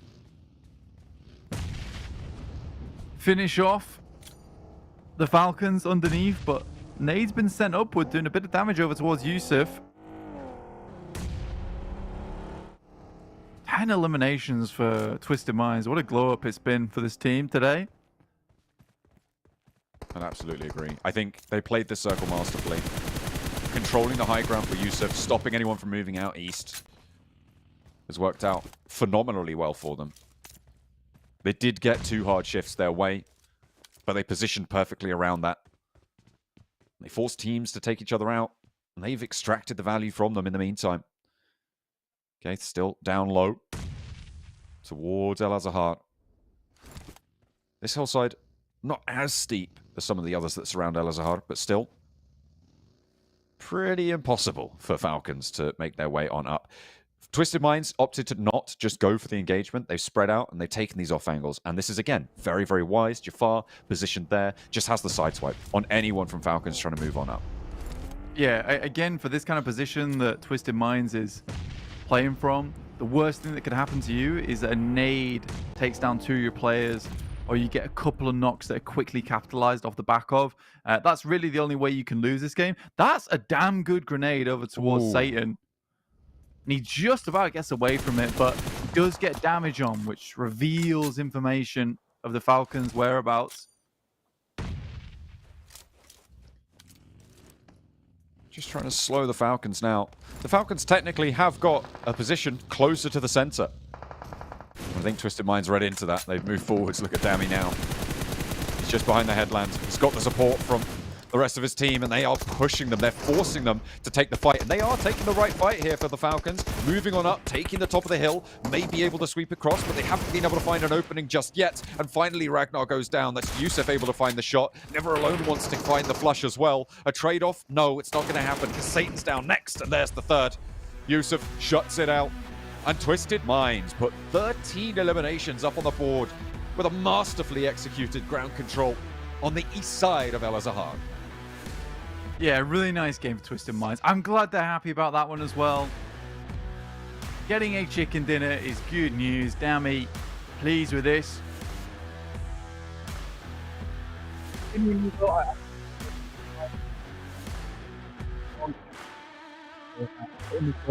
The effort. And they have never stopped trying to push the boat out here in the PMSL EMEA, even when things have looked rough. Like they are coming up against some of the craziest teams in the world in this tournament, and they were clearly outmatched. I will be quite frank about that. But even so, I have respected the can-do attitude for both them and the Onyx Ravens, never giving up, even when things looked a little bit hopeless. They can do this all day. Even if they're battered and bruised, they're in for the next round until the bell goes. They'll give it their all. Even if they're destined to drop down in those bottom 4 positions, they are still giving us the thrill. It's Twisted Minds this time around. 6 eliminations for Yusuf. and an 8 elimination. The only one to find an 8 elimination there. A fairly low highest damage number there for Falcons Satan, but still putting up the numbers there. Yeah, still getting it done, which is nice to see. Yusuf with the 6 eliminations is awesome. Really good stuff. Really, really good stuff. It was an interesting game. None of our like big old teams were able to win it, though. 3D Max has to fix this issue. I think they get way too concerned with finishing a fight quickly, then realizing that we have 3 knocks, 3 eliminations. Let's just get 4 players back up again, and we can worry about that player later. It's what you saw FLUX do with IWNRX. They came up against a pretty difficult opponent, and therefore they just waited for Zedwolf in that position. Yeah. Consistent results, 5th and 6th for IWNRX and Brute Force, 7 and 6 points apiece. 3D Max not quite so lucky, and again Team Spirit disappointing on the day. S2G, RCB as well. 2 Turkish teams not having the best of times in that Miramar, but there's still another match to go today to try and post some numbers for themselves. Obviously, being the middle of the week, it's going to be interesting to see the dynamics between these teams. But I think tomorrow it's going to be even more interesting to see the teams that have their last day of games and their last day potentially of the entire league stage. But we're not up to that boundary just yet. We're going to be keeping track of that. We'll have a break and we'll be back with our last match today. It's one more Miramar. Don't go anywhere.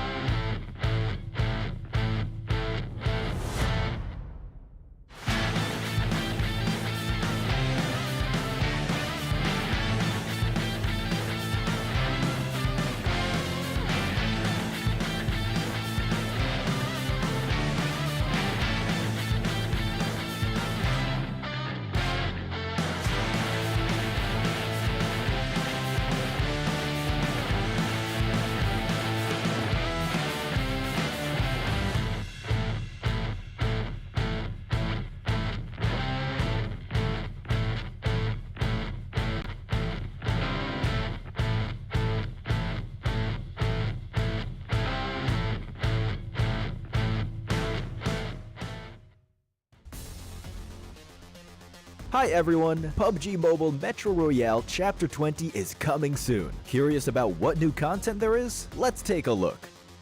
Our focus for this update is on bettering your gaming experience, so we've added a series of improvements. First, we've added quick action functions. Starting now, you can tap to repair all items at once on the loadout page, and you can open multiple gift packs at once in your inventory. We've also improved the firearm status at the start of the match. During the preparation stage, firearms will be reloaded by default and will be set to full auto firing mode. These improvements all aim to save your time while improving efficiency. Additionally, you can now earn EXP from Metro Royale matches. In other words, playing Metro Royale will now contribute towards raising your player level. If you bring a companion into Metro Royale, they will also earn companion EXP. Chapter 20 also brings brand new honor rewards and collectibles. What's different this time is that after you get certain gold collectibles, they can be displayed in your personal space of the main lobby. You also have the chance to unlock home collectible decorations. Place them in your home to show them off to your friends. With the new version update come enemies who've already infiltrated Metro Royale's Arctic base and Misty Port. While you're out exploring, stay vigilant in these areas, as Striders are active there. Oh, and we've also added 2 new firearms in this update, the P90 Cobra and P90 Steel Front. Don't forget to try them out. That sums up all the new Metro Royale content. Chapter 20 is about to begin. Hop into PUBG Mobile Metro Royale and experience it for yourself. We wish you all successful evacuations and bountiful loot.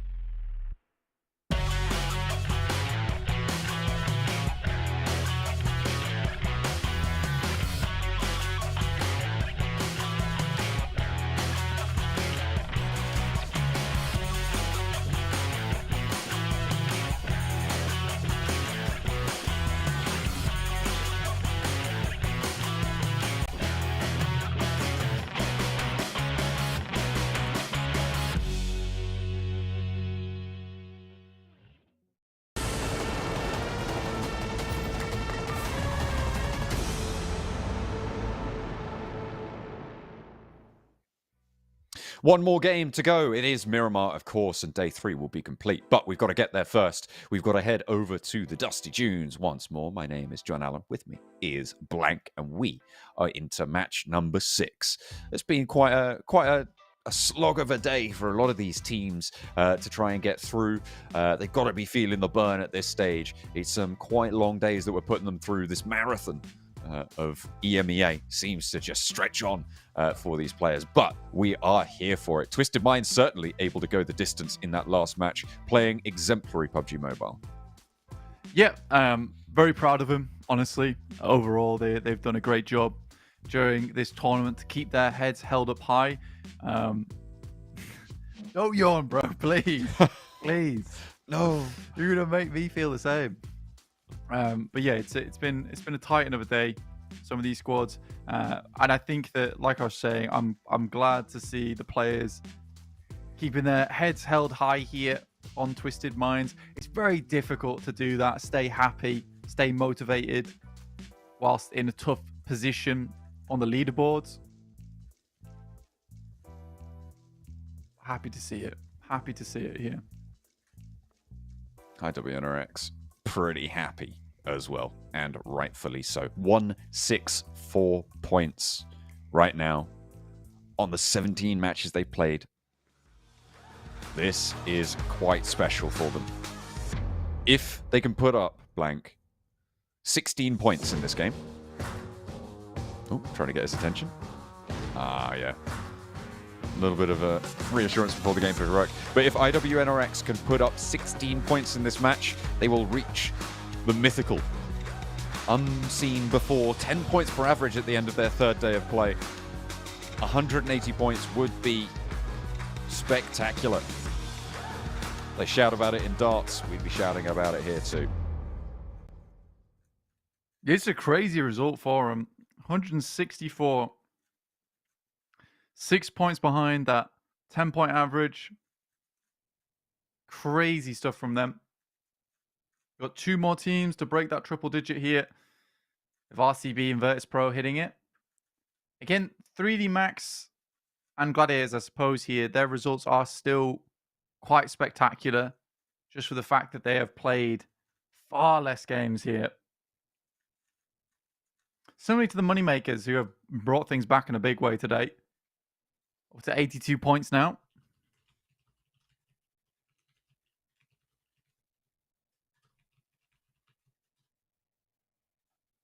Plane path from Vaidemar to El Azahar, where we've seen 2 circles finish now over the last few days, and these hills are becoming very obviously treacherous at this stage to a lot of these teams looking to try and navigate that northeast area. But will we go there again, or are we going to have a return to a crazy finish?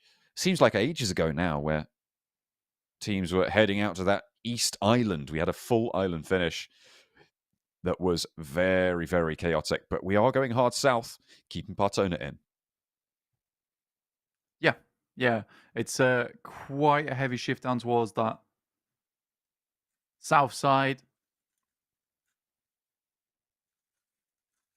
I mean, we've seen this kind of circle before, and again, down towards that south side of Chumasera, very potent position of the map.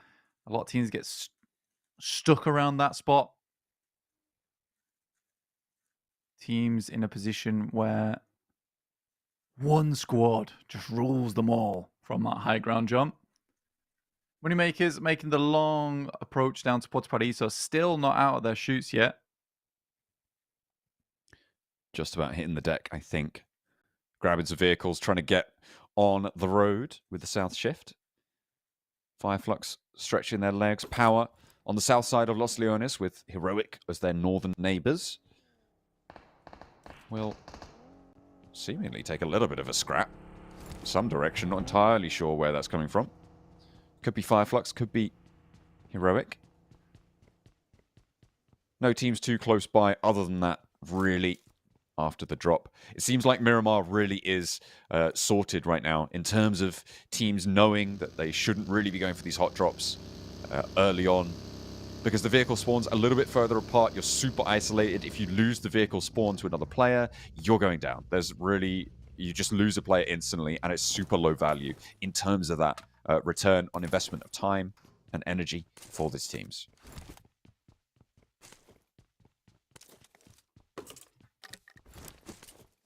Are in a pretty strong position, flanked by both Fire, Flux and Heroic.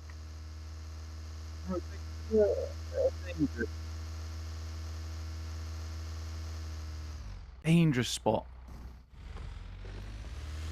Heading into Los Leones early. Leaving there might be a bit tricky.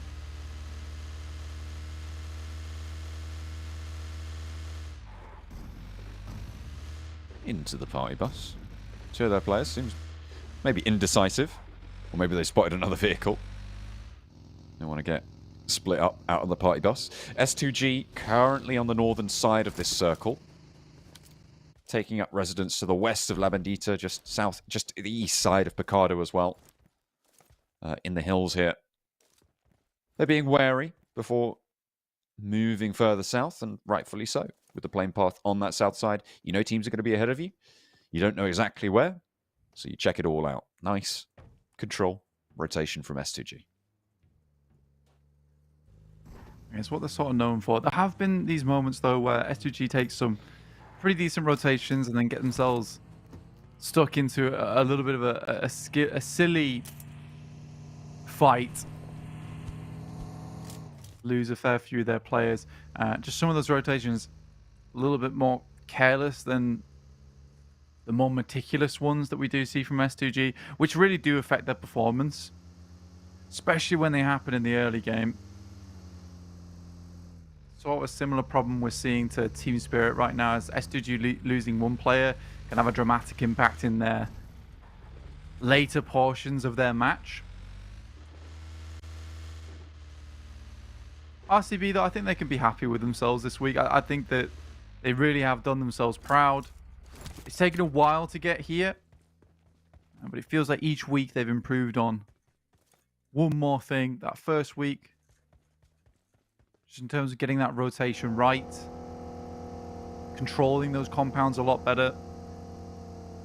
Second week, more on that gun skill, the firepower, and then this third week kind of putting it all back together.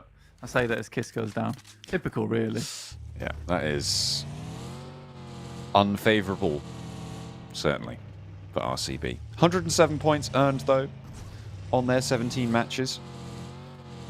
Pretty close, I think, to being actually the second highest performing team in this week, if I'm not mistaken. I have to run the averages, because remember, some of these teams, like, for instance, 3D Max, they only have 11 matches played, which puts them up at an 8-point average. I'd have to do some numbers, but I think that RCB are just behind that on the averages. Moneymakers as well, on 11 matches played, 82. They might just be ahead. Gladiators similarly. But RCB definitely on the front page right now, even if they were finishing as it stands on 107. There's S2G, spot Gaith. And he feels like he's been a bit of a terror so far on the Falcons team. So taking him out early, probably pretty good.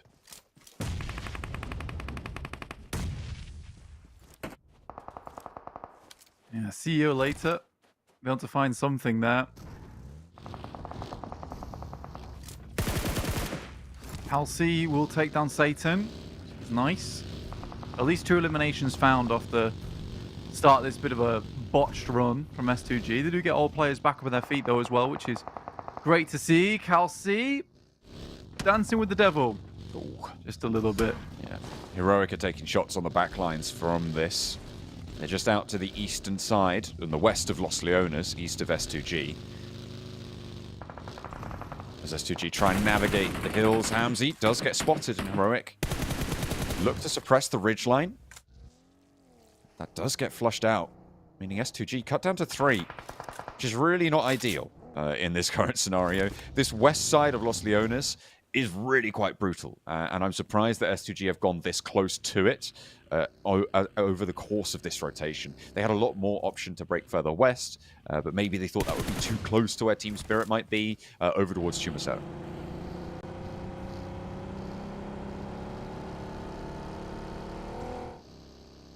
A lot of teams struggling down towards that southwest side, John. It's a rough spot to be in. Again, you kind of have to wait for this circle as well, John, because you don't want to be leaving down towards that area just in case you get the lucky shift on that southwest side. So instead of taking the pain and hardship of crossing over that disgusting landmass, you just hope this next circle shift down towards the southwest, and it does not. Oh, it's as bad as it could get, especially with our lineup down towards the south side as well. Everybody's going to be scrambling. I think we're going to see maybe 4 or 5 teams heading into Los Leones here, but it's probably not going to be the best spot in this game. Might be the only spot they can achieve, though, at this point. Because you're right, it is really, really difficult, this circle. Look at that Milky Way. Uh-oh. Getting flipped out the buggy. I'm going to reclaim it there. He'll be fine. He'll get on it. He'll get back on the horse again.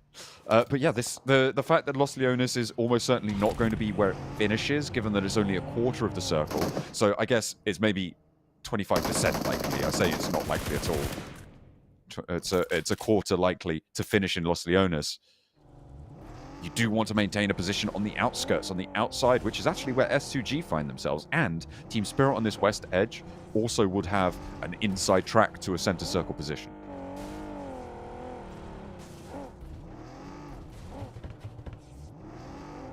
That car sounds very unhealthy. Yeah, it does. It's struggling. It is struggling. Oh. Uh-oh, it's on fire. He crashed it, it's on fire. He's got to get out. He's got to get out. He's got to get out. He's going to try and take as far as he can, but he has to get out of that bad boy. Oh my goodness. One bullet or just a little bit more time, and it is GG. And there is no next today, so you can't be going there. Goodness me, that's not ideal, but still, probably plenty of vehicles still in the garage for Team Spirit. We'll have to wait and see if they have to move a little bit further in. Brute Force are on their north side. RCB a little bit closer to Los Leones than they are. Fighting over the church right now, Team Spirit. Oh, he's been spotted. And it's an off angle. And they lost a player. Kitsune can't control it. They're split. They don't have each other's backs. And it's just not working out, Team Spirit. This is the same criticism I've given before. The same thing you've said as well. They need to be doing better tomorrow. They need to be coming back refreshed, revitalized, because right now they are underperforming in ways we've not seen them do so far. We've seen them have slightly naff days, but this is another level. They have absolutely dropped the ball today. Yeah, it is the magnum opus of dropping the ball for Team Spirit. And it's such a toughie as well because they had such a great beginning day for themselves. And to sort of minus out your averages off this day does make the rest of your week a little bit more difficult. I think for Team Spirit at this point in time, the idea is to get up towards the top 5, right? Get up towards that top 5, make that work from there. Brute Force has got a much longer journey ahead of themselves, but they've come to life at a nice time within the tournament. It's the Moneymakers right now versus BEŞİKTAŞ. But I think that's just one player scouting out towards their position on that south side. And this feels more and more likely to be a Los Leones finish. But we have seen circles like this before. The half and half circle. You know? It creates some really weird dynamics a lot of the time because more often than not, you find yourself right on the edge. Well, yeah, God. I know what you've just thought of because I just thought of it as well. That crazy Miramar finish we had near Los Leones, right? That was quite a clown fiesta, to be honest. But you find yourself in these situations where you have like 4 teams huddled right at the edge of the circle in the settlement and then one team like in a really terrible position but outside of the settlement. And nobody's happy. Well, that's the difficulty with it, right? Is that you can't confirm directly into Los Leones, which essentially cuts out half of this circle. Because to go deeper into Los Leones would mean to go far east, out to the edge of the circle. So we're essentially playing with 50% landmass right now. This may as well be water out towards the eastern side of Los Leones until you get that eastern shift. So for teams like Twisted Minds, Power, and Heroic, they are sort of praying for an eastern shift on the circle because it means they can slowly waddle on across towards that eastern side and make space for one another, which they desperately want to do. It's like they are going to start doing that now. A little bit further away. Necessity. Oh, I think they're trying to take... Are they trying to take the high ground? No, they are just leaving this fight. They don't want to fight around this cloister. And I think probably rightly so. Moving through in this buggy, actually really smart. I mean, using that cover, they know their sightlines. Bouncer, brute force. Northwest of the circle, Onyx Ravens playing with 2 more late on in. I know you took down 1 before, but they've still got some performers in the back pocket. Judo wants the challenge, and Biggers handles Neos, but he steps out for the trade. There's still a player for the Onyx Ravens upstairs, and they bounce the nades back. Judo is saved by Prepod, who drops on down. Brute force on 3. Can 3D Max third party? Looks like they might be angling for it.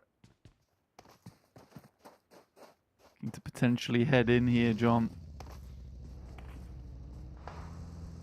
I mean, I would if I was 3D Max, but Narvalo already going down to Judo. What is 3D Max doing today? Oh, such an easy rotate in. I think IWNRX had shots on the back there. And it gave them pause for thought. But now 3D Max have to play this one as 3 after losing Narvalo, brute force. They won the trade, and there's the west shift out to this side of the circle. Which means this compound, really important. So does IWNRX's position is brilliant. Victor spotted on the off angle. Prepod nails the headshot there with the M4 spray. A nade in from Robs. And a reposition necessary now if they want to get back up to 3. Victor been a bit of a liability on the squad today. And that's to put it mildly. Robs is pretty frustrated by this at this point. What did that just bounce off? Yeah. It was a really thick piece of air there. It was just a small bit of furniture there. Snoix trying to hop on in and blend in with the furniture because he doesn't want anything that Judo's got to say. He doesn't want to know about it one bit because the rest of his team being tuned up right now. A nade being cooked. Snoix wants the heal. The nades continue to go on through. IWNRX have stretched their legs out to the west side as well. And they want to control it. Team Spirit down. Continuing their run for today. Snoix, top floor still. Put on the island. Descends out the front door. Looks for a shot, but there's 3 players waiting. They are all pretty close by. They're worried about where he is. Oh, he hasn't seen it. Oh, he doesn't spot it. And then he goes right into the barrels. As they put a nade back on up. 3D Max end their day. 89 points. They've had a successful day. I think that last fight isn't representative of what they've been able to do today, although it is a little bit of an echo of past performances from 3D Max.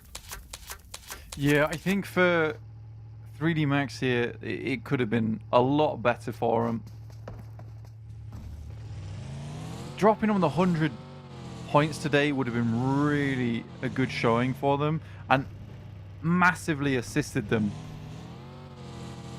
in terms of their point scoring going into the future. So going down here is a bit of an annoying one, considering they had a lot of opportunities here on the Miramars at the end of the day. Feels like sort of a throwaway match here. Easy, great shots from Furia. Barely peeked out for a second and used that moment to quickly take him down.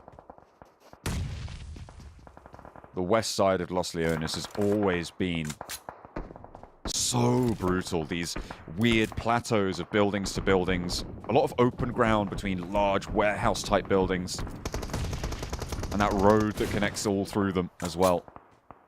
It's really, really tough to make things work because everybody who's further higher up behind you has those shots down towards these positions, which makes fights like the one Power is currently trying to take with Virtus Pro basically impossible to sort of sneak away from. And you can see everybody just lighting it up. Given any opportunity to take an angle, you take it. Absolutely. Oh, brutal. You get that chance to go for it, you do it. Nice nade. Now looking for another over towards Al-Haji. Caught off in the distance there. Nice bounce on it. Not able to find too much from the back of that one. Next circle shifting. Where it heads off to. Oh dear. Back over towards the western side. Yeah, this has been a really cruel game for anyone that tried to post up over towards Los Leones. Oh, that's S2G, actually. That's a long shot over on that north side. I think Twisted Minds are taking shots out this way a lot as well. It's just a brutal barrage. You can see Twisted Minds, the main suppressor, onto this Virtus Pro position.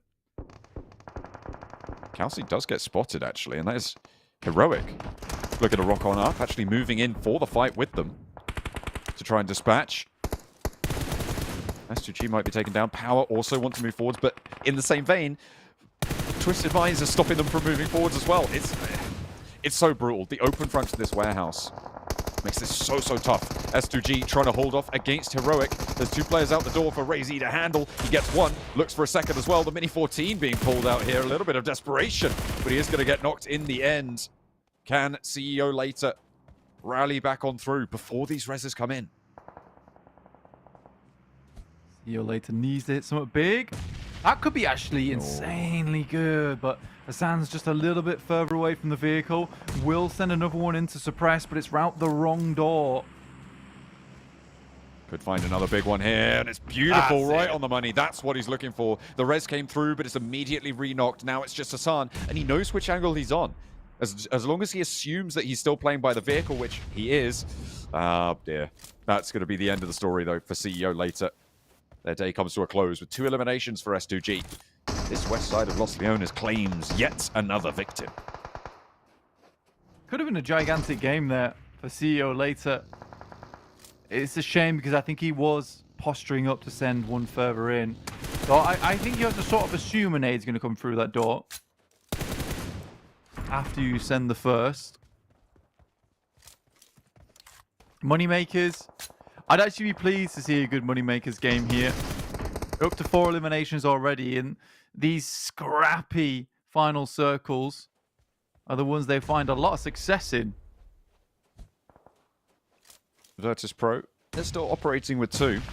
Playing it decently on the split, but they're vulnerable to the teams on the east. The good news is that they're kind of in deadlock with one another.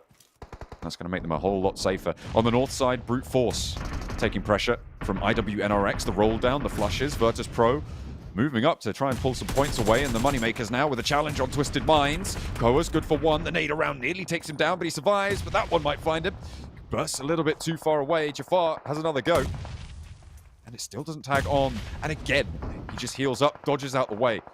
They're really having a tough time dislodging Koa here. The nades for Twisted Minds not being super effective. Koa has a go with one of his own. Puts it right beneath the feet of Jafar, but he's already stepped back. Happy feet. Finally, Dami gets it done. There's the knock, and Twisted Minds can move a little bit safer.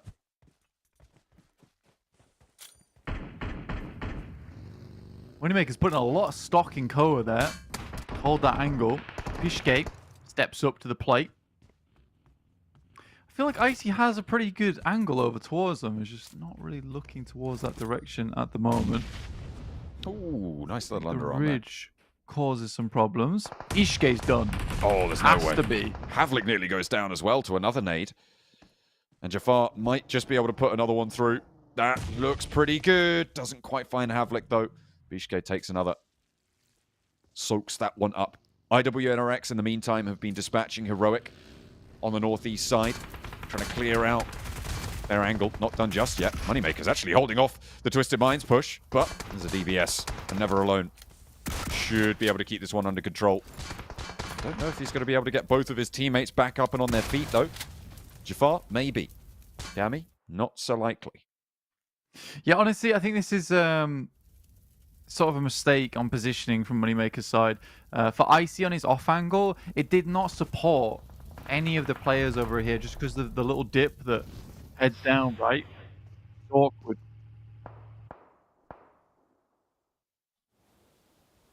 A knock over on that north side still for IWNRX. Zedwolf with the 2 eliminations. Already, Loxy wants to nade over. RCB have the challenge, but only 2 players. Zedwolf now back up. Gets a heal off as well. And IWNRX are looking pretty good here. 6 eliminations so far on the match. And they know there's threat. This building does have to be evacuated. And RCB hunkered down in that corner. Wild on the outside, Loxy on the in. Moneymakers do get eliminated. They couldn't get past Na'Vi on the south side in the meantime. Yeah, again, for Icy, that position just held no value to them. So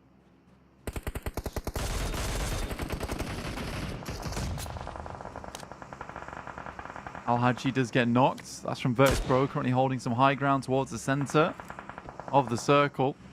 They've been a duo for a while as well, have Virtus Pro. They were cut down to size a lot earlier on, and they've been navigating this west side, using other teams' force against each other to try and control it. If IWNRX sweep RCB out, which if you take a slow start on a vehicle like that, it's likely going to happen. Frozen takes a lot of damage from Loxy, and he's cooking the nade. He needs to get this heal off before the nade lands. It might be a knock there. The damage tagged on, was it? I don't think so. The heal came through, and Frozen stays alive. IWNRX playing the old Vulture game once again, swooping in these final moments to peck away at the competition. But RCB, again, another late game finish for them, even with the two players. Top 6. They'd like something more than this, but because of the way the circle is, it's unlikely another team's going to go down before them.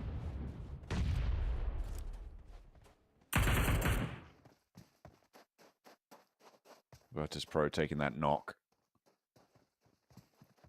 Vital that they get that back up. RCB looking to exit, but there's open ground in front of them. The hill's a little bit better to the north side. Brute Force looking for that side swipe with just Judo. Power move through. Virtus Pro's position taken, and Power have a northeast position. Na'Vi on the south side, a lot more uncontested. But it is still so tricky to play from that position. Further downhill, right in the ditches. Just some ridges, really. Some terrain, but really not a lot to be getting on with. Yeah, again, it's a really disgusting position on the circle. The way that it crunches in, it sort of removes all of the strong terrain and places you all on this plateau eventually. So IWNRX wants to do their best to remove any opposition before heading up onto that plateau in the first place. Judo moving into the low ground here. Power might have an angle. Seems to know the lay of the land pretty well and actually getting up into a decent spot, but he's been spotted now, and this is Na'Vi letting him up. And Power spots him as well. I don't think he's going to last too much longer there. That buggy will be the death of him, and is sprayed down. Brute Force eliminated there. Now no one with a center position, but Na'Vi at distance. IWNRX have the challenge on the north. An Orm for Fidan. Yeah, no, he just got a knock with it as well. I was about to say, kind of going crazy with it a little bit. IWNRX, Frozen.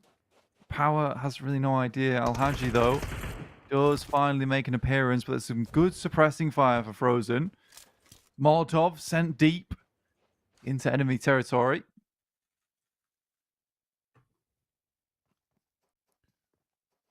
Nade from Al-Haji. Finds some damage. Might give them an opening. Another nade in. And the backup to move further north. Na'Vi slowly eking their way towards the middle now. Al-Haji spotted with a nade in hand, but doesn't quite get punished for it. Al-Haji steps up. Nade starting to burst in now, and Power hold for one. Looking for Frozen as well as he's open. He's bare on the hillside, and Zedwolf's next.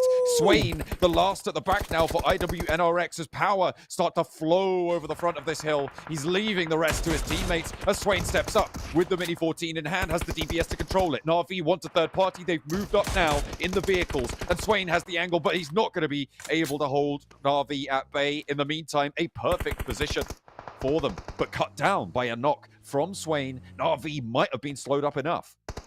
Al-Haji just hit some unbelievable shots there. One after another. Yeah, that's back to Na'Vi's POV. Oh dear. Konzo keeps falling asleep. Oh dear me. Just a little nap. He's getting tired, bless him, but he still has a little bit more of this game to play. That Orm for Fidan does no good when you're dead. And Al-Haji won't be able to pick it up either. Getting knocked, getting flushed out by these nades. Na'Vi move across. They played it on that southwest side. They swept through, and they moved across. Really good timing on that third party to be able to move up into position. I was worried when Swain got the knock, but they pulled it back together. Nades continue to pour in, and Power with 2. Looking for the heals. Na'Vi moving close. Alhaji gets the med kit off as well. With the DBS has a chance. A teammate to pick up the point, but no. Easy goes down. Alhaji finds 1, but Na'Vi roll over the hill. And success is in the cards for them. Na'Vi having a good time of it on Miramar in a devastating circle. For so many teams, the west side have lost the owners. Brutal.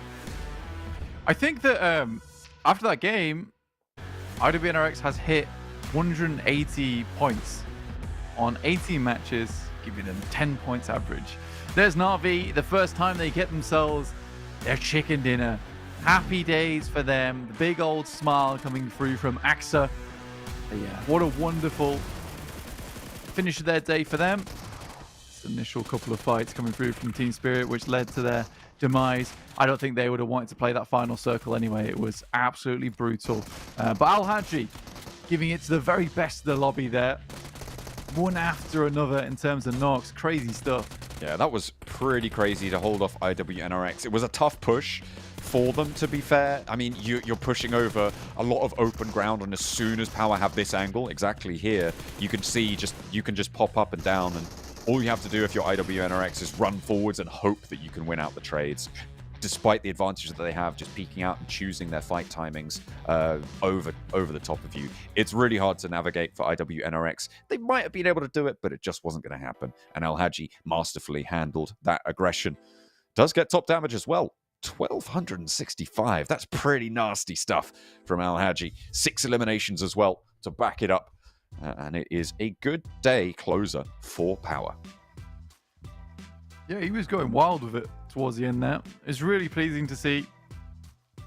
And very well done to him. Na'Vi with 20 points into that one. IWNRX with a 13. Brute Force, a surprise entry here at 4th place with 10 points. Moneymakers at 7. I think Moneymakers have had a fairly good day today. You know what? I've been very pleased to see it. It hasn't all come off the back of one chicken dinner either. And it took them a hard-fought chicken dinner that they lost to realize the hard games that you still come second in, you still get points for, by the way, guys. Yeah, absolutely. And I think you said Moneymakers had a good day. I think Brute Force have had a good day as well. A very good day, in fact. I mean, we've seen them get about sort of 7 to 10 points a lot of times, and they were able to get a chicken dinner as well. This is a great comeback for them. They've only had that one day of games before this as well. I believe they have already had their sit out. Yeah, they were in Group B, which means that they have only had one day so far, meaning that they have really turned things around, and it's only taken them that one day to do so. We saw them do it in Week 2. It looks like Week 3 may be a similar story. They are sort of secretly earning all these points, it feels like, though. They're not sort of very loud about it, but they are just there and constantly extracting value.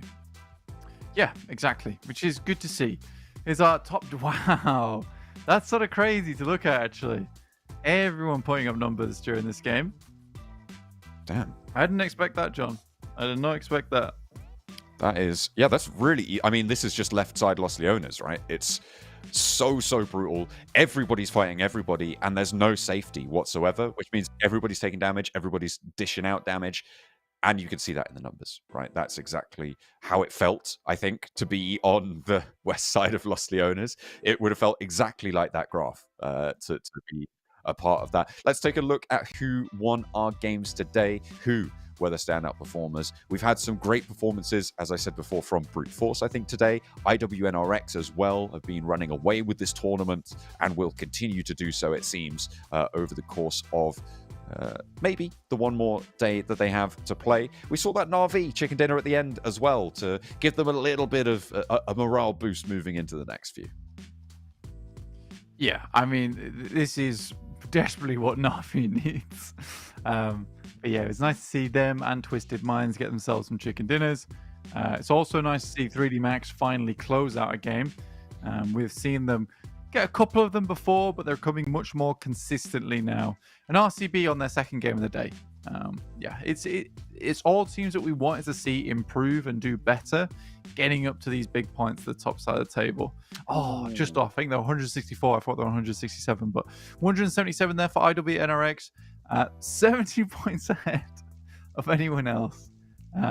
Wow, that's a lot. That is a lot. That's really crazy. I mean, the next highest on averages would probably be 3D Max, I think.